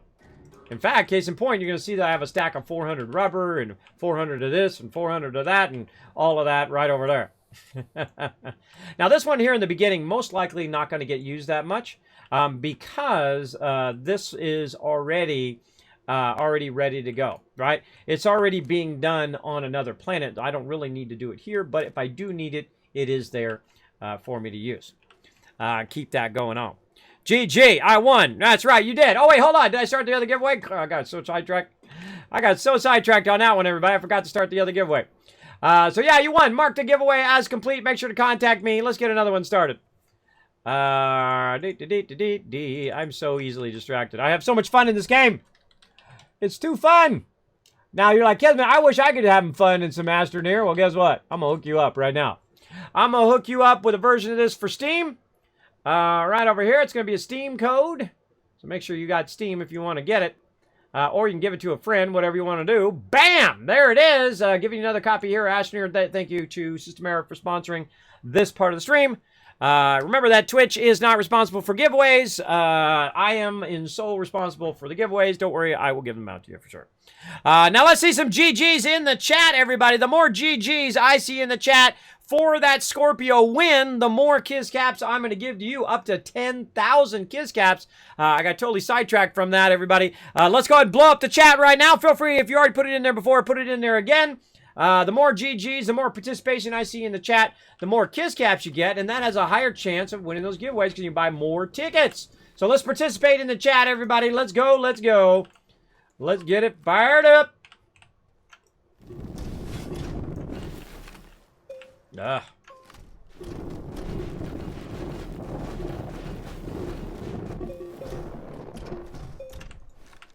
Flattening that out a little. All right, we're going to probably end up doing a lot of fixing up of this later on. Okay, so we got that going. Now, what's next in the line over here? We've got titanium. I could turn this too if I want to, but I typically like it to all be in line. Makes it a lot easier to get it going. Now, another thing that I could do right here is I could actually do the iron, which I actually have a bunch of it right there. I could actually do the iron behind the last one. The last one is going to be our nanocarbon alloy. So I could do, say, the titanium here and then iron over there and then have it feed or have it do it behind there. Now, to really optimize your production, you would also want them to run in conjunction of each other, right? So say I did this instead. Say, you know what? I'm going to move this over here. And then I'm going to have it, when it's done, I'm going to have it automatically make the hydrazine, and then take the hydrazine and feed it over there. And which I can do by using my auto arms here. My auto arms will grab stuff from the previous thing and feed it down the line. And work with all of that. So you can do that as well. And then the hydrazine could be there. Say you have your graphite over on this one. And then you could go ahead and put that there. And then have your output. And then have it also grab the output as well. Using an auto arm over on this side to grab that graphite, graphene when it's done. And take that graphene and then feed it into your chemistry lab directly, because we're going to need graphene, titanium, and nitrogen. So I could put that there. So I could move that up like that, which is how I typically would do it, because I'm not going to be making a lot of this. And if I do need to make it, it can go back there and it can feed forward.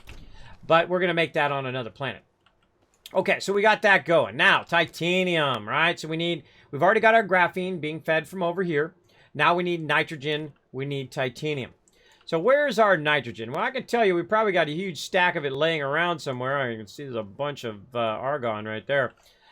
We've got some laying around. There's some nitrogen there. Up here, we've got methane. We've got all this stuff. But really, we want to find the big resource, right? This is our nitrogen. We want to find a bunch of it that we need. And so we're going to put that back there. We're going to take this out. This is locked. Why does it seem like it's not locked? All right. Then we'll connect those together. Now, our nitrogen needs to feed from behind there, and it needs to feed into here. So if we put this like this, it's going to be blocking. It's going to be blocking our ability. But we can go ahead and take one of these auto arms, which I'm sure we have another one laying around somewhere. See if I can just spot one. Oh, we can do it off our vehicle. Let's grab it off our vehicle over here. I like how those all lined up in a row there. Nice. Turn that one off. Grab it off our vehicle. There we go. Okay, so if I do want it to grab it, I can set it up in such a way that if it outputs 1, right, to right here. I say output.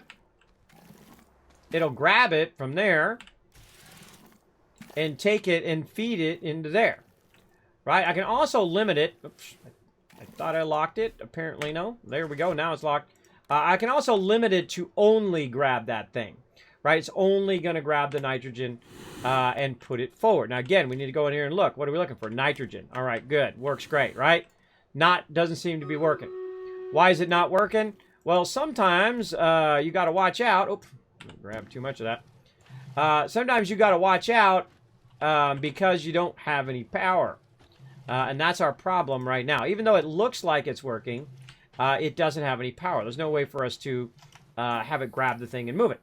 Now, I've got some power over here, and you're going to see me do a lot of tricky stuff where I run my power up and over things. We're going to make some really cool kind of, I forget what they're called, arches and things like that. We'll get into that. But for right now, we're just going to go ahead and put this over here, and that'll act as our tower of power to power everything now and make this work. So we'll go ahead and run that out.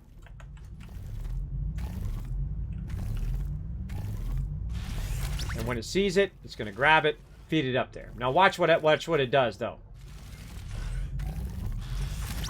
Uh-oh. It's feeding more than it should, right? I'm going to turn that off. I'm going to tell it to stop feeding that. It's feeding more than it should from over here to over here. So you got to limit it in what it's collecting. Otherwise, what will happen is you get a bunch of them all over the place. And this happens to me quite often. Especially when I run in front of it and it feeds it into my backpack.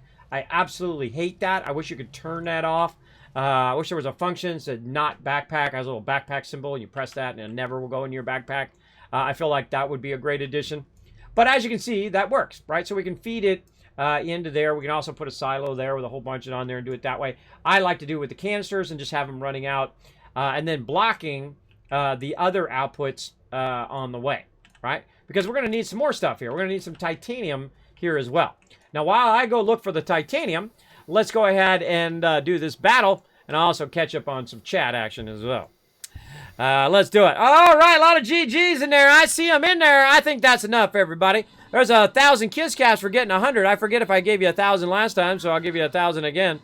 I'm also going to give you a whole bunch more right now for all those GGs. That's right, 1,000, 2,000, 3,000, 4,000, 5,000, 6,000, 7,000, 8,000, 9,000, 10,000 for being a good sport toward this giveaway we're doing right now.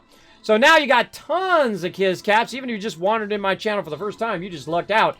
And you can go ahead and buy yourself a bunch of tickets for the giveaway. So good luck on that. And I'm going to keep on organizing my stuff over here while you guys are watching all the rest of that.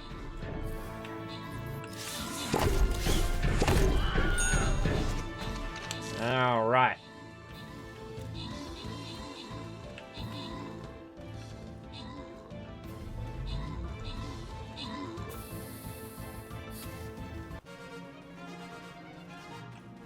Aha. There's our aluminum. No idea where my titanium went. All right, open the capture chest. Boom, you guys getting some love. I'm in it for the beer. Kijan coming in, or Kajan coming in. iMatcher getting some love, and Rotisserie G coming in overall MVP with a massive 75 assists. That's a lot of assists. Wow. I think that's one of the top ones I've ever seen. Let's keep it going. Again, Wasteland Tycoon coming in, helping out with this boss run. Let's do it, everybody. Let's get you guys the win. Let's get you guys the loot. Again, appreciate everybody being a good sport in the chat when you don't win. Don't worry, plenty more stuff to give away. I whispered you, thank you. You're welcome. You're welcome. Thank you very much for being an awesome part of my stream. I appreciate it. All right, so we're looking for our titanium. We got some iron over here. I'm just looking for the one that looks like it has that kind of more rectangular shape. That's going to be your stuff. There's our titanium right there. All right, we got it. We got some right there too. Let's go ahead and grab our large canister of titanium. We're reestablishing our ability to make nanocarbon alloy. And we're going to go ahead and put that right there. So now we have 3 of the elements that are going to be running into here. We're going to be running the graphene from over there. We're going to be running the hydrazine from behind. And we're also going to be running the titanium from right here. Now, what does this make? It makes titanium alloy. Now, we need something for the titanium alloy to go into or be grabbed and moved into the next stage. I'm just going to go ahead and get this ready. Oh, I need that atmosphere condenser here in a minute. I'm going to go ahead and get this ready by looking for any canister that we might have laying around. Right there. There we go. And we're going to put this all in the row.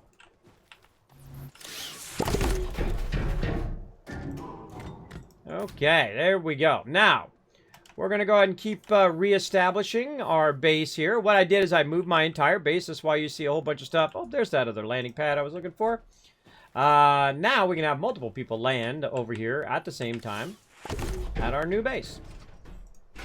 Awesome. I'm going to put that down, and then I'm just going to put it down and put this on it and see what direction it's facing. It's facing that way. And so I'm going to take this back off. I'm going to take that. I'm going to rotate it, just kind of remembering what direction. And we'll set it back here in the corner. Like that. So when the person lands, it's going to be facing in the direction of where the tables are going to be. Very nice. All right, like that a lot. Looking good. Now we'll get back to our centrifuges and all that stuff. We'll get that out of the way. And do this. We got that going to there. We got this one coming across. We've got our graphite right there, which probably one of the things we'll replace a lot of. We got that running over. Now we could start this going right now. This one only takes 2 resources, right? It only takes graphite and hydrazine, and doesn't actually take any gases. So we could start that up right now. Just turn that on. We can say go. Except for it's not going. Why is it not going? That's because we got to tell our graphite to output. And once we tell our graphite to output, now it's just going to continuously run. Now, see, I got the problem, though, of if I let this run, it's going to run out into here, which I don't want it to do. So we're going to tell it to run back the other way. And we're going to need to prime this, is what I like to call it. I call it priming the resource, right? And if you notice, it actually prioritized the graphene there as opposed to the graphite.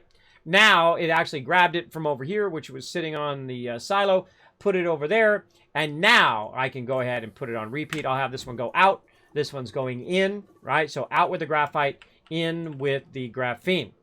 And now we need also some hydrazine. So we need to tell it to output the hydrazine. And now it's both going to output hydrazine, and it's also going to output that other one. Now, another thing that you can do to make this a lot easier, because you can see that it's taking it from here, putting it into here, and it's going to get in an endless loop. I'm going to go ahead and tell that to stop. And there's a real easy way to convert that entire thing and make the whole thing switch. And we're going to grab one right here. They're called button repeaters. Let me take all this off now. Nope, nope. Shift click. There we go. Drop all that over there. What we can do is we can use a button repeater. Now, button repeaters are part of the automation of the game. They are incredibly awesome because you do a whole lot of the same thing in just one shot. Notice I connected it to the actual silo itself and not the individual canisters. I can go ahead and turn all of them to output at the same time if I hit it right. In this case, you can see that it actually only hit the one. So let's try that again. Let's go ahead and tell it to stop outputting. Let's go ahead and tell it to grab down there. Nope, that still got that. Let's go ahead and try it here at the top.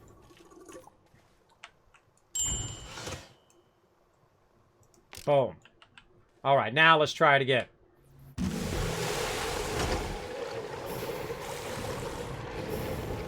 All right, now they're all set to output except for this one right here seems to be set to input. Right, so I can just adjust that one, set it the opposite direction, and now they're not outputting and inputting and outputting and inputting and outputting and inputting. So I have complete control over that thing.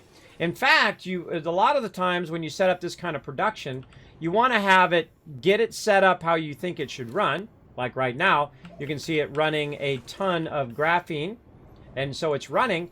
And so whenever I want to stop it, I can go ahead and just control the entire table, and I can tell this to stop, and it will do the opposite of whatever it was doing before. Notice how I put all those back in there. Notice how this now switched to input instead of output. And this one's going to set to output instead of input. So watch out for that one. But if I want to start it up again, I just simply flip this button. And now it's going to make it until it runs out of hydrazine and graphite. It'll just keep going until, most likely it's going to run out of graphite first. I can do 101 more, and it's going to make a crazy ton of graphene. And then I can use that graphene in the next stage. Now, if I go ahead and tell it to run out some graphene real quick and grab myself one of those, and then flip it back the other way, like that. Put that up there. Then I can also limit what it grabs the next time over here. So I can actually turn this on and tell it to grab some graphene before it goes into this, hopefully, and then bring it over here. If it's not in the distance in which it can see it, it's not going to grab it, right? So you want to definitely think that through. So let's go ahead and stop this for a second. Let's turn this to input. Let's take this out. Let's go ahead and switch places this way. And do that instead. So now the graphite is over here into this stage, and we can go ahead and run that out, and notice it goes up there at the top. Now see how it's going into that? We don't want that to happen. That's going to be our final product, so we got to run that back out and whatnot. There's a lot of, logistics that you have to figure out in the game for sure. There we go. Why does it keep getting stuck like that? Enable output. Keeps getting stuck. There we go. See, it should just continuously feed. There we go. Usually it's because there's one in the output. All right, there we go. So we got that going. Disable the output. And then we can go ahead and work with this, right? So we've got our titanium. We've got all of that.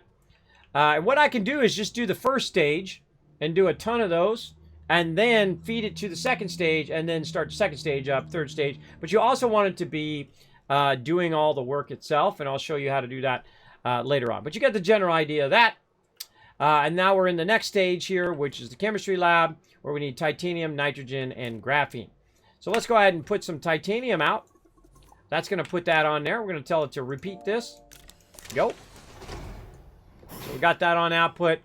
We got our graphene on output. Now, not to be confused with graphite. And that's going to make some titanium alloy.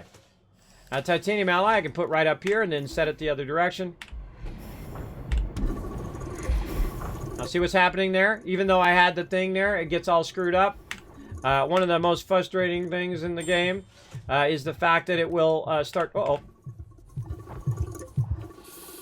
Gotta get some oxygen. Is the fact that it will grab the wrong thing and put it in the wrong canister. It'll drive you crazy. It'll drive you absolutely crazy that it's putting it into the wrong canister, which you think that should go in the canister, but it grabbed the other thing instead. Yeah, it sucks. But if you get it down, if you prime it, what I like to do is pull it out of there. And then I will go ahead and prime it first, right? And then set that to input and do that.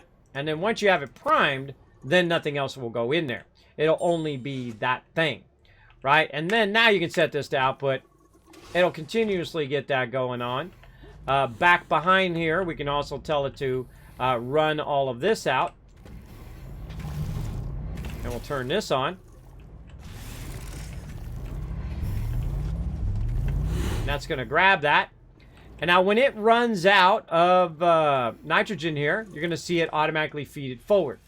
Now all three elements are in there, and it's making a bunch of titanium alloy. And we just let that run until it's done. Same thing over here. We turn this off for right now. Let's go ahead and turn it back on again. And we'll just let it continuously make those things. Now you always want to watch it to make sure it's working. Because what will happen is you'll be like, okay, cool. It's going to feed its way over there. All right, cool. It fed its way over there. Right? So notice that this is set to output. But it actually inputted in there and put it in there. So you can do that. It does work really great. Now, what's the problem here? Uh-oh. Why is this not working? Well, it's not working because, one, we didn't press the button. Right? The button here is going to make it work or not work. Now, I'm actually going to turn this auto arm off. I'm going to turn the chemistry lab off, but leave the repeat. These right here are set to input right now. This is set to input, and I want all of that stuff to flip. I want it to go the other way. I want it to do the opposite. And so now I can just say, whole table, do your thing. As long as you got them in the right state, when you flip that button, it'll do the opposite of whatever that state is. In this case, doing graphite and graphene or whatever, it's going to go ahead and now use up all of that graphite. Nothing else I need to do. It's going to take the graphene, run it in here, make the titanium, taking the titanium out of the canister, feeding our nitrogen from behind, and you get the general idea. Just repeat that a whole bunch of times and you got it done. Easy, easy. Now over here, what we're going to do is we're going to work on our nanocarbon alloy. And you're like, well, Kismet, what about iron? Well, iron I'm actually going to do in the back part, back there, just to save a little bit of room. So this is going to be our nanocarbon alloy right over here. There we go. And we've got to get our titanium alloy over here to move over there. And so we can go ahead and use our stuff. Now we can also use our cool little new table if we want. To bridge from one side to another. Really cool addition. I could see myself using that for all sorts of reasons. But for right now, we want to go ahead and, again, get our line established. How are we doing on time? We're doing good. And so we want to get nanocarbon alloy established there. Let's see. So we want to go ahead and put our titanium alloy over here now. We want to go ahead and tell it to stop running out that titanium. And stop running out whatever that was. Oh, that's this. That's our graphene. And tell that to stop for a minute while we go ahead try to find out what we did with all of our stuff over here. What did we do? And you can see right there, I've got some right there, so you can see I've been making it from before. What am I looking for? I'm looking for an auto arm. I know I've got some somewhere. I picked a bunch up. I picked a bunch of them up. They're laying around somewhere. I hate making stuff that I know I already have somewhere.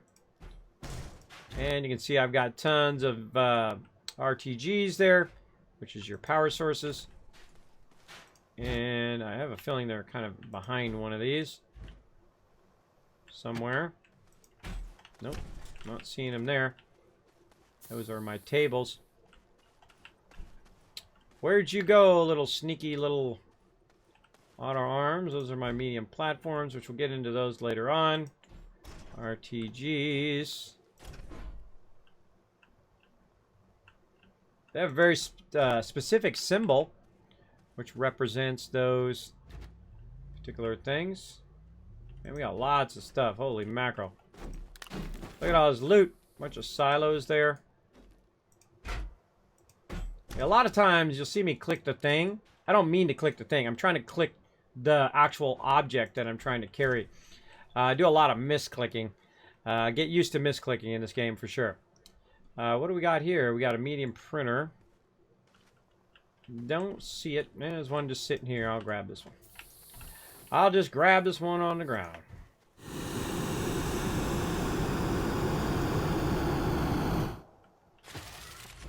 You know, I hate it when it does that. See, I put it in my backpack. That's really obnoxious. Obnoxious. Why didn't that go in there?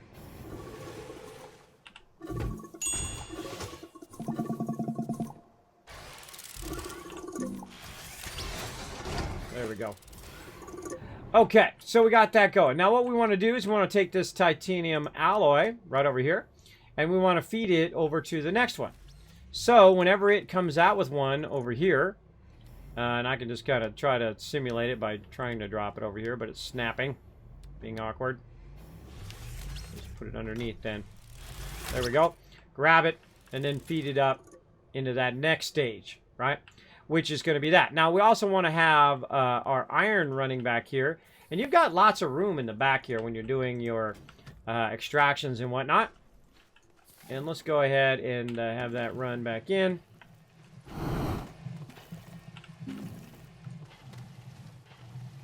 There we go.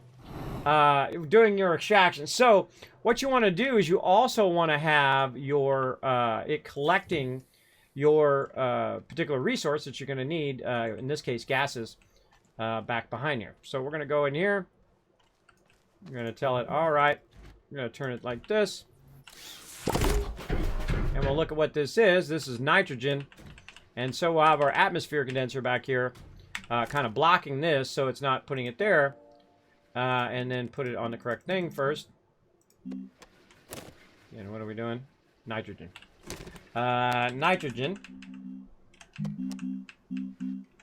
There we go. Now, you can only extract the gases from certain planets, right? You got to be on the correct planet to collect those gases. In this case, nitrogen just happens to be on this particular planet. So I can go ahead and set that up. I can tell it to loop. It's going to need some power first. Let's see. We got all of our power there. It's all looking good. And we'll go ahead. We're working on this one right now. Go ahead and put our power. Now, power is not going to be here in the long run. In the long run, I'll have the power completely separate from everything else so that it has plenty of room to work. You don't want to stack it up too much on top of each other.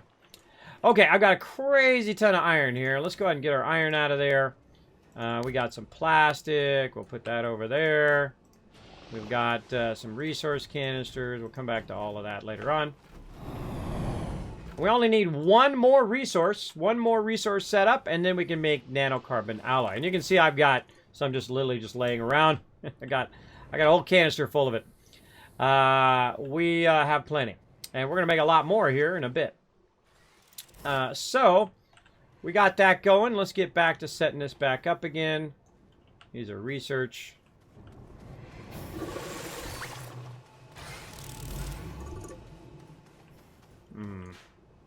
What do we got here? This is helium. I don't see them. They're around here somewhere. Right there. Looking for a chemistry lab. Again, I don't need to remake the stuff I already made from before. Oh, I'm out of juice.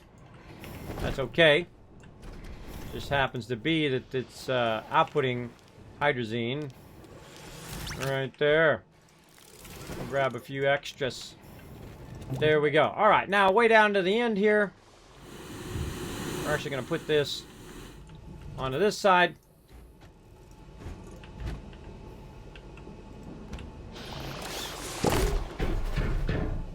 Okay, now this one over here is going to be that floating thing out of there. Is going to be my steel. Now, steel is probably the #1 thing that I make. Even more than nanocarbon alloy, because I make a lot of these tables and lots of vehicles and things like that. So we're definitely going to need a lot of that. Now, we're going to need gases. We're going to need all of those things to keep this going. But one of the things we want to do is decide, okay, first we'll put our iron in, right? Because we're going to need these 3 resources. Carbon, iron, and then argon. Now, we have a bunch of carbon somewhere. Let's go see if we can find it.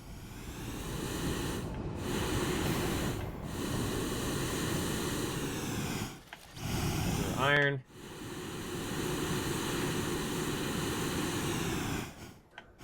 Glass.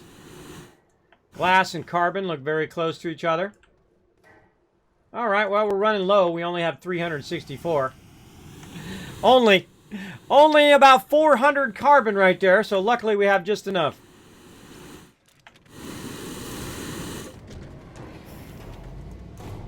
Now, there's 100 different ways of doing this same thing, everybody. There is no set way of doing it. Whatever you want to do, you can do it. You can make it more compact, less compact, whatever you want to do to make it happen. Now, there we go. So we're going to go ahead and we've got our steel, we've got our carbon, and then we need to get our argon on there. That's going to be the toughest thing. So let's go ahead and see if we can find our argon around here somewhere. Got our helium. I think our argon was separate. We just threw that on one. Methane. You're like, Kismet, why is it such a mess? Well, it's a mess because I moved it from my other base. That's why it's so spread out like this and so not organized. Is because that's going to happen. You know, when you move stuff, just like when you move into your house, you can have a big old bunch of boxes of stuff. It doesn't have a place yet, and you got to find a place for it. Oh, I had one right there. Not sure what we did with our argon. I could have sworn that we put it up on the side of something. Let's see. This is all methane. It's hiding here somewhere. That's helium. That's methane. Let's just go ahead and start stacking all this stuff in there to try to consolidate it. Run around looking for what we need. That's all helium. Maybe it's on our vehicle.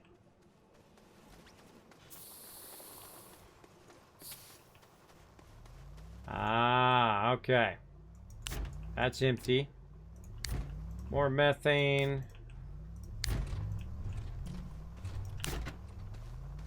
Grab all those off of there.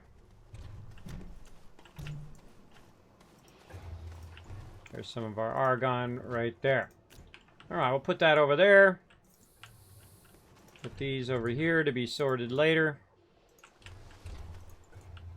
Now, the thing about gas is you can end up with way too much of it because each one is 5 charges. And the nice thing is they added the ability to have gas canisters so you can hold it in there because it just gets overwhelming. There's so many of them that it can be a pain for sure. Now, what you really want to do instead of doing this is you want to do what I'm doing over here on the rest of these. And that is have a giant tower of that particular gas resource. And then you want to have a replacement one for that particular resource as well. I'm going to find one of these I can just pull all the stuff off of. Let's say this one. Clean all that up later.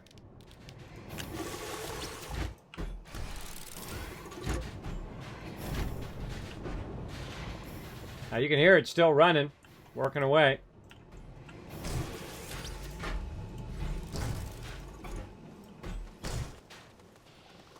Okay.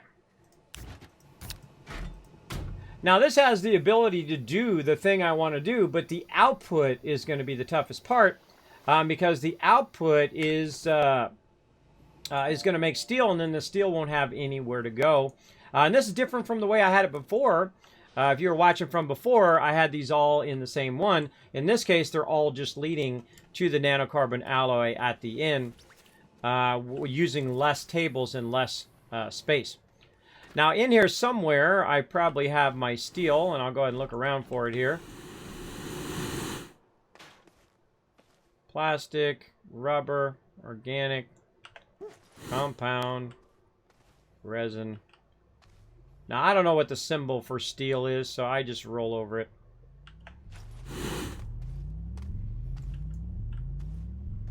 There it is right there. Of course, the last one I look, right? That's how it goes.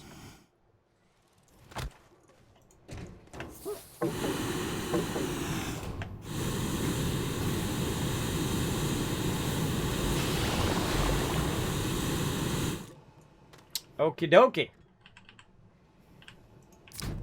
Now, as you can see, I already have a crazy ton of steel. It's 277 steel there. Over here, I've got about 20 that we've done in here. But also laying around somewhere in this base is most likely that titanium alloy as well. For sure. So what we're going to do, there's our graphene there as well. We can take our graphene and go over here and say, oh, we've already got some graphene here. Well, let's go ahead and combine it.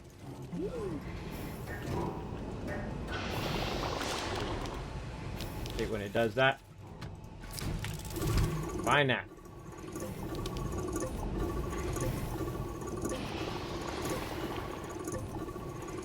All right, let's let that combine for a minute. Now, what else we got? Iron. All right, it's time to organize. Let's go. Get this down here. Put that on there. Now, on the back side of all of this, right, across from all of this stuff, is actually where my extra resources are going to be, right over here. Now, eventually, because the nanocarbon alloy is the thing I'll probably use among the most amount of things, a lot of that printing is going to be done on the back side of where it is. So, while I'm doing this, all this titanium and stuff, I can stack, say I got 3 things of titanium, I can stack them behind here. Now, before I get too much into it, I'm definitely going to need to find that flat area and flatten it out a bit. Get that all aligned. Now, again, this is a lot of work. We've been doing this all day. I've been doing it now for 5.5 hours. This is no small undertaking. So if you're going to do this, make sure you got some time to make it happen. But here, let's go. Shape that out. There we go. Over here, same thing. Got to even that out a little bit. Flatten it out versus the other tables. Okay, good enough. All right. Now we need to go over here.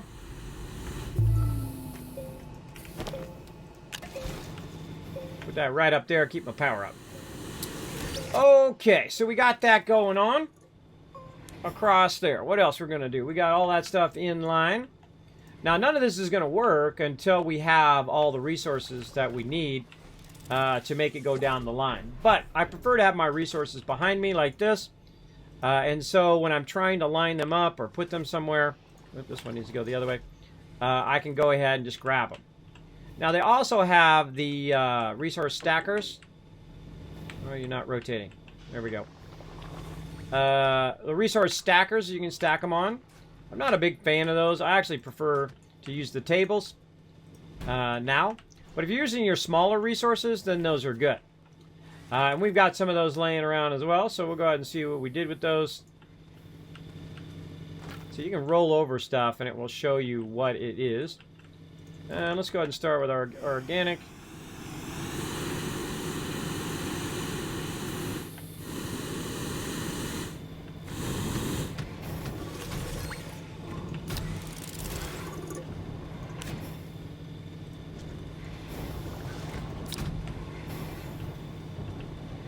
Now's a good time to just run around. Notice I'm zoomed all the way out so I can see where I'm at. I'm going to start bringing all my large canisters back into the fold here. Get them all together.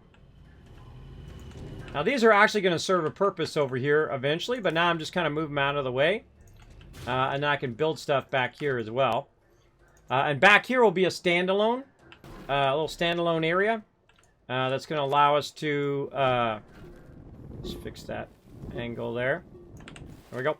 That's going to allow us to make any resource that we're looking for.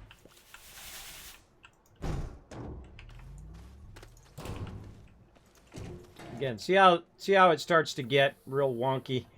I feel like that's the toughest thing in this game. They really need to add foundations because it just gets real awkward to do anything anything flat. It's like really frustrating to try to put your base down and everything's all crooked and weird.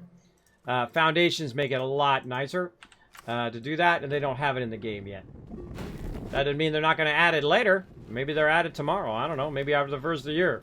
I don't have any deep insight on that. I just put in my suggestions, and then it's up to them to do it from there. Alright, that's a little better. Flatten that out a little bit.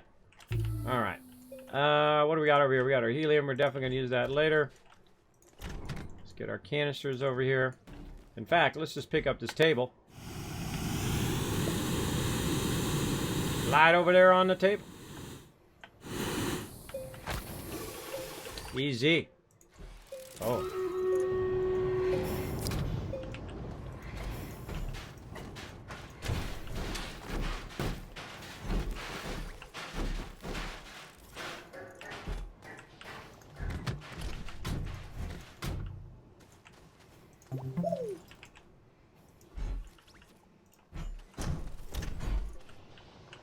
Nothing is permanent in this game, so you can make it however you want. You like it one way 1 minute, and you want it another way another minute? Well, boom, you good. Just move it however you want. Like that. You can see I've got lots more tables to utilize. There it is. There's our little canister thing I was looking for. Now this is great for your smaller canisters. So we'll go ahead and just put it like that. And we'll put all these little canisters up here. Great for these as well.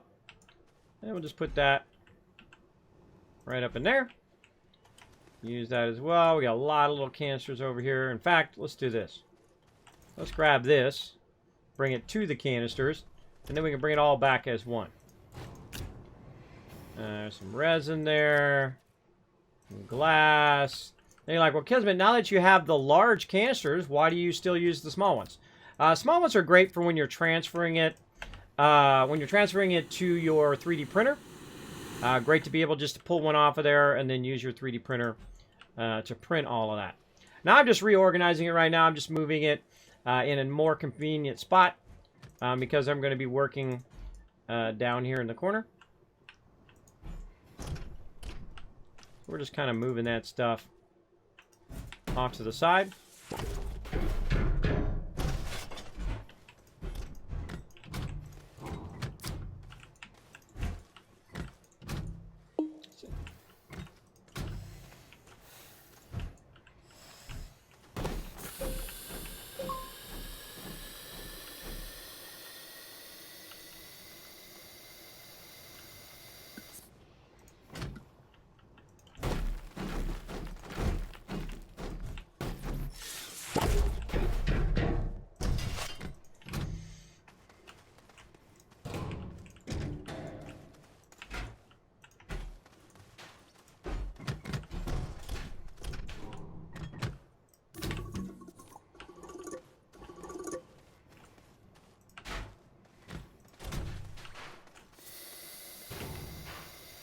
Don't underestimate the power of organizing. That's the most powerful thing you can do in any game, is have it organized in a way that makes it easy to find the thing you're looking for right away. Just like in your real house, right? If you're trying to find the cereal, everybody in the chat probably knows where their cereal is right now, right? You know where your bowls are, your spoons. Imagine if you had spoons in 5 different drawers and you weren't sure which one it was in. Wouldn't that be annoying? I would think so. I would think that would be really annoying.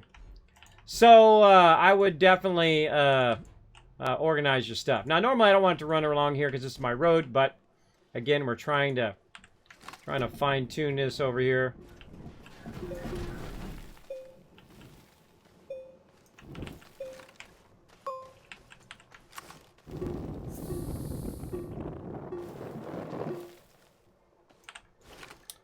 Always the way it goes. You run out. Okay, so that's going to get that going. Now, another thing that I want to get going over here, and is conveniently sitting right here, is my ability to... Anywhere we can put these, there's one there.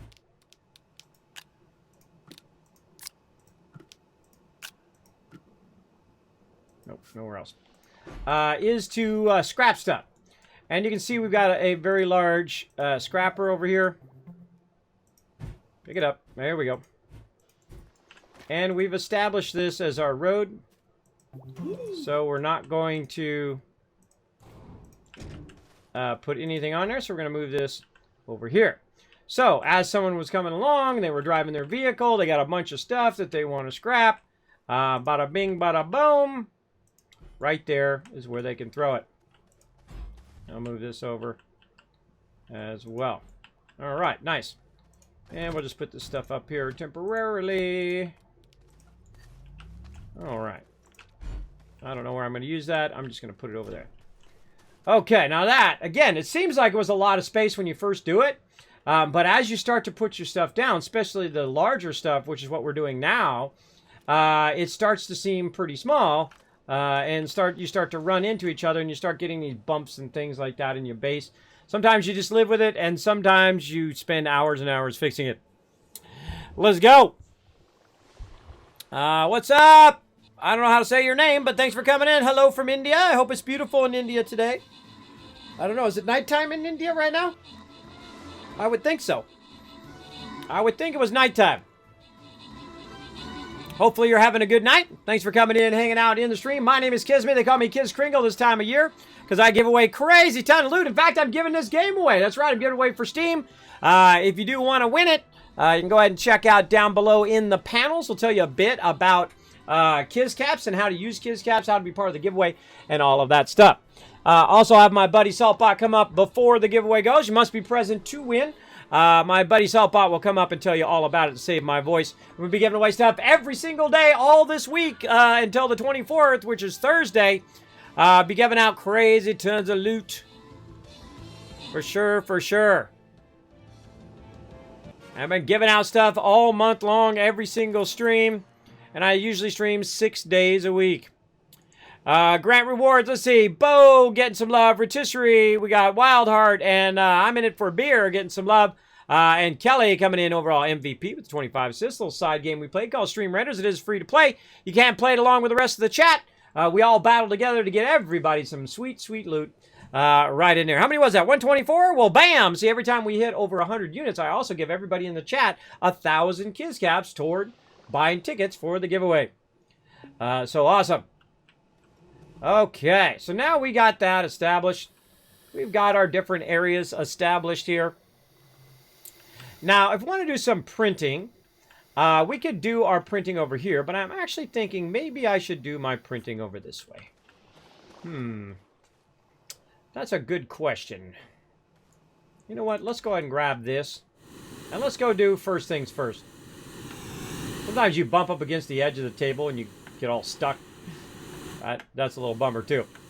All right, we'll go ahead and put this over here temporarily. And you're like, well, Kismet, what are you going to do with that? Well, I'm going to go ahead and try to find this little small printer right here. And I'm going to tell it to make me an auctionator. Not to keep worrying about it. I know you guys are all triggered in the chat. I wasn't worried, but you guys are worried. Kismet, you got no auctionator, dude. You're going to die. No, I'll be fine. I'll be fine. As case in point, I've been doing this for 5.5 hours with no auctionator other than the one that's at the starter base. But I can always run to thing. And if I die, I'll just reappear right over there and I'll run back over here anyway. So not that big a deal. Really, dying sucks is when you're underground, you get turned around, or you're on a part of the planet where you don't know where the heck you were. That dying sucks. Or you're on another planet and you get lost and then you die. But if you just die right at your base, no big deal. You just run back, grab your stuff. Easy. Easy. Okay. So we got that going. We're looking for some ceramic right there. Ooh.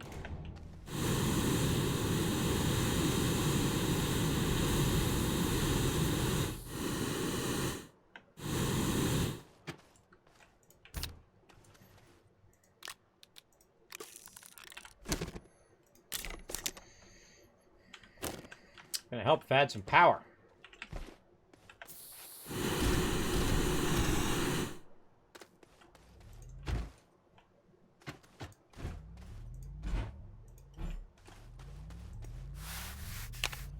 For no reason other than it was fun. Those are better used for auto arms. But I don't know, it was sitting there, so I thought I'd do it. All right, now why do I need an auctionator? Well, I need an auctionator so that it can run all this power and all of this oxygen through these tethers without having to do at my original one way back in my other base. I'm just going to put it right here. And what's going to happen is it's going to connect itself into the rest of my network. Now, what I'm going to do also is to cut the power from my original base here by picking up this tether just to make sure that it's working. And you can see that the whole entire tether line is working. And I've got it running north, south, east, west. That's what this line is here. That's north, south. This is east, west. Got it lined up by rolling over your feet. It'll tell you exactly, as you can see, west, east, south, north. You get the idea. And I have it lined up like that. And I have it kind of sectioned off so that you can run back and forth. Now, you might notice that this particular section here is back a little bit. Why do I have it back a little bit like that? Well, that's because if you're driving in your vehicle and you want to pull over a little bit and then put stuff into the scavenger, you can, and then someone else can come by without you blocking the entire road. So you want to keep that in mind as well. And this one's a bit wider here. Two of them can barely get by over here. But see, if I was going to move this, I would move this side versus this side, right? Because this is all in place now, where this would be a lot less work to just pick that up and move it for sure. And so basically what these are establishing my roads. I don't typically use tethers I only use them to establish roads, or I make it so you can find one way to the other, and so on and so forth. You get the idea. All right, some steel right in there, too. We got lots of stuff to clean up here, too. Lots of resources to clean up and organize and all sorts of stuff. We'll get into that later. So we made our oxygenator. Now we don't have to worry about the other one. No matter where I am, see, as I run along, I'm going to get that oxygen. Now the problem is the stuff that's over here on this side, all the tables are not going to give me oxygen. If I get a ways away from my tethers here, like way over here, the tables themselves are not providing me with oxygen, because actually it'll do a tether from the table. And so we don't even need the tethers themselves. But since it's over here, it's not actually connected to this side. So if you want to connect those, you can run them underground, you can run them across there. There's all sorts of stuff you can do, but I'm going to try to find out what I did with my 3D printer. I know I set it down here somewhere. Over here.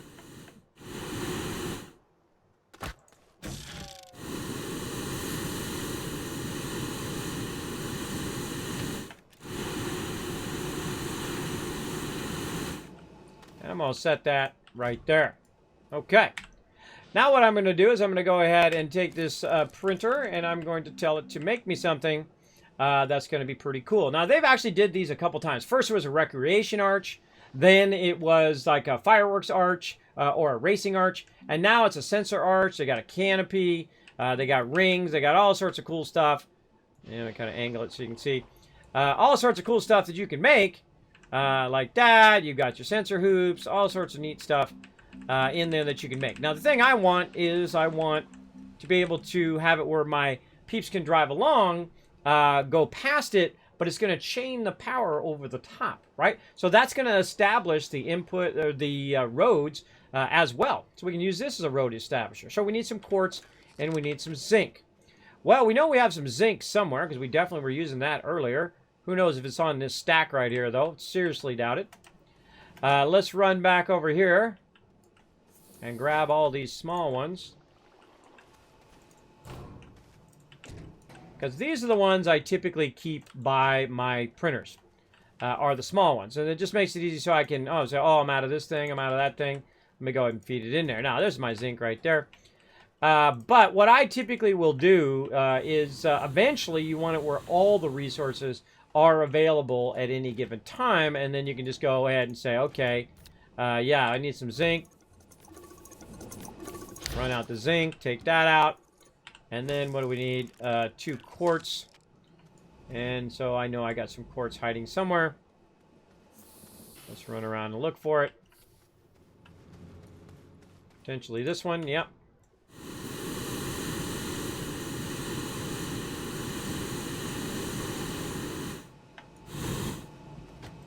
Want to have all your resources on tap. Now, what I like to do is I like to run it out.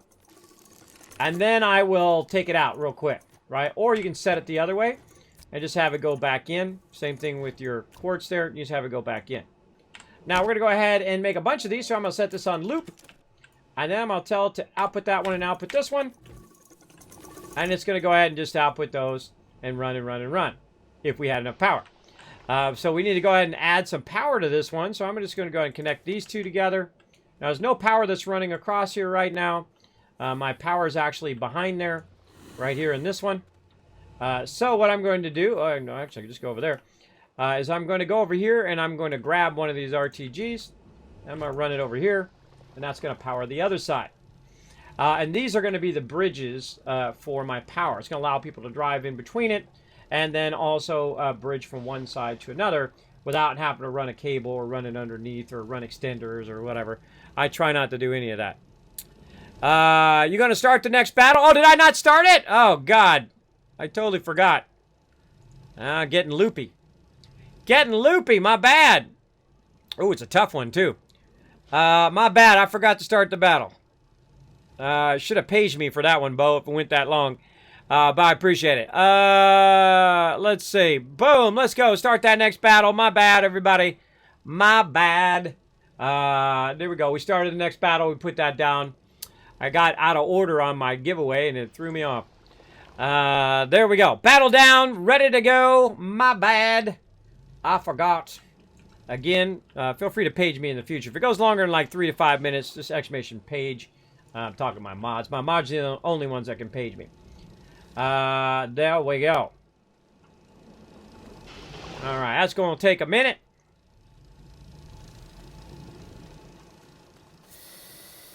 Usually my page length is like 3 to 5 minutes. If I go longer than 3 to 5 minutes, I forget the battles or leave the screen up or whatever.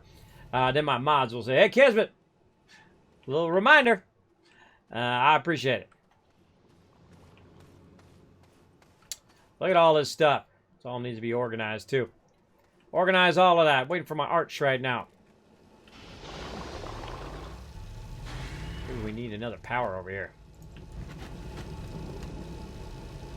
I think it's going at full speed. Feels like it's going at full speed to me. How do we know if it's going at full speed? Great way to know. Take your battery. Put your battery on there. And see if the battery's going up or down. If it's going up, then you're at max speed. You got more than enough power. If it's going down, then you don't. Then it's probably slowing the thing down. See, if I pull one out of there, does it go down? Nope. Just fine. Would have been fine with just one. Just takes these large objects take a while to make. It's so cool. It really does look like it's being 3D printed. See, one day, you know, the kids, and they have them now, kids will just print the toys that they want, right? They'll just be like, hey, I want to get a whole bunch of Astroneer toys and play with Astroneer in real life. And I've seen people do that, 3D print all this kind of cool stuff. I dig that. Now, this will be the first one of these I made as an actual sensor arch, because it will actually censor or actually detect you driving through there. And so what it could do is you could drive up, it detects that you're there, and once it detects, all the arms will start up and then start to sort all of the stuff that is there, right? Look at that. Man, that is just... Come on now. That was pretty good, everybody. That was pretty good distances there. Line that up. So as I go through that thing, it can trigger an event, right? So I go through there, all of a sudden behind, all the auto arms come in, starts taking stuff off your vehicle, and then you drive your vehicle out, and you go back. And actually, you can make that early on in the game, which I think is super cool. So I would set that as like the center art. And now that is going north, south, east, west, right? You can also make it where, say, you drive through there, it shoots off fireworks or whatever kind of fun thing you want to do. Now, I have it making another one over there. So I'm going to keep on keeping on.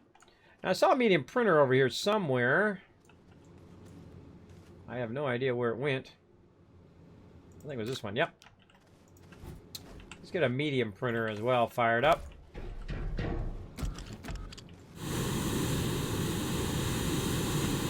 Now I'm going to have printers all over the place. All the printers that can make every single item in the game. I'm going to have one for every single item in the game. So you can walk up, make whatever you want. Like that. Now I want to make a large printer, and it has one compound. I need a couple more. We're going to go ahead and find ourselves some more compound. Now what I'm really doing right now is I'm reestablishing, overall reestablishing my base. I'm setting parameters. Okay, this is where this goes. This is what this is going to do. That's what this is going to do. Right, so when you come back, usually the main thing you're doing is you're smelting. Right, you're smelting or whatnot, but you might actually take something and, you know, knead it over there on that side on the assembly line. But most likely you're smelting. Most likely you're bringing back gases or things like that. So those are good to have by your landing spots. Let's see, we came back for some compound. There we go. So let's go ahead and make another printer. So if you want this to go faster, best thing to do is make yourself another printer. As long as you got the power, I could be doing 2 of these at the same time. How we looking? Almost done. Alright. Now I can be doing a whole bunch of stuff at the same time. Especially you have up to 8 people on the server. So one person could be collecting resources. Another people could be doing dirt. Another person could be building bases on other planets. And all of that. So it really has a real cool multiplayer. We have a 24/7 server. So it'll run all the time. So even when I'm not on, you guys are welcome to pop on. Obviously don't mess with our stuff. But you're welcome to jump on, build a base, help out, gather resources, all that kind of fun stuff. All right, now here's a question. I wonder if these snap together. Oh, that would have been awesome. Just like snaps on the edge. Snaps to the edge of that. That would have been cool. I think I could probably put those inside each other. Like that. But do I want to? Is the question. Do I want to do that? Probably not. I probably won't like that in the long run. And so we'll push that out a little bit. Maybe we'll push these side ones in a little. Yeah.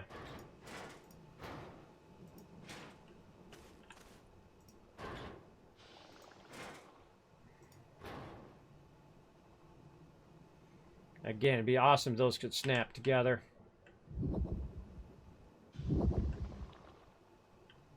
Nope. Maybe future update.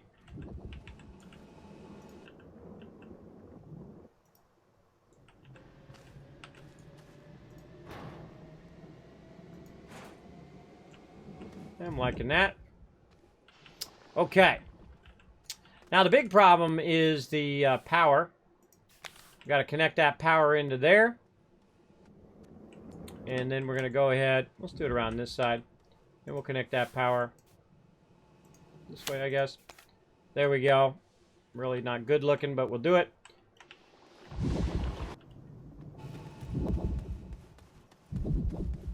I love that cool effect. It's making that noise. Now, what's that doing? That is now running the power up above. How do we know that that is getting power? Well, a great way to do that is to do lights. Lights are a great way to test a lot of stuff. So if I want to see if this arch over here is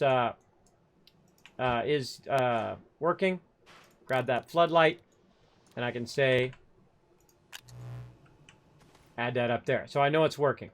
Now, it would be nice if I could adjust the angle of the floodlight, and I can aim it down here. That's what I would want to do with it, like that.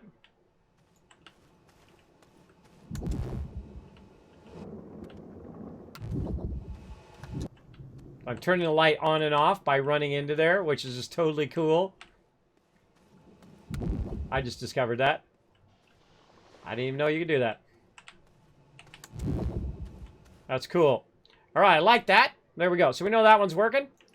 Now that I see that that does that, I would actually not put that that way. I would actually turn it around. It's going to break all of that.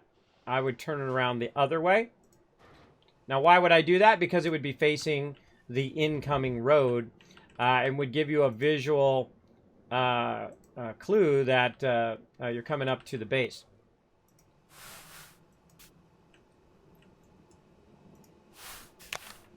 Reconnect all of those.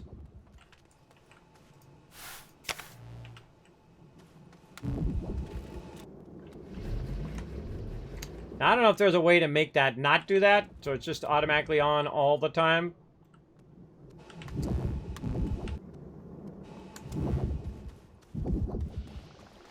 I don't know if there's a way to program it or not. Don't tell me.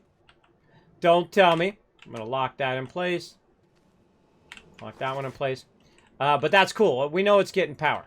So let's go over here. This side. Same thing. Now, also what I noticed is there's like a trigger here. Right? Kind of like a target pin. Right? So you can pull that target pin out of there and create segments to actually control stuff from this. So you can say, okay, well, you know what? I want to control that there. And whenever I go through here, it turns that on. Except for it doesn't have any power. So it's gonna. This doesn't run power. It just runs the ability to control it. But I can go and I can put that up in there to see if there's some power. There we go. We see some power there. We can put this up here. We can also put that up on the top usually. Now I have messed with these before, but never as a sensor array. Oh, it automatically puts it down there no matter what. Interesting.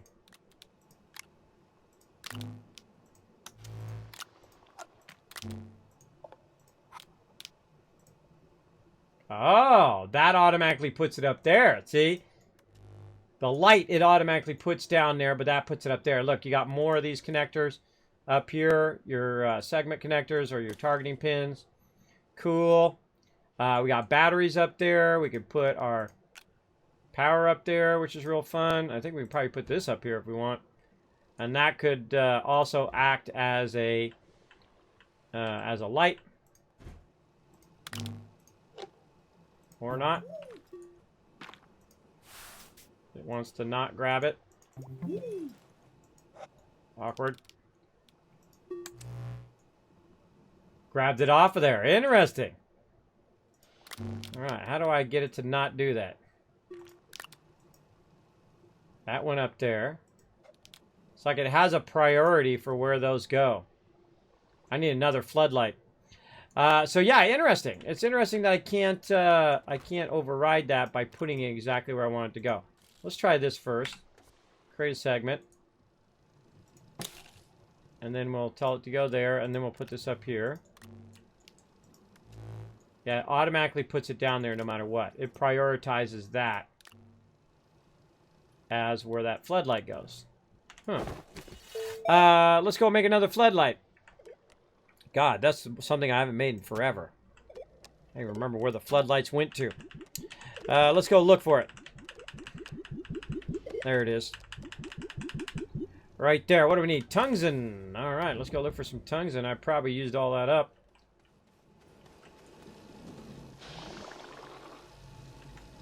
Iron. Aluminum. Now, tungsten has a very unique look to it. Now, you might notice that we're not doing the Christmas event. We're going to try to get that in for like the last hour. We're going to work on that. But we're wanting to get our base kind of started. I don't see any. I think we might have used it up. That's a bummer.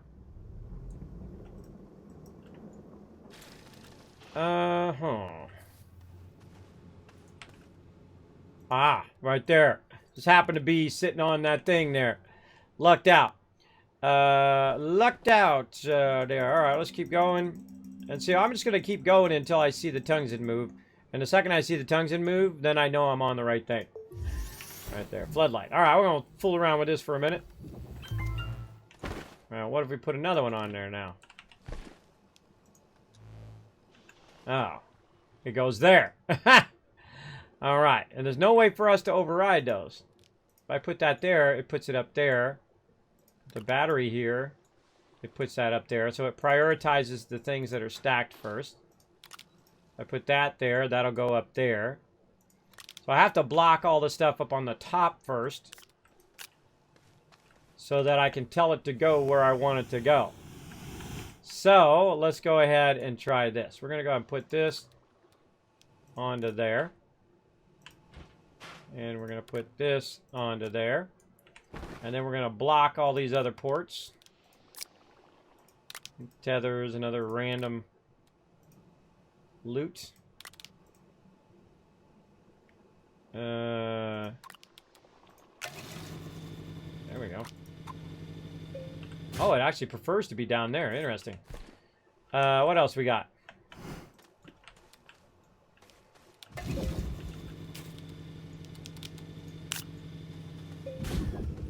It turns the thing on and off, and it's dropping tethers. Every time I go through there, it'll drop those tethers.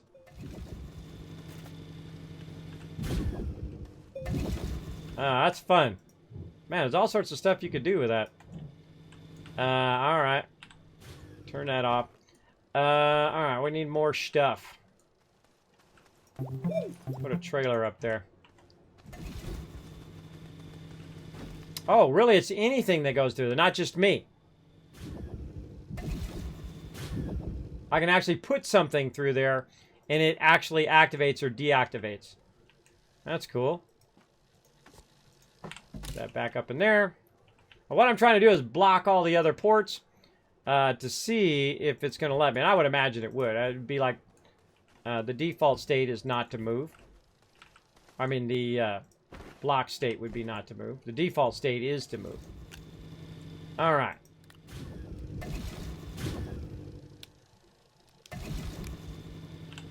Stop moving. Okay. Now, what we're going to do is we're going to take this one out. Oh, no. See, it's not going to let me do it. I can see already I'm going to have a problem. And the reason why is the second I take this stuff out, it's just going to slide up there. So, I can do this. It's going to grab those lights. I need to take this now and slide that. Now, even if I do that, I'll have to put this here. Take this out. That turned the wrong way. Alright, so they're figuring out game mechanics here, everybody. Alright, now we got that turned the right way. Now, how can I block this down here? No matter what, it's going to go up there. It's going to go down. So I'm going to block that one, this one. And so I want to put the light up there. And so if I grab this, and I put that, replace it with this one, it's going to just put something else there instead. Oh, that's a problem. That's a problem because I can't tell it to be on there. No matter what, I can't tell it to be on there because it's going to swap that stuff out. I'd have to have more lights. I'd have to have enough lights to block down here with the lights. And because the second I put this up here, it's going to grab the light and move it down, which is what I don't want it to do. Yeah, that's a problem. That's a problem.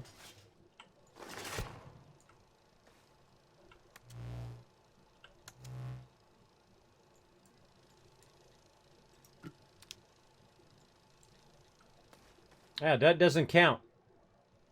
Huh. It's just the box. Because it's an actual trailer. It sees it as a vehicle passing through there. Ah, we learned some more stuff. Alright, well, that's not going to work. But cool to try out anyway. You get the idea. We learned we can do that if we want. Or go in and around. There we go. Alright, we'll fool with that later. How are we doing on time? We're looking good. Looking good. Okay, so that's basically what I wanted to do. Create a bunch of those. Let's see how we're doing over here.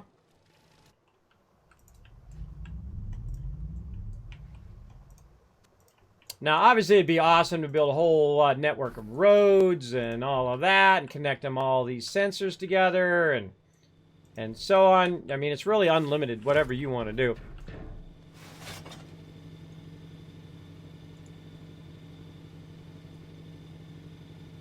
Hold on a second, everybody.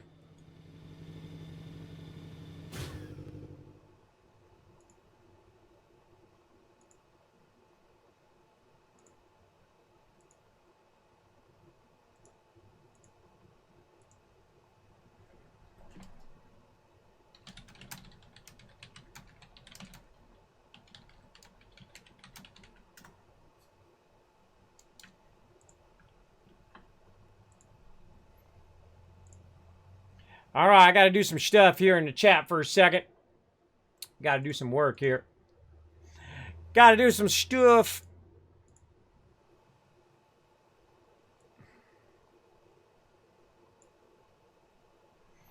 D.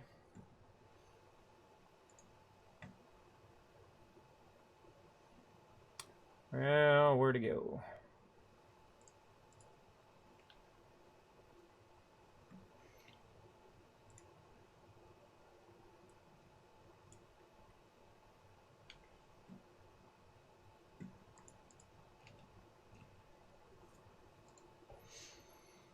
All right.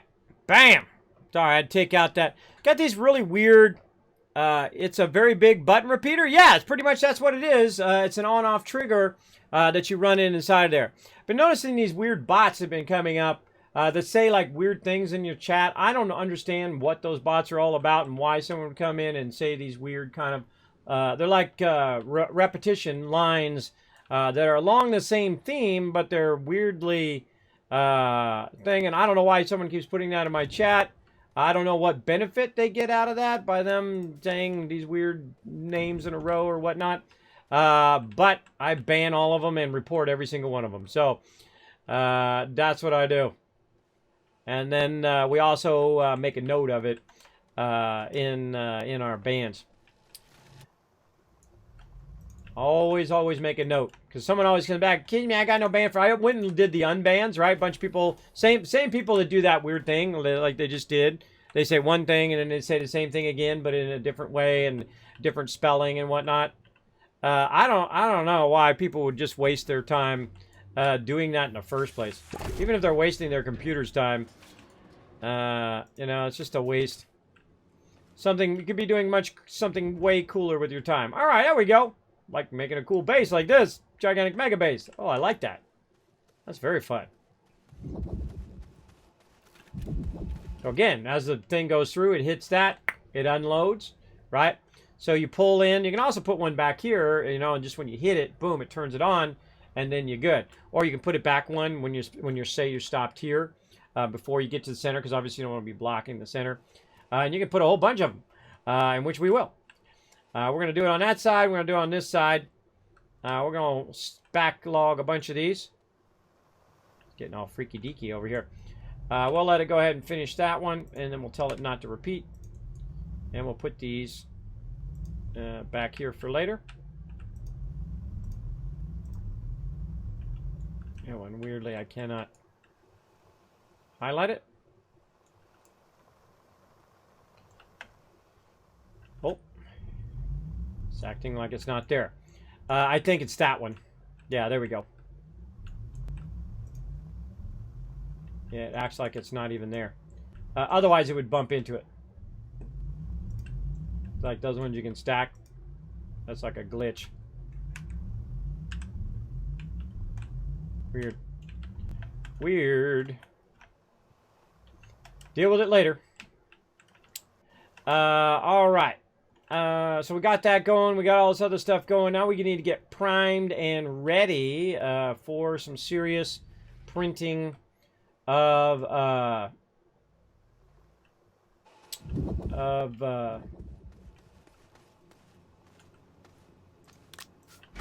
right there of our presents. So we got a present there. We'll put that there. Where'd that other present go? Right there. That's looking good. These really need to be consolidated. What do we got here? Silicon. We got scrap. We got titanium. I know where the titanium is. That we could probably fix. All right. Now, one of the cool things you can do, if you have a bunch of stuff, you can just put it on a board on there, and it will grab anything that goes to that particular thing there. And you can see I've got a bunch of resources in a row here. This is iron. So I can take these and just put them on here. If it has anything that goes along with that thing, and I'll just put it away, like that scrap right there. We've got titanium and things like that. Again, it's good to have a way of very easily taking all of this. What's this? This is my iron. Taking all this and having it just grab it out of there. You can also have a giant sorter, which is one of the things that we'll build. I'm just looking for stuff that's probably not too full, just to try to help us here. I'm not sure how much time we're going to have, so we'll grab a couple.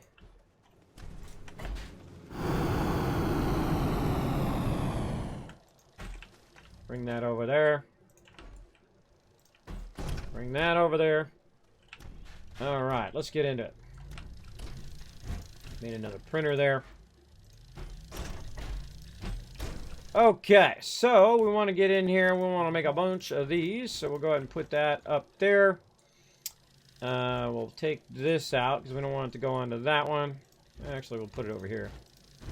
And we'll just block all these other ports. Okay, we want to make a bunch of... Now, they added it to the small one here. Oh, man, my brain is, like, not working. Packager. There we go. Packager. Now, hopefully we didn't burn all of our graphite. We might have, but that's okay. We got graphite nearby. I think you turn those off, too. I guess you could just take the power out. Oh, it does it even when there's no power? Apparently. It still makes the noise.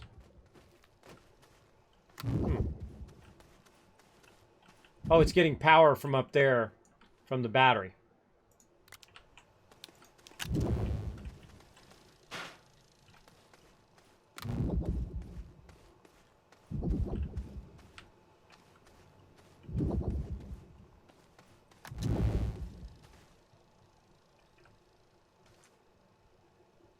Huh. This one's connected to that one. This one's connected to this one. Oh. It went over on this side. Darn you, get out of there. There we go. Okay, now it's off. But it still makes the noise, even if you think. It'd be nice to be able to turn that off. You know, turn off the sensor if you want to. That would be good. I'm always asking for more. Give me more, give me more. There we go. Welcome back, Bo. Yeah.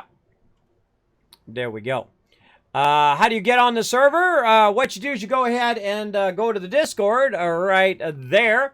You click that link, go onto the Discord. There's a rules section in there. You read the rules. You're like, Kismet, I can work together. I can be respectful. I'm not going to touch your base or anybody else's stuff. And awesome. I can be awesome. And then, boom, hit that green check mark. That'll give you access to go ahead and see the server information.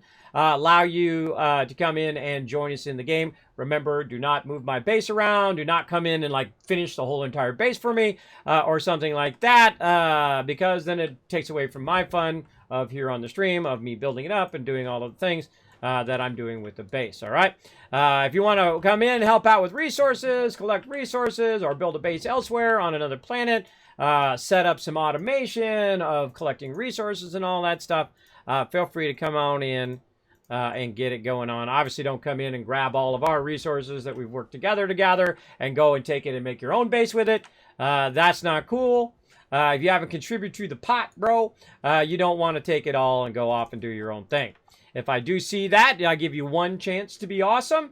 If you're not awesome, then I permaban you forever. You will not get another chance. So, be cool to each other. Be cool in there. All right, so that's looking good. I feel I like that. That makes a nice little central area there. Definitely want to add some lights so at nighttime I don't have to worry about the darkness. This definitely should turn around the other way too. And that one should turn around. But we got to get busy. We got to get busy on our collection for our event here. Now, if I don't get it done, that's okay. I'll be fine. I don't really, so over here in the front. I don't really worry about the vents all that much. All right, that one's empty, so we don't have any there. But I know where some is.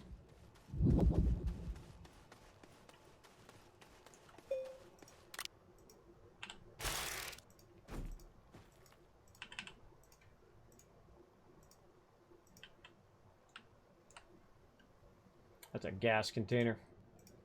That's not the kind of container I need up there. All right, taking this off. It's a bit of a drive. So we're just going to drive over there and grab it. Oh, hold on. Wait a minute. Back up.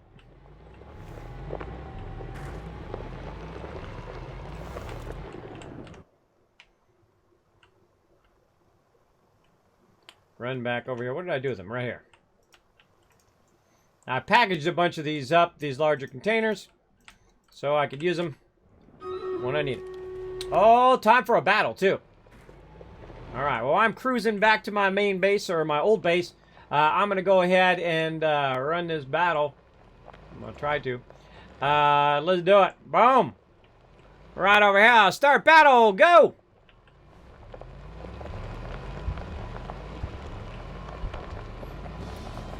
Hey, kids, why do you have those sensors? Because they look cool and they allow me to bridge the power from one side to the other without having to run power through the middle of where it's at. That's why I'm using them. I've never used those sensors before. I have actually put the arches in before for that purpose to bridge the power. But we haven't set up the sensors to do anything yet, and I don't really have any thoughts of what I'm going to do with it yet, though there are many things that you could do with it.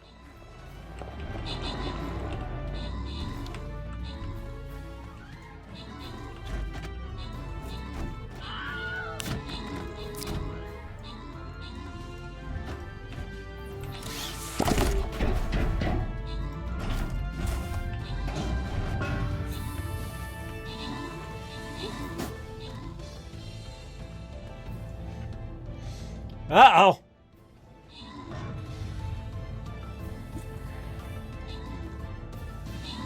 You never know with these dinosaurs.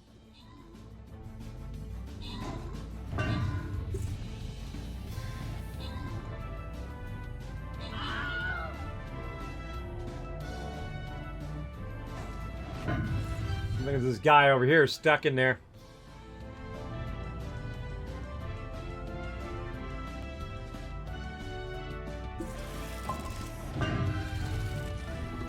Boom! Shoot him with a fireball. Haha! Burned up.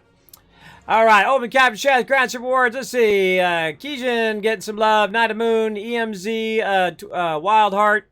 And Subi all getting some gold. Wow. Tons of gold on that one. Bo coming in MVP with a 15 assists. All right. Oh, we going for the blue one. We're going high side. Let's go. High side on that one. Let's see. I think we get away with the Centurion on this one. Let's go. Boom. Let's fire it up. A little side game we play called Stream Raiders. Now, I ran over here to where I'm extracting my graphite. You can see I've got an extractor there. We got an auto arm grabbing the graphite, and then it feeds it into the actual canister. Now, you definitely want to watch it and make sure it does it before you leave, because otherwise it's happened to me on this very thing where I left and I forgot to turn the canister so it was on input. So it stopped after just a few. But that one's working perfectly. And then we also just picked up about 12 of them in here from before. And so we're going to let that run.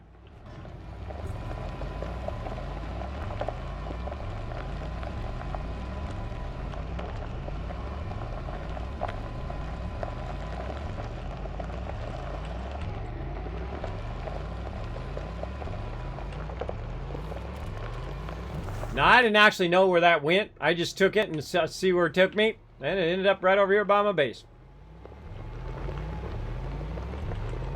See that? Oh, it just took my stuff. Ah, see all that sunk down into the ground? That's gone now. See, that's the drawback of the server, is that the server loads like that. And now either that thing is underground or it'll reappear the next time I come in. But now that all of that resource is lost. So that's something they definitely need to work on. If you lose resources, oh well, I'll get it back again. But yeah, that's a huge stack of stuff. And that's why I don't leave stuff on the ground. Why typically I'll put the stuff up onto the tables, because sometimes that'll happen. Because it hadn't loaded where I shaped in. And then we just lost all that stuff. We'll look around for it later. Now, I could look underneath there and see if it's underneath there, or I can go one down and see if it's down there. It's okay. It's okay. We'll be fine. Let's wander over here and grab ourselves some hydrazine. Over this way. There we go.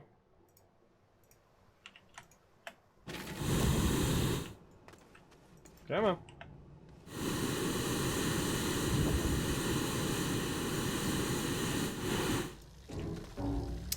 Okay, let's go ahead and take the printer out. Man, we got a lot more work to do. All right, let's run this out. And that's going to go ahead and set this up. Now we're going to go ahead and tell it to auto-run that.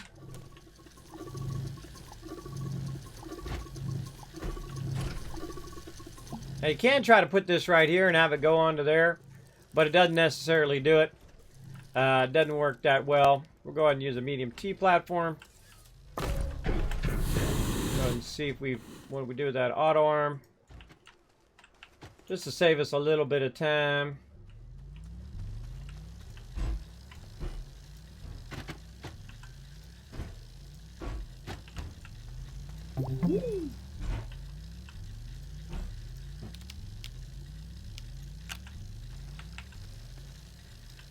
I had to put it this way.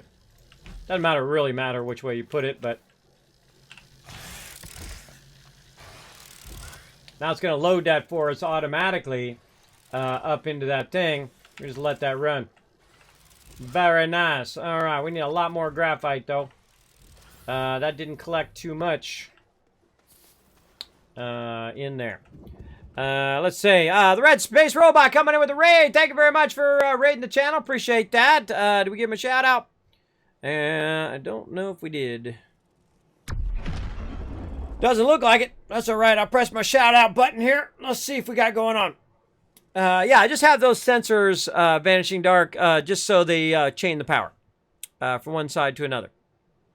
And let's see if my shout out button actually works. Come on, shout out button. It's thinking about it. It's thinking about it. Thanks so much for the follow as well. I appreciate that follow. Thanks for coming in the stream. Again, my name is Kismet. They call me Kiz Kringle this time of year. You know why? Because I give away all this epic loot right over here. In fact, I'm giving away this very game I'm playing. I'm giving away Astroneer for Steam for PC version. So if you do want to get it, you're welcome to snatch it up. By being part of that giveaway. I'm going to be giving away stuff every single day until December 24th, which is this Thursday. I've been giving away stuff all month long, every single stream, every day that I'm streaming, 6 days a week usually, here on the stream. So lots and lots of epic loot from all my epic sponsors, like System Era, the makers of Astroneer, peeps like Bethesda, Bethesda Gear, Stream Elements, etc., etc. Lots and lots of awesome sponsors, including people like you who hang out on my stream and donate and do bits and all that stuff. Makes all this stuff happen. Allows me to do all this fun stuff. Oh man, I just want to sit here and organize all this stuff. We got that going. Oh, we're waiting for our collector. Now what we want to do is we want to get a bunch of graphite, but we don't really have a lot right now. And we have a little bit here, enough to collect a good amount of stuff. So we're going to go ahead and just work on our Christmas stuff. Now we're already about halfway into that final tier. So we'll grab this. See how much slower you go with just one jetpack? Goes so much slower. So much slower. Well, my audio went out.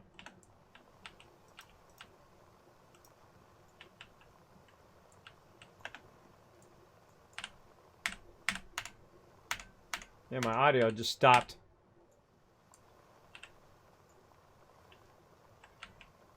All right, there we go. Kind of.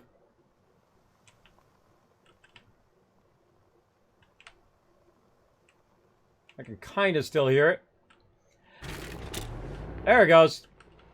I don't know what that was all about, but whatever. I didn't touch nothing. All right, we're going to go over here. We're going to find ourselves some little robots. Now, these little robots are going to help us get this going on. Now, we got some packagers in here. Now, I actually don't want to disturb the resin here because I'm going to use that as an extractor area. So what I'm going to do is use the ones that I've already got right here. That's going to pull that right out of the ground, so I don't have to drill out the ground.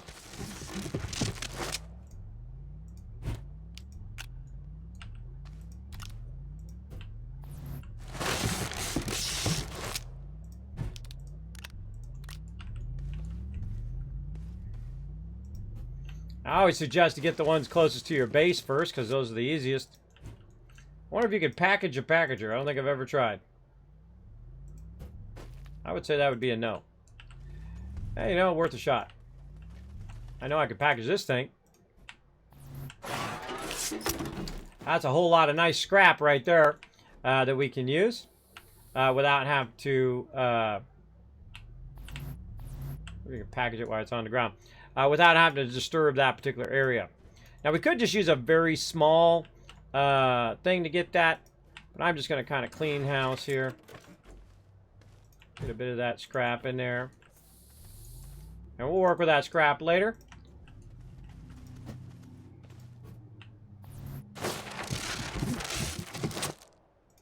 Right now, we just want to get our presence. And we want to get our presence system all back up and running. Look at this. Medium power right there. Where did I see that other one?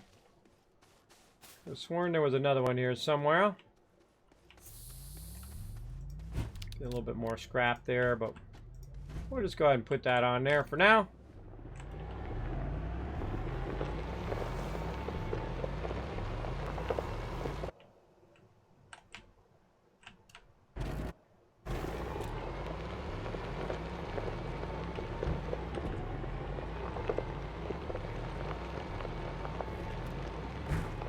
I'm purposely not making a road. I'm purposely trying not to damage any of these nodes, so I can use those nodes later on for my extractors. Now let's head on up here. I thought I saw another one somewhere. I thought I saw a putty cat.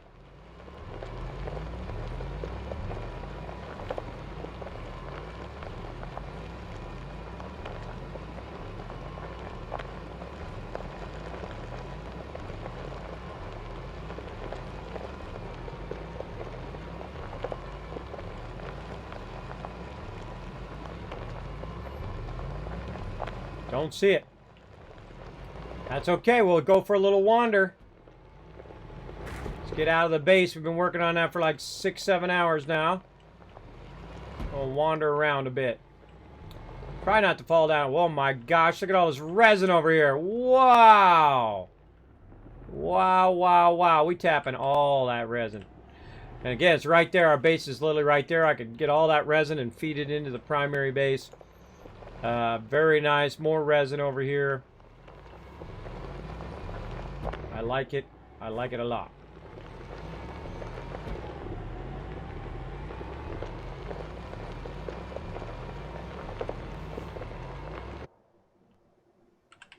Oh, weird. It's like a sound dead zone right here.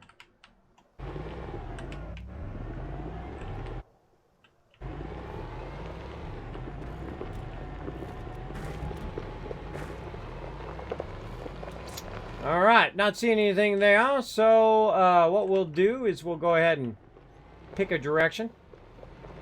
I'm thinking this way. And we'll go look for some more beyond the edges of our base.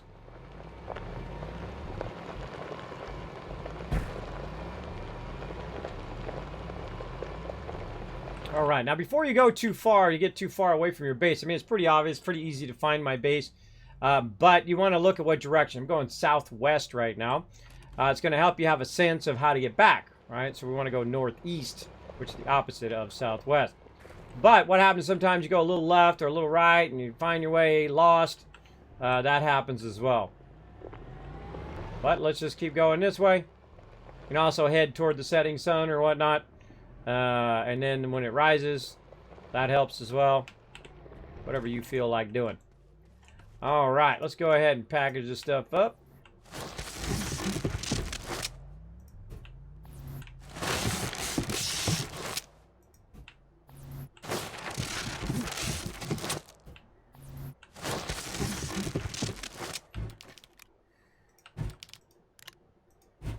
Now, I don't care about it over here, so I'm just going to bump that, grab that packager as well.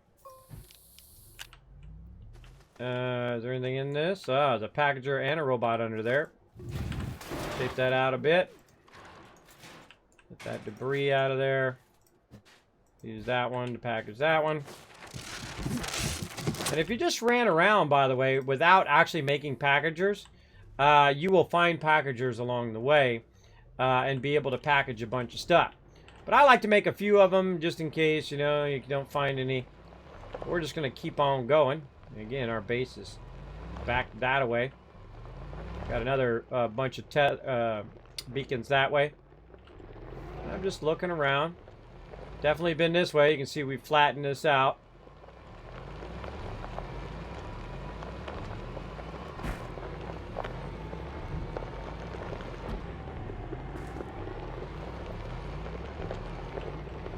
Yep, flattened it out right through here.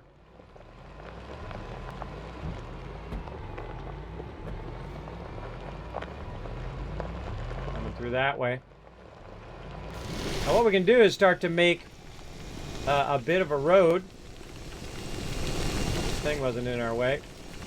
Out the way, bro.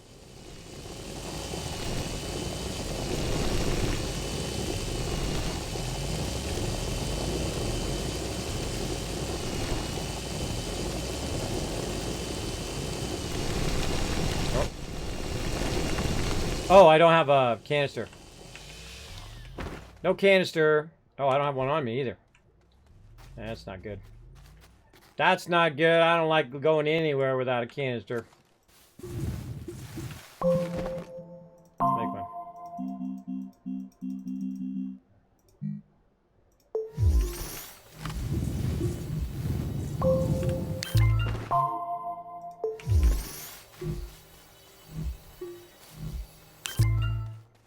Okay, so that's why I can't use my paver, because it doesn't have any dirt, because it doesn't have any canisters.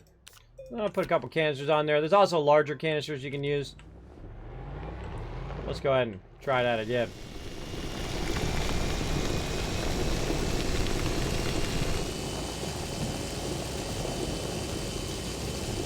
I actually ran out of dirt.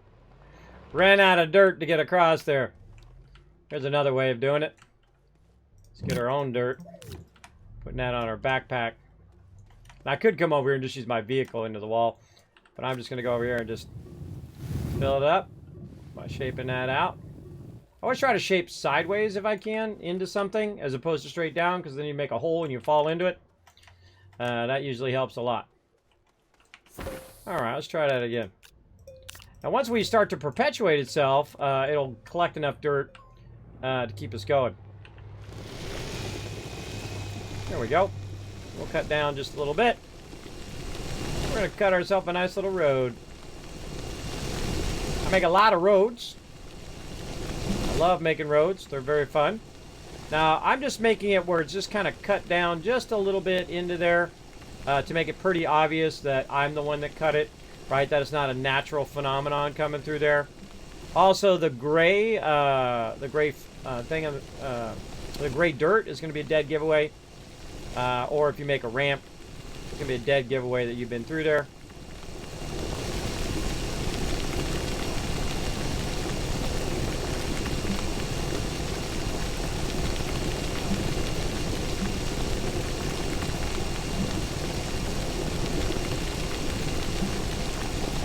Try not to make it too deep, though. And I try not to gather a crazy ton of resources, because you run through resources like this, and all of a sudden it makes your vehicle go flying all over the place. That's good enough. Alright, create a nice big road from there to here. Now we're at this beacon. And we can use it as a landmark, or this monolith. Oh, it looks like I've been through here too. Look, I've shaped out all around that monolith. Alright, well, let's just go this way, and then we'll use finding back to that, and then we can use our road to find our way back again, in theory. We'll drive around, see if we luck out. Oh, yeah, right here. I feel like we'll just get a little bit more, and then we'll head back. We're going to run out of time. I love this big debris thing, though. Man, it gives you crazy tons of scrap. Those are definitely worth going around and getting. Look at all this organic I got on here now. Get that off of there. Get that organic off of there. Another packager. Yeah, right there. Use up these packagers.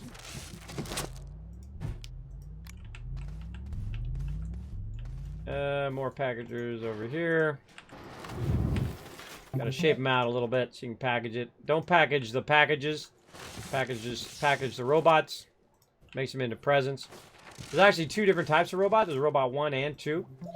So if you try to do it with an auto arm and it doesn't seem to be working, we found that out last time, that you need 2 auto arms to pick them up automatically. But see, that's debris. That's debris. I don't need that. I need some more packages. I'm out. All right, little guys. Let's grab you.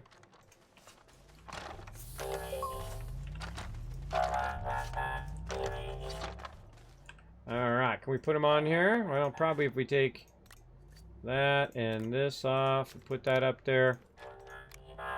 Get that guy right there. Put these canisters on me. Alright, good enough. Alright, now we gotta look for where that beacon was behind us. Or that monolith. And we'll run toward the monolith. Again, this is instead of using beacons and tethers and glow sticks and all of that, I use wayfinding. Wayfinding is like, okay, that's where I just was, right? And then I made a road that will help me get back to where I was going. So I got to go to this, and then now I have to look for the road. There it is right there. You can see it kind of popping in. That's the server load problem. It's got a lot to work on. It doesn't do that as often when you're in a single player game. Mainly happens when you're on a server. And some days it does it a lot, and some days it won't do it at all. It's just like the refresh distance. Now, I have mine cranked all the way up because they added a great new feature, allow you to crank up the detail level. It's an HD feature. If you've got the machine to handle it, I definitely suggest to try it out. Alright, now we got back up here, and I can see that's where my previous base was over there. Why do I know? Because the ship's way up high. And so I'm kind of looking around. Okay, where's my other base? And if I can't see the base from here, there it is right in front of me. But if I can't see the base from here, I would go to that base first and then take it over. But I already know that my base is in this direction. So I'm going to go ahead and just drag myself on over now.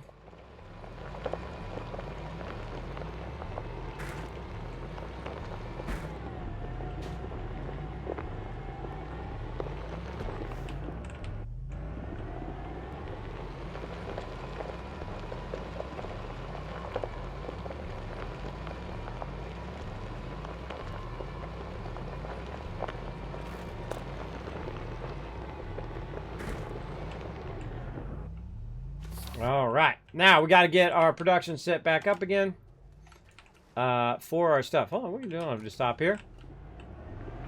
Go over here. Yeah.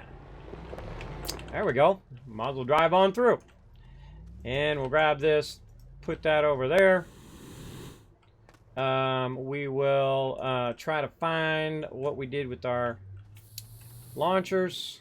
We got a bunch of them laying around somewhere. I think I saw one over on this side. Yeah, there we go. That's weird. This is like a sound dead zone over there. That's weird. That particular spot is like a sound dead zone. I don't know why. Alright, we'll unpack that.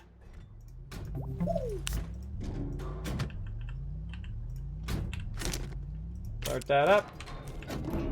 Alright, that guy's going to come down. While we're doing that, we'll go ahead again. Man, a bunch of these auto arms all over. Oh, there's my auto arm that was doing my titanium alloy. We're going to go ahead and put this in here. And then we're going to tell it to grab this and feed it into this. So the tough thing is this right here is only going to do number 1. Right, so we have a bunch of 2s in here.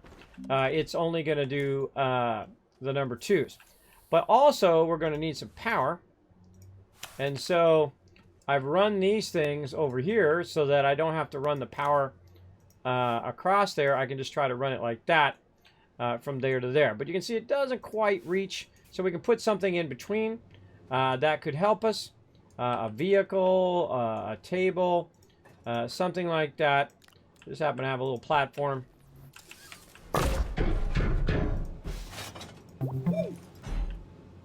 We can use. So something like that. And then we can go ahead and tap it in over here. Rest the power. Now what it's going to do is connect all of these together and then make its way over there. That's why I have those there. It allows your vehicle to go by without using extenders or doing it underground and all of that without interfering with the line. So the lines work perfectly, and you can have your base all split up and have lots of room for your vehicles to drive through. Like that. There it goes. It's off and running. Load nose up.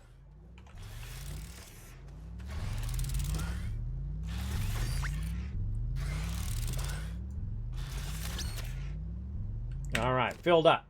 Okay, so Project Cheer, here we go, 160. Off we go. Now, I have a bunch of these that we were switching in and off last time to do this. It's definitely going to take a while. I'm not sure we're going to have enough time, but we'll give it a go. We'll give it our best shot. Oh, there's another landing pad there. Grab another exo platform.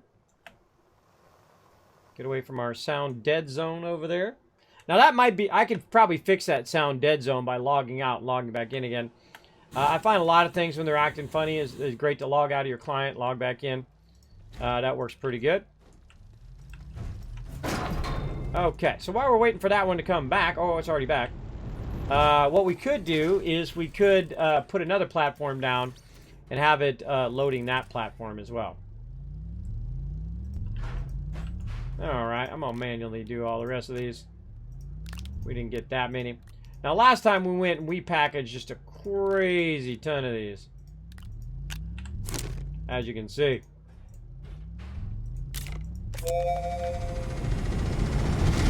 Off we go. Whole lot of rinse and repeat. Nothing else on there. Alright. Now, another thing we can do is take our scrap here. And either take it with us, take our scrapper with us, or we can just bring it back to the base, package it up, and let that run in there as well to get a whole bunch of scrap. Now, I got crazy tons of scrap laying around somewhere. We'll get into that. Now, we're also going to need the ability to package those guys up, to put them in there, because we don't have enough packagers there. So, again, what we need is we need some graphite. Let's go ahead. Where do I park my vehicle? This way.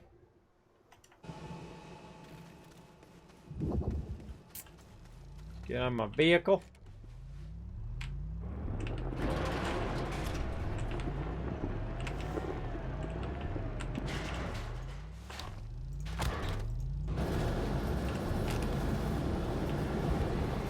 Driving over this way. I think we had another canister somewhere. Another platform, bunch of resources. That's my shredder. It's a landing pad. Man, so much organization still to be done. We'll do it next Monday. We'll work some more on our organization. Right now, we just need this right here.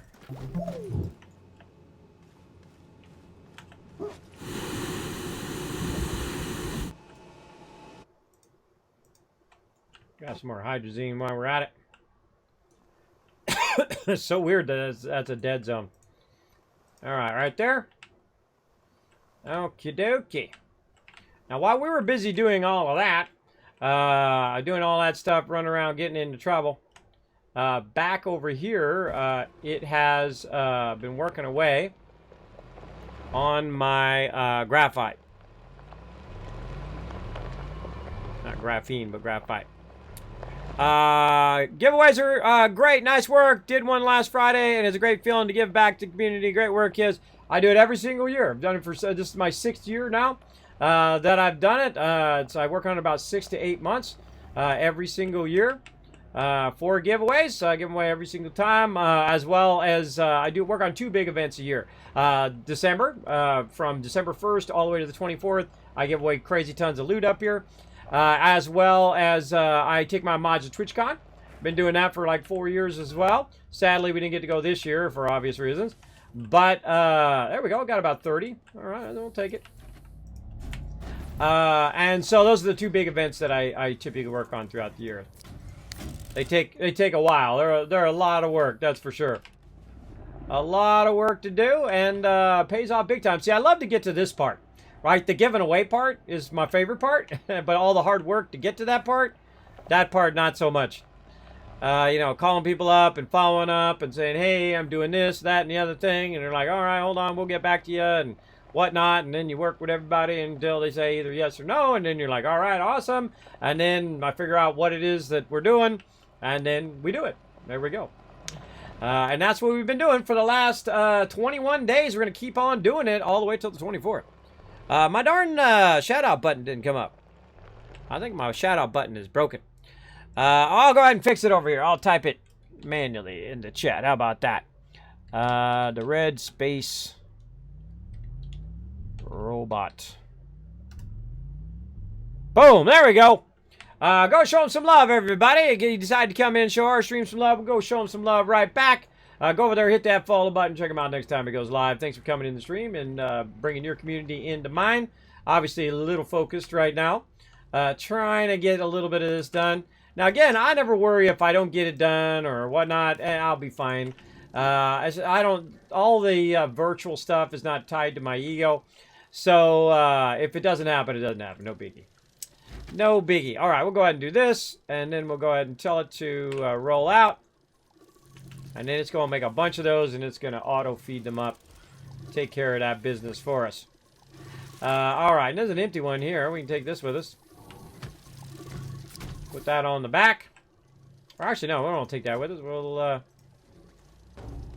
kind of feel like I want to bring the shredder, but I want to spend more time collecting the presents than doing the shredder this time. Because we actually bought the extra large shredder with us and was shredding stuff while we were collecting last time.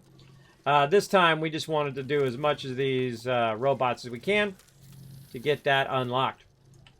Now, while we're waiting for that, let's go ahead and see if I can find my cursor. There we go. Do another battle. We're going to be doing battles all day long. There's another 100 units. Bam! There's another 1,000 Kiz Cats for the giveaway.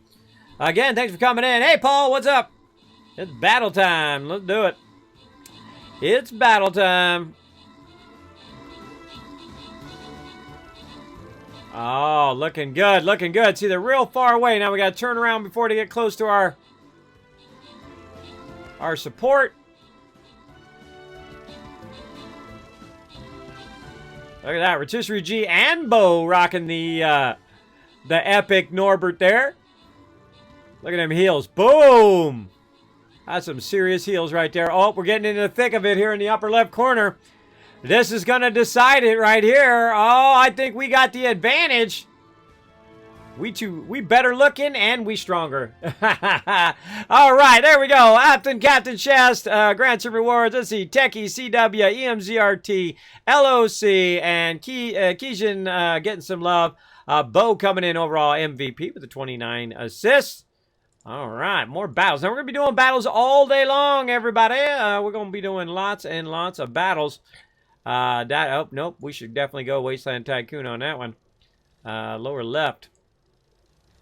Right over there. Again, this is a free-to-play game. We play it every 30 minutes or so here on the stream, on top of playing other games like Astroneer and other fun stuff like that. We're building a gigantic mega base. You want to take a quick little peek. That's baby. That's tiny. That's tiny. We're going to make one way bigger. It's just going to keep getting bigger and bigger and bigger. All right, now this is turned in such a way that it can't put any more on there. So we're going to go ahead and just let it grab the rest of those. Feed it in there off the side. That aluminum out of there.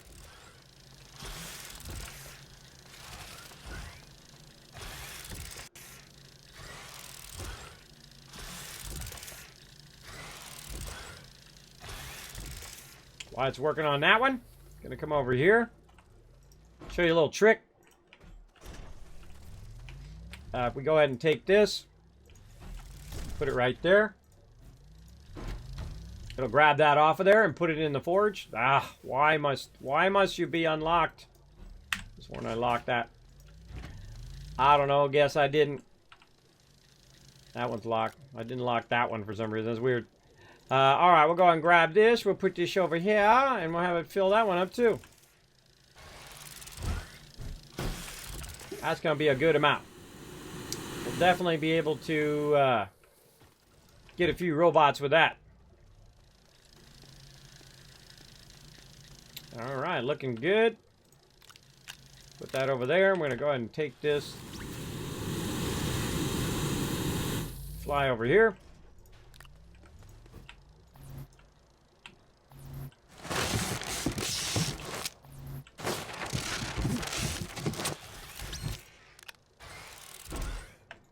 All right, looking good. Make sure to leave yourself some room because you're going to find some of these things anyway when you're going around, these packagers. And so you want to leave yourself some extra room for sure. All right, which way did we go last time? I think it was southwest, right? Yeah, southwest. Or was it southeast? I can't remember. Yeah, let's go northeast this time. I'm feeling the northeast action. Kind of toward our base. But let's go. That sound dead zone again.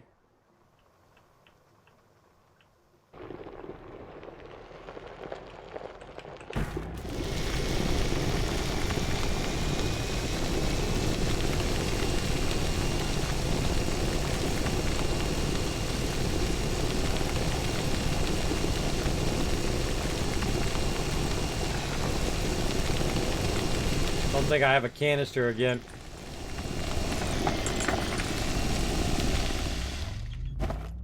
Nope, canisters are on me.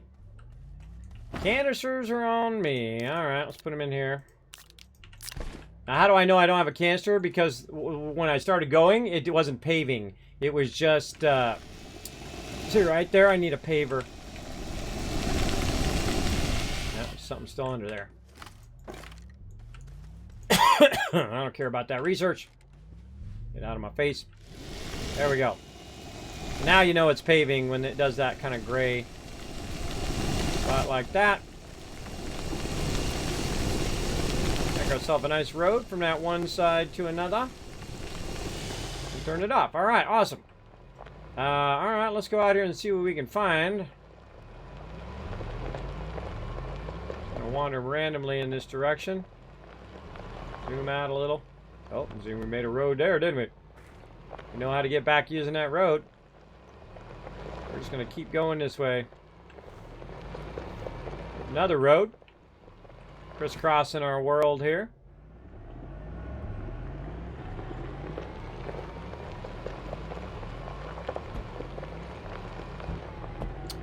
Let's head toward this monolith.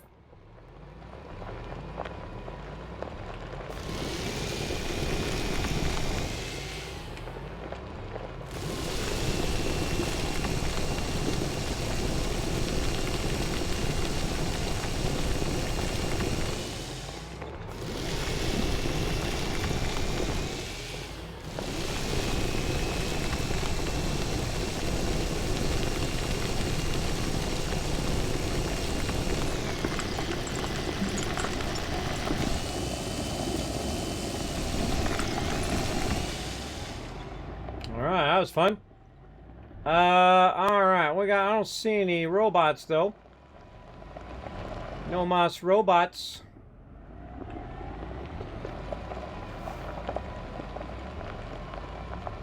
Aha! Some robots we left behind. Look at this. I just using my instincts. I have no idea where I'm going. Just using my instinct to pick this up. Oh, we forgot to bring some auto arms to pick those up for us too, but that's okay.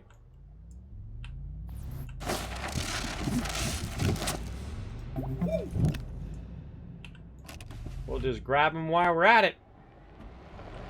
See, had we said, oh, we already been down that way, we might not have seen these, see? I just go wherever my instincts say I should go. Now, it's going to get easy to get lost now because I don't have any frame of reference other than that beacon there where I came from. But I've got a road here, so I can always follow the road and see if it leads me close back to my base. But right now, we're just going to try to see how lost we can get while looking for this stuff. Let's see. I'm not even going to bother to look and see if I can find my way back. That's always a fun one. Trying to find your way back. I'll show you some tricks too if you do get lost. How to find your way back. There's another one right over here.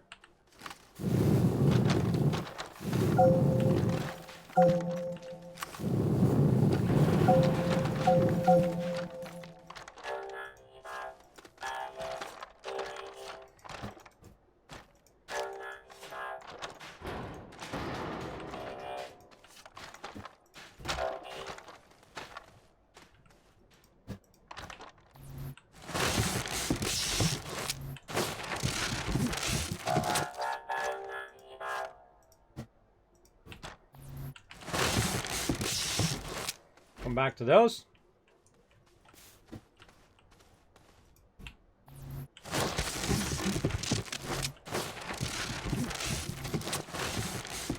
Like I said, you don't always need all the space taken up. We learned that lesson last time. That if we use up all of the slots, we come back, and all of a sudden, we don't have enough room for all the robots. We have too many packagers. We learned that lesson already. Only need to learn those lessons once. That is for sure. Now, if you do have a comment or question for me, my name is Kismet. If I miss it for any reason, feel free to throw it in again. Remember, you don't have to use the @ symbol. You just use my name, Kismet. It'll highlight red. Know you're talking directly to me. Again, if I miss it for any reason, throw it in there again. No worries.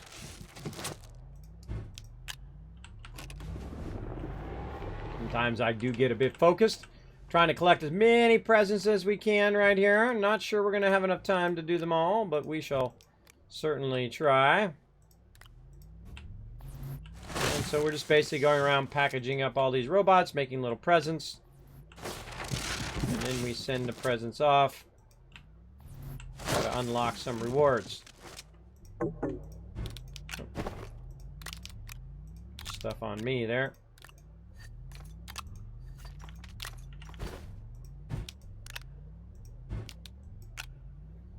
All right, looks good. Got those two. Onward. Random direction. A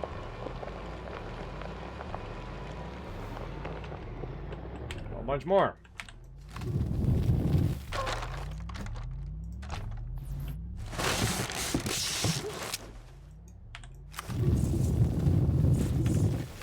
I always move this just to see if there's anything underneath it. Sometimes there is.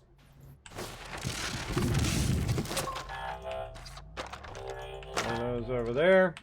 And I find the fastest way to do this is just put them all in a big pile over there, and then you can shrink them all down. I think that's it. And so on. Using our packager.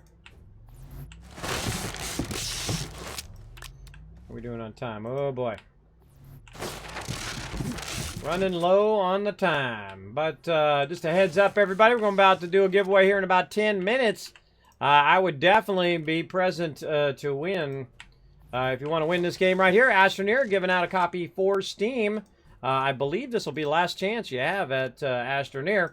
But no worries. I think we got a lot more stuff, or I know we do. A lot more stuff to give away. That is for sure.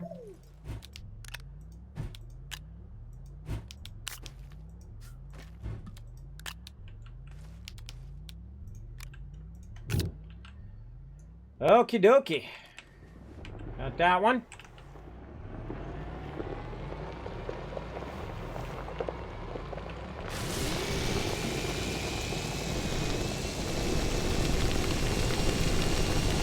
See how it stopped? But I didn't have enough dirt. Not enough dirt to make that bridge. That's why you always want to be ready to stop if you don't have one of the large canisters, which in this case I don't. Yeah, that's my jetpack looking good. That's gonna be a tricky one. It's down in the hole there. You know what? We don't shy away from tricky. Oh, look, I've cut through here before. You can see I shaped it right there. Yep. All right, shaped right through those guys. Let's put them all down here. away from the edge.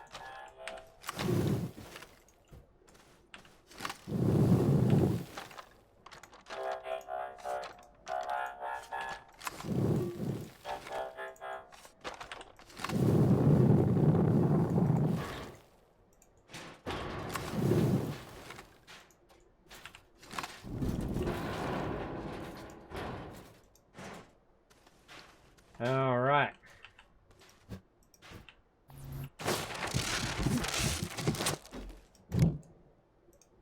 This debris.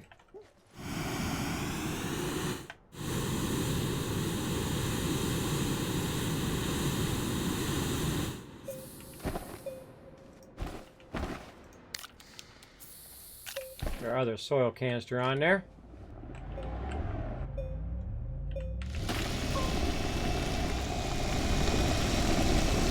You want at least like 2 soil canisters or you're in trouble. Uh-oh. Buried too many of them. Alright, more packaging. So this is basically the holiday event. Usually I do it for about an hour. If you do this kind of stuff too much, it can become crazy tedious. Especially if you're doing it on stream, but yeah, I think we'll put a nice hour into it. Put 6 hours into like moving the base. And then we're putting about an hour into this.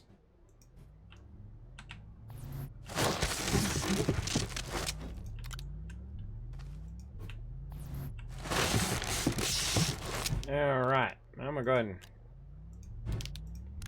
put all that where it can go.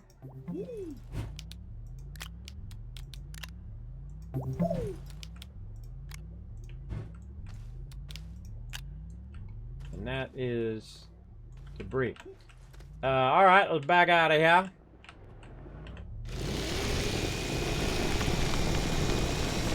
Oh, hello. Take that, thank you.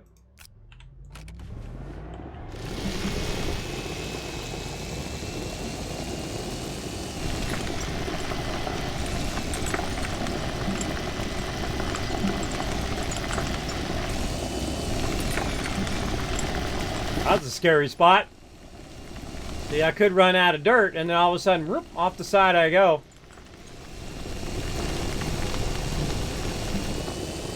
Yeah, right here is a good example right there, where you're not taking enough dirt out to sustain that. And then bye-bye. Now, they do have a really fun one here, fun mechanic they added where the trees just get destroyed, and the rocks. I love that. I'm gonna start dropping this stuff everywhere. Myself a road up. I see some on the right there.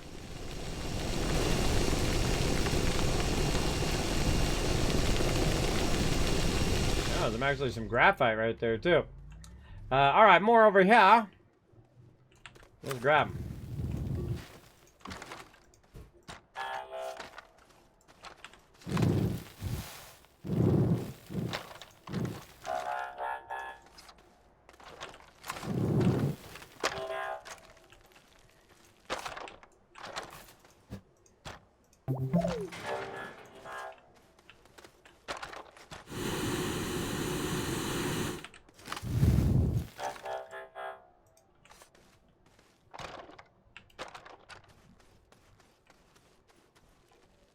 Good enough.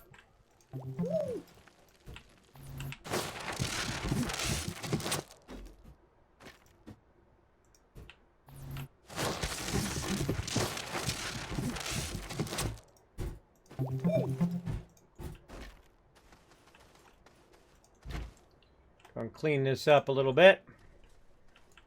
Gonna go ahead and go over here and take out all this other junk. Put all the stuff we're looking for in there. Junk out, junk out, junk out. Now, too bad you can't connect that to the side there. Would be fun, but you can't. Gonna clean that out a bit. There we go. And then we'll run this one back. Grab the other one. And we're getting there.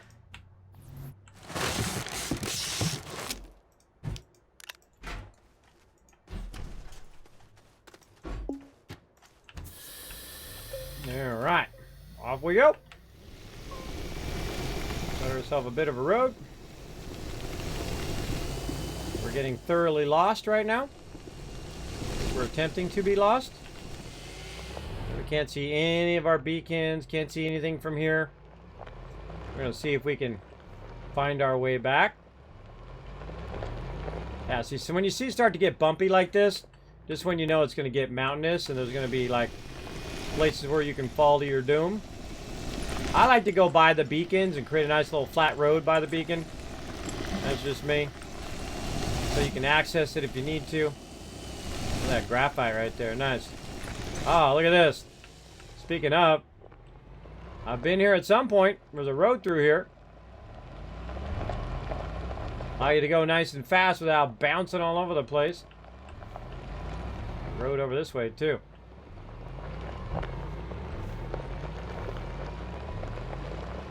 Ah, looked like that's where I stopped making the road right there. No problem. Ah, look at this road coming through here, right? So I know I've been there. All right, and I know I've been through that.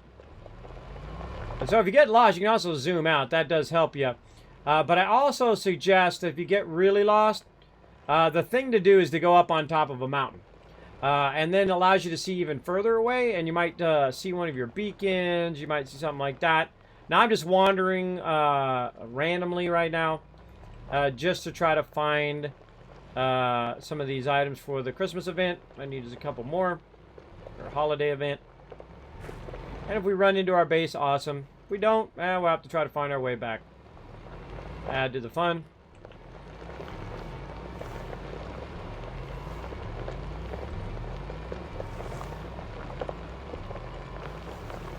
And avoid falling in these holes.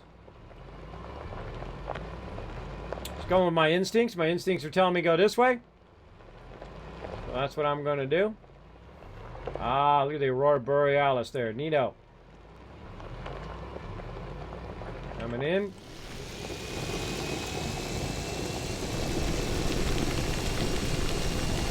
See what this takes us. Look out. Look out. There's almost a fall right there. I'm going to pick some of that up.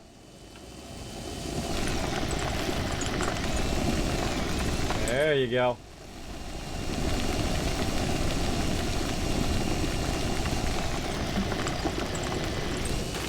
I'm looking at my canisters too. I look at my canisters to see if all of a sudden, boom, I'm out of resources.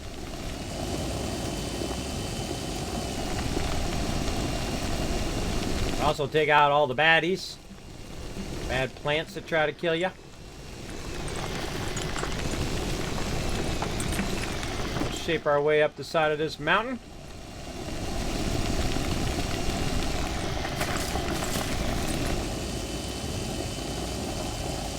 Awkward.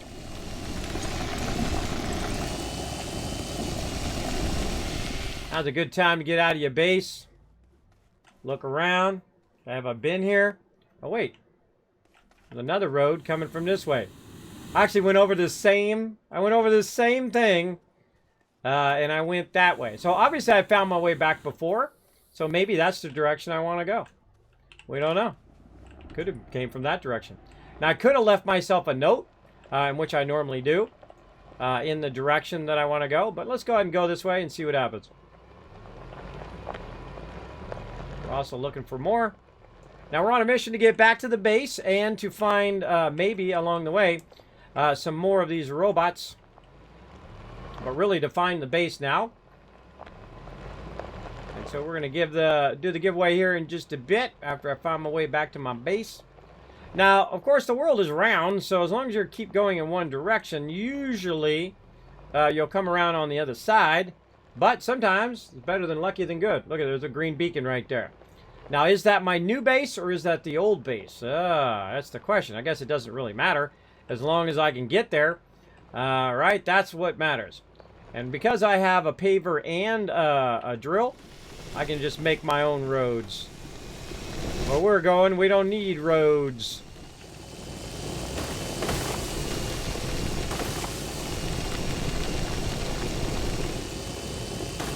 Now, after a while, your planet going to get funky chicken with all this running roads in all different sorts of directions. It's going to really be hard to find your way back.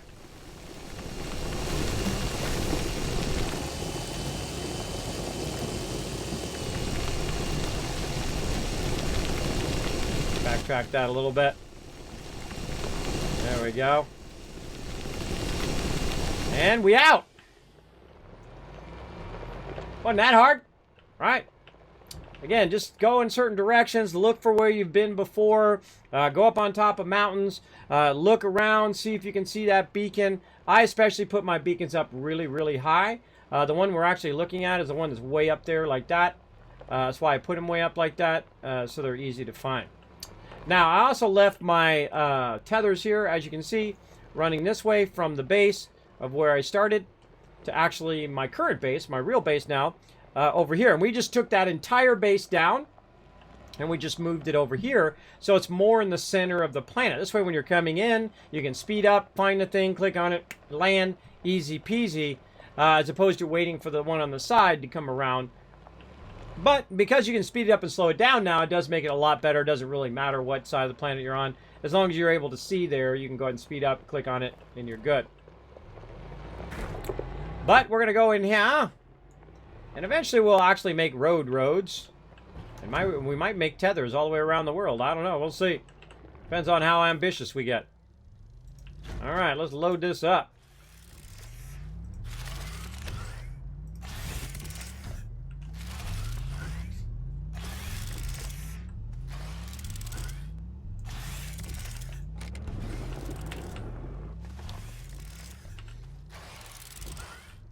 Make it do all the work.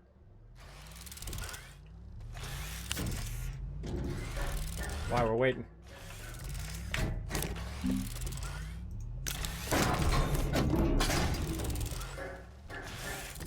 Wait for that one to come down. Then we'll launch this one off. Tell this one to turn off. Now that that one's launching, we can take this one, move it over here, turn this back on. And we'll continue loading. Then we can take this one, we can move it back over this way. And we can look at where we're at, delivering right now. So we're almost about halfway. Seriously doubt we're going to get this done right now, but we'll see how close we get. And I forget how long this goes. Let me go look and see if they actually said. We may be able to finish it next time. Let's go see.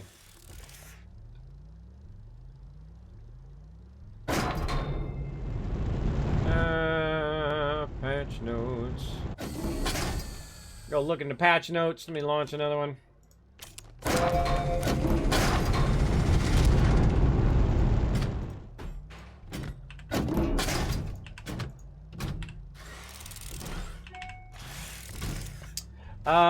Let's see. Does it say?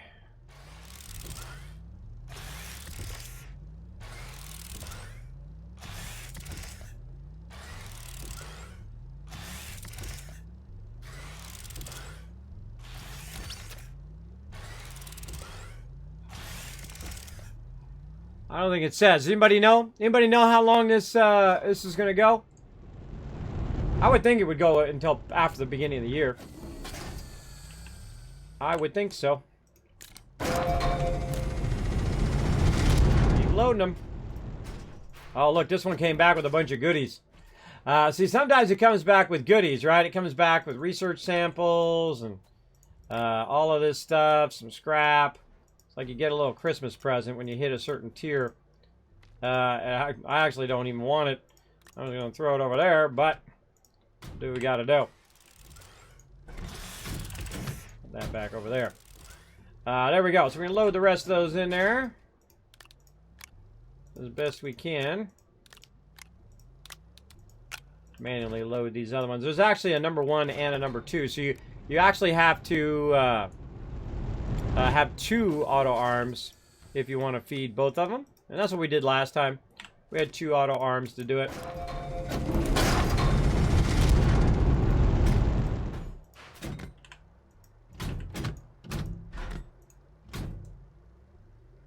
So So you know what would be great right now? Lazy Susan.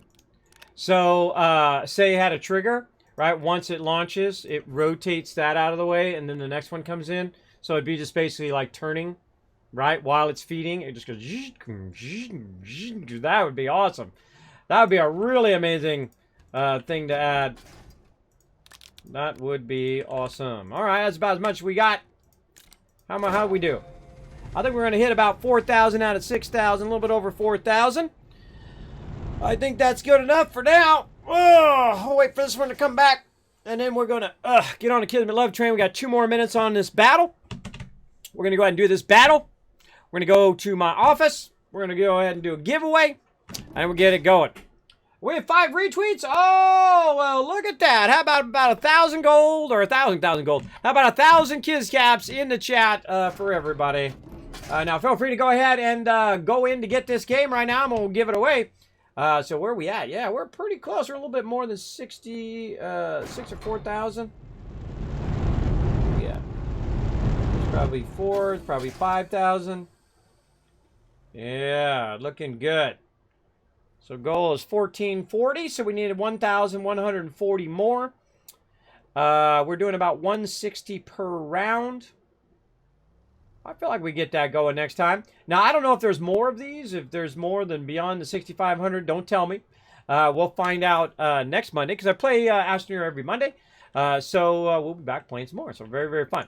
All right, let's go ahead and wait for this battle. We got 1 minute. What can we do in 1 minute?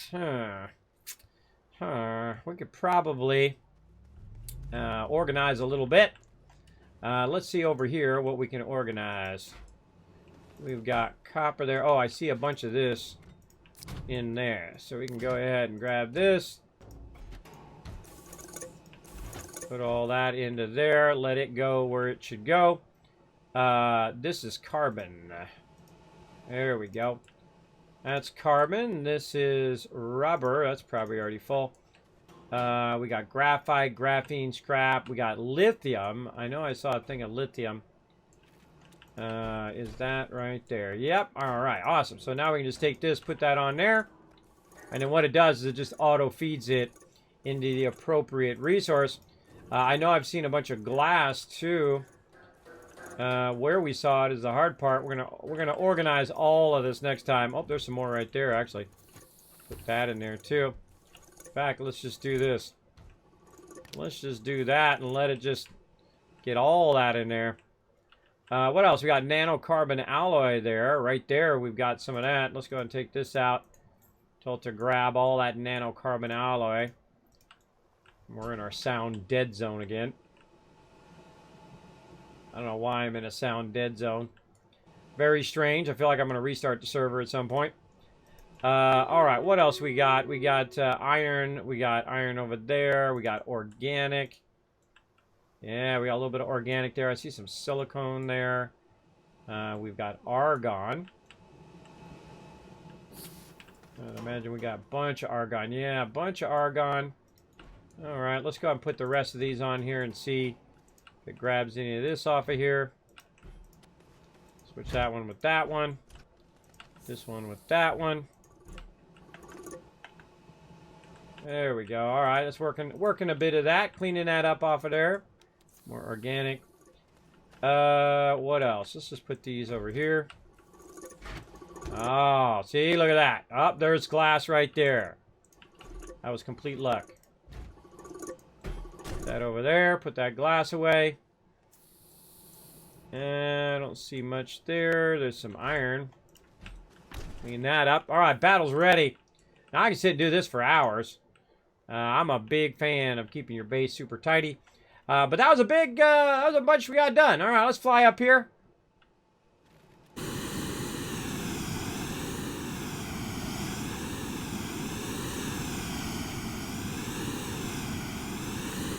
Ooh, I'm low on hydrazine too.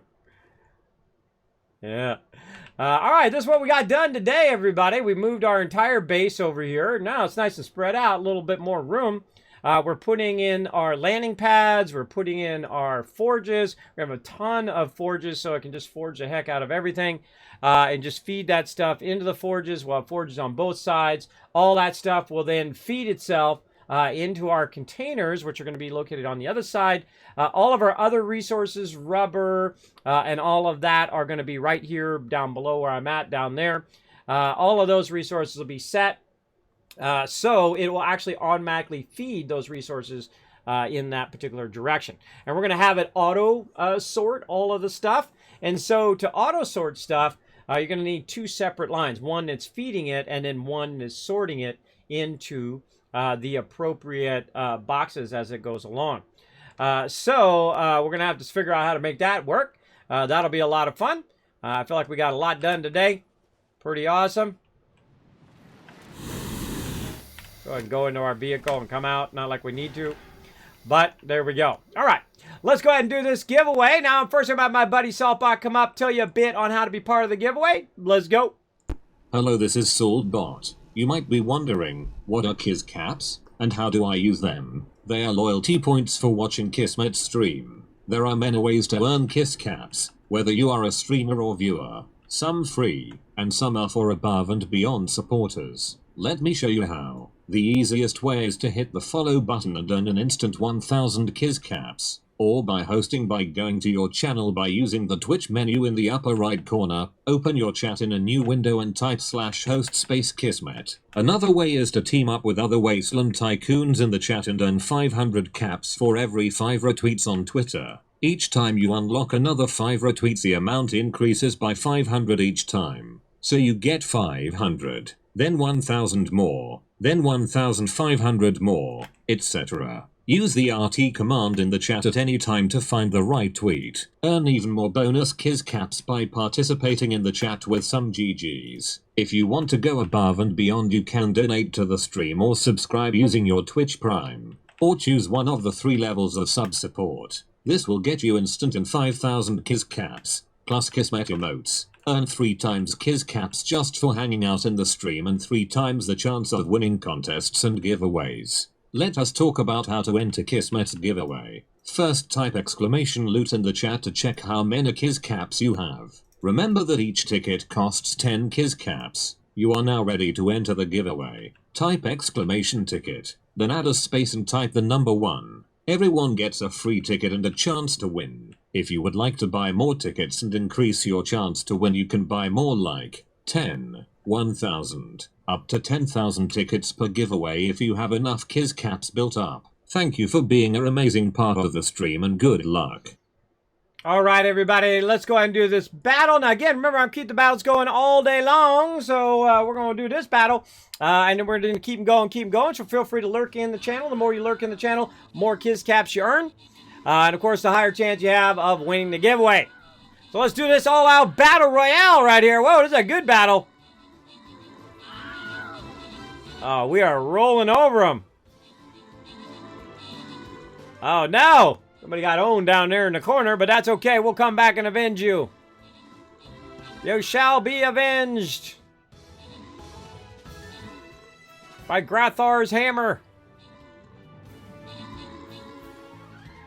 All right. Open the captain's chest. Grant some rewards. Let's see. Knight of the Moon, Subi, EMZRT, CW, and Hellhaven. All getting some love. Lazy Regulator, not being so lazy now. Check it out. 26 assists, MVP. Nice job.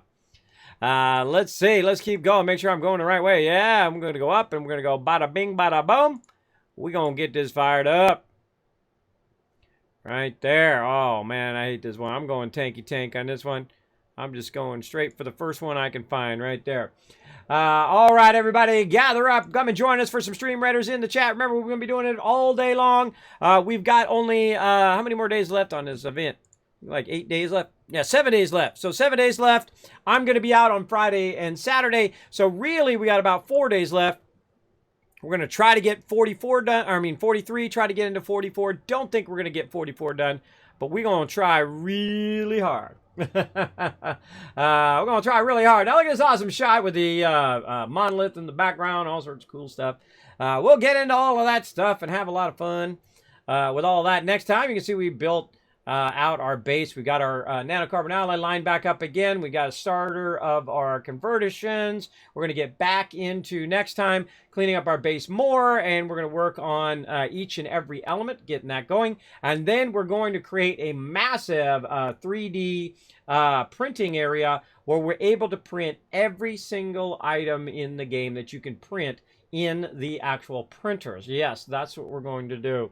And then also have its resources automatically replenish as it feeds along the mega sorter. Now, we're going to have to create kind of a bit of an assembly line to make that happen, but we'll tinker with it, and we'll try something different, and we'll try something better, and we'll try something better than that, and so on, and so forth, and so on. But now it's time for the giveaway, so let's go to my office, give you guys some loot, to give you guys some love. Then I'm going to disappear, and then we're going to run battles all day long. Let's go.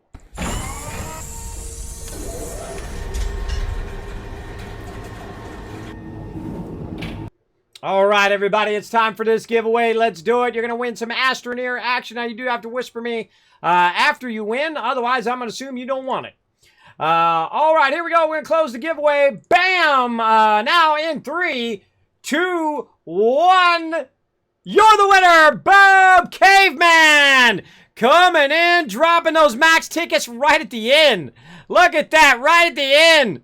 And brings in the win. I see you in the chat, but as the rules go, even though you just put it in there, you have to say something in the chat. Now, while you're waiting, everybody, throw some GGs in the chat. The more GGs I see in the channel, the more Kiz Caps I'm going to give you for the next giveaway. Remember, your Kiz Caps reset every single year, December 31st at 11:59 p.m. Eastern Standard Time. Whoever that #1 Caps leader is going to get something extra special from me as well. So let's blow it up in the chat, everybody. Yeah, there he is. I just got home, too. Well, there you go. You walk right into it, and you grabbed it. Now you can come join us for some Astroneer, or you play solo. Either way, you're not required to come play with us, but we do appreciate it if you do.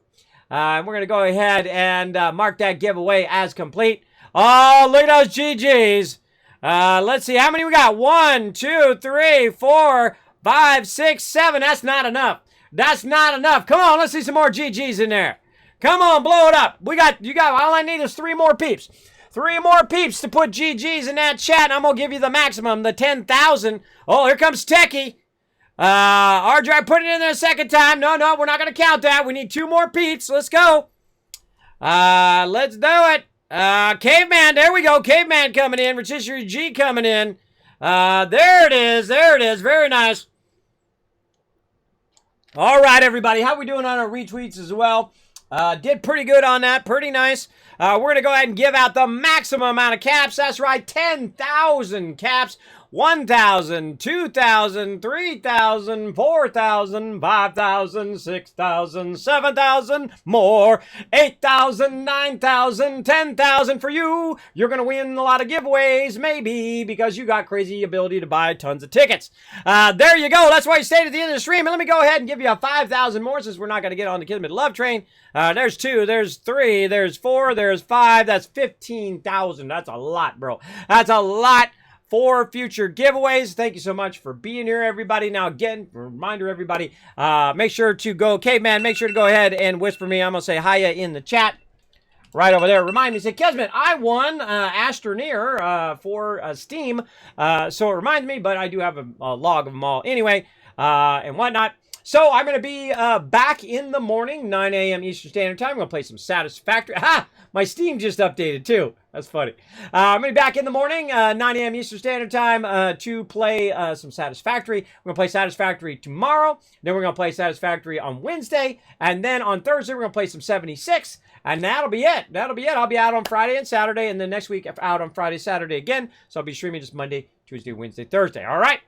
So we're going to get that going on. So that's it for me. I'm now going to switch over Stream Redders. You won't see or hear me, but I'll be working behind the scenes, creating even more giveaways and more fun stuff and more graphics and animations and videos and all of that cool stuff. Hope you guys checked out. By the way, if you didn't check it out, make sure to go over and show some love to the social media. Let me actually put my schedule in the channel. There it is. It's my normal schedule. And go ahead and check out the social media over there. If you go on to YouTube, I did a 4K test to see if I could record in 4K. I did it on my actual machine using the NVIDIA GeForce recorder, which is awesome. Allows you to go ahead and record it right on your machine. I tried it with OBS and it wasn't quite working that well. So I did it with that and it's just like butter smooth, beautifully done. And so I recorded it, moved it over there, edited it down, see if it would process. It would. I put it up on YouTube. It took 7 hours to process. That's pretty scary. That thing's only like 5-10 minutes. So it took 7 hours to process, but you can actually see, like I see, how I'm playing it now in 4K by checking that out over there. If you have a 4K TV or a 4K monitor, you can see what No Man's Sky looks like with maximum settings, ultra settings, and then, of course, everything cranked all the way up, plus the next gen update, which they came out with recently. So you can really see it. It is gorgeous. It is awesome, especially the space battles. You're going underwater, running through the foliage, the grass, and all of that. It's pretty amazing. Pretty amazing. Always great to hang out in the chat. Yeah, isn't it, RJ? I love hanging around with all the peeps in the chat. It's my favorite thing. More than playing the games or doing anything else, even giveaways or whatever, is talking to you guys in the chat. It's always my favorite. Okay, everybody, that's it for me. I will see you in the morning, 9 a.m. Eastern Standard Time. Bye, everybody. Hey, everybody, Kismet here. Thank you so much for watching this video. Make sure to hit that subscribe button right in the center of the screen. Also, check me out live on twitch.tv/Kismet. I'll see you all next time.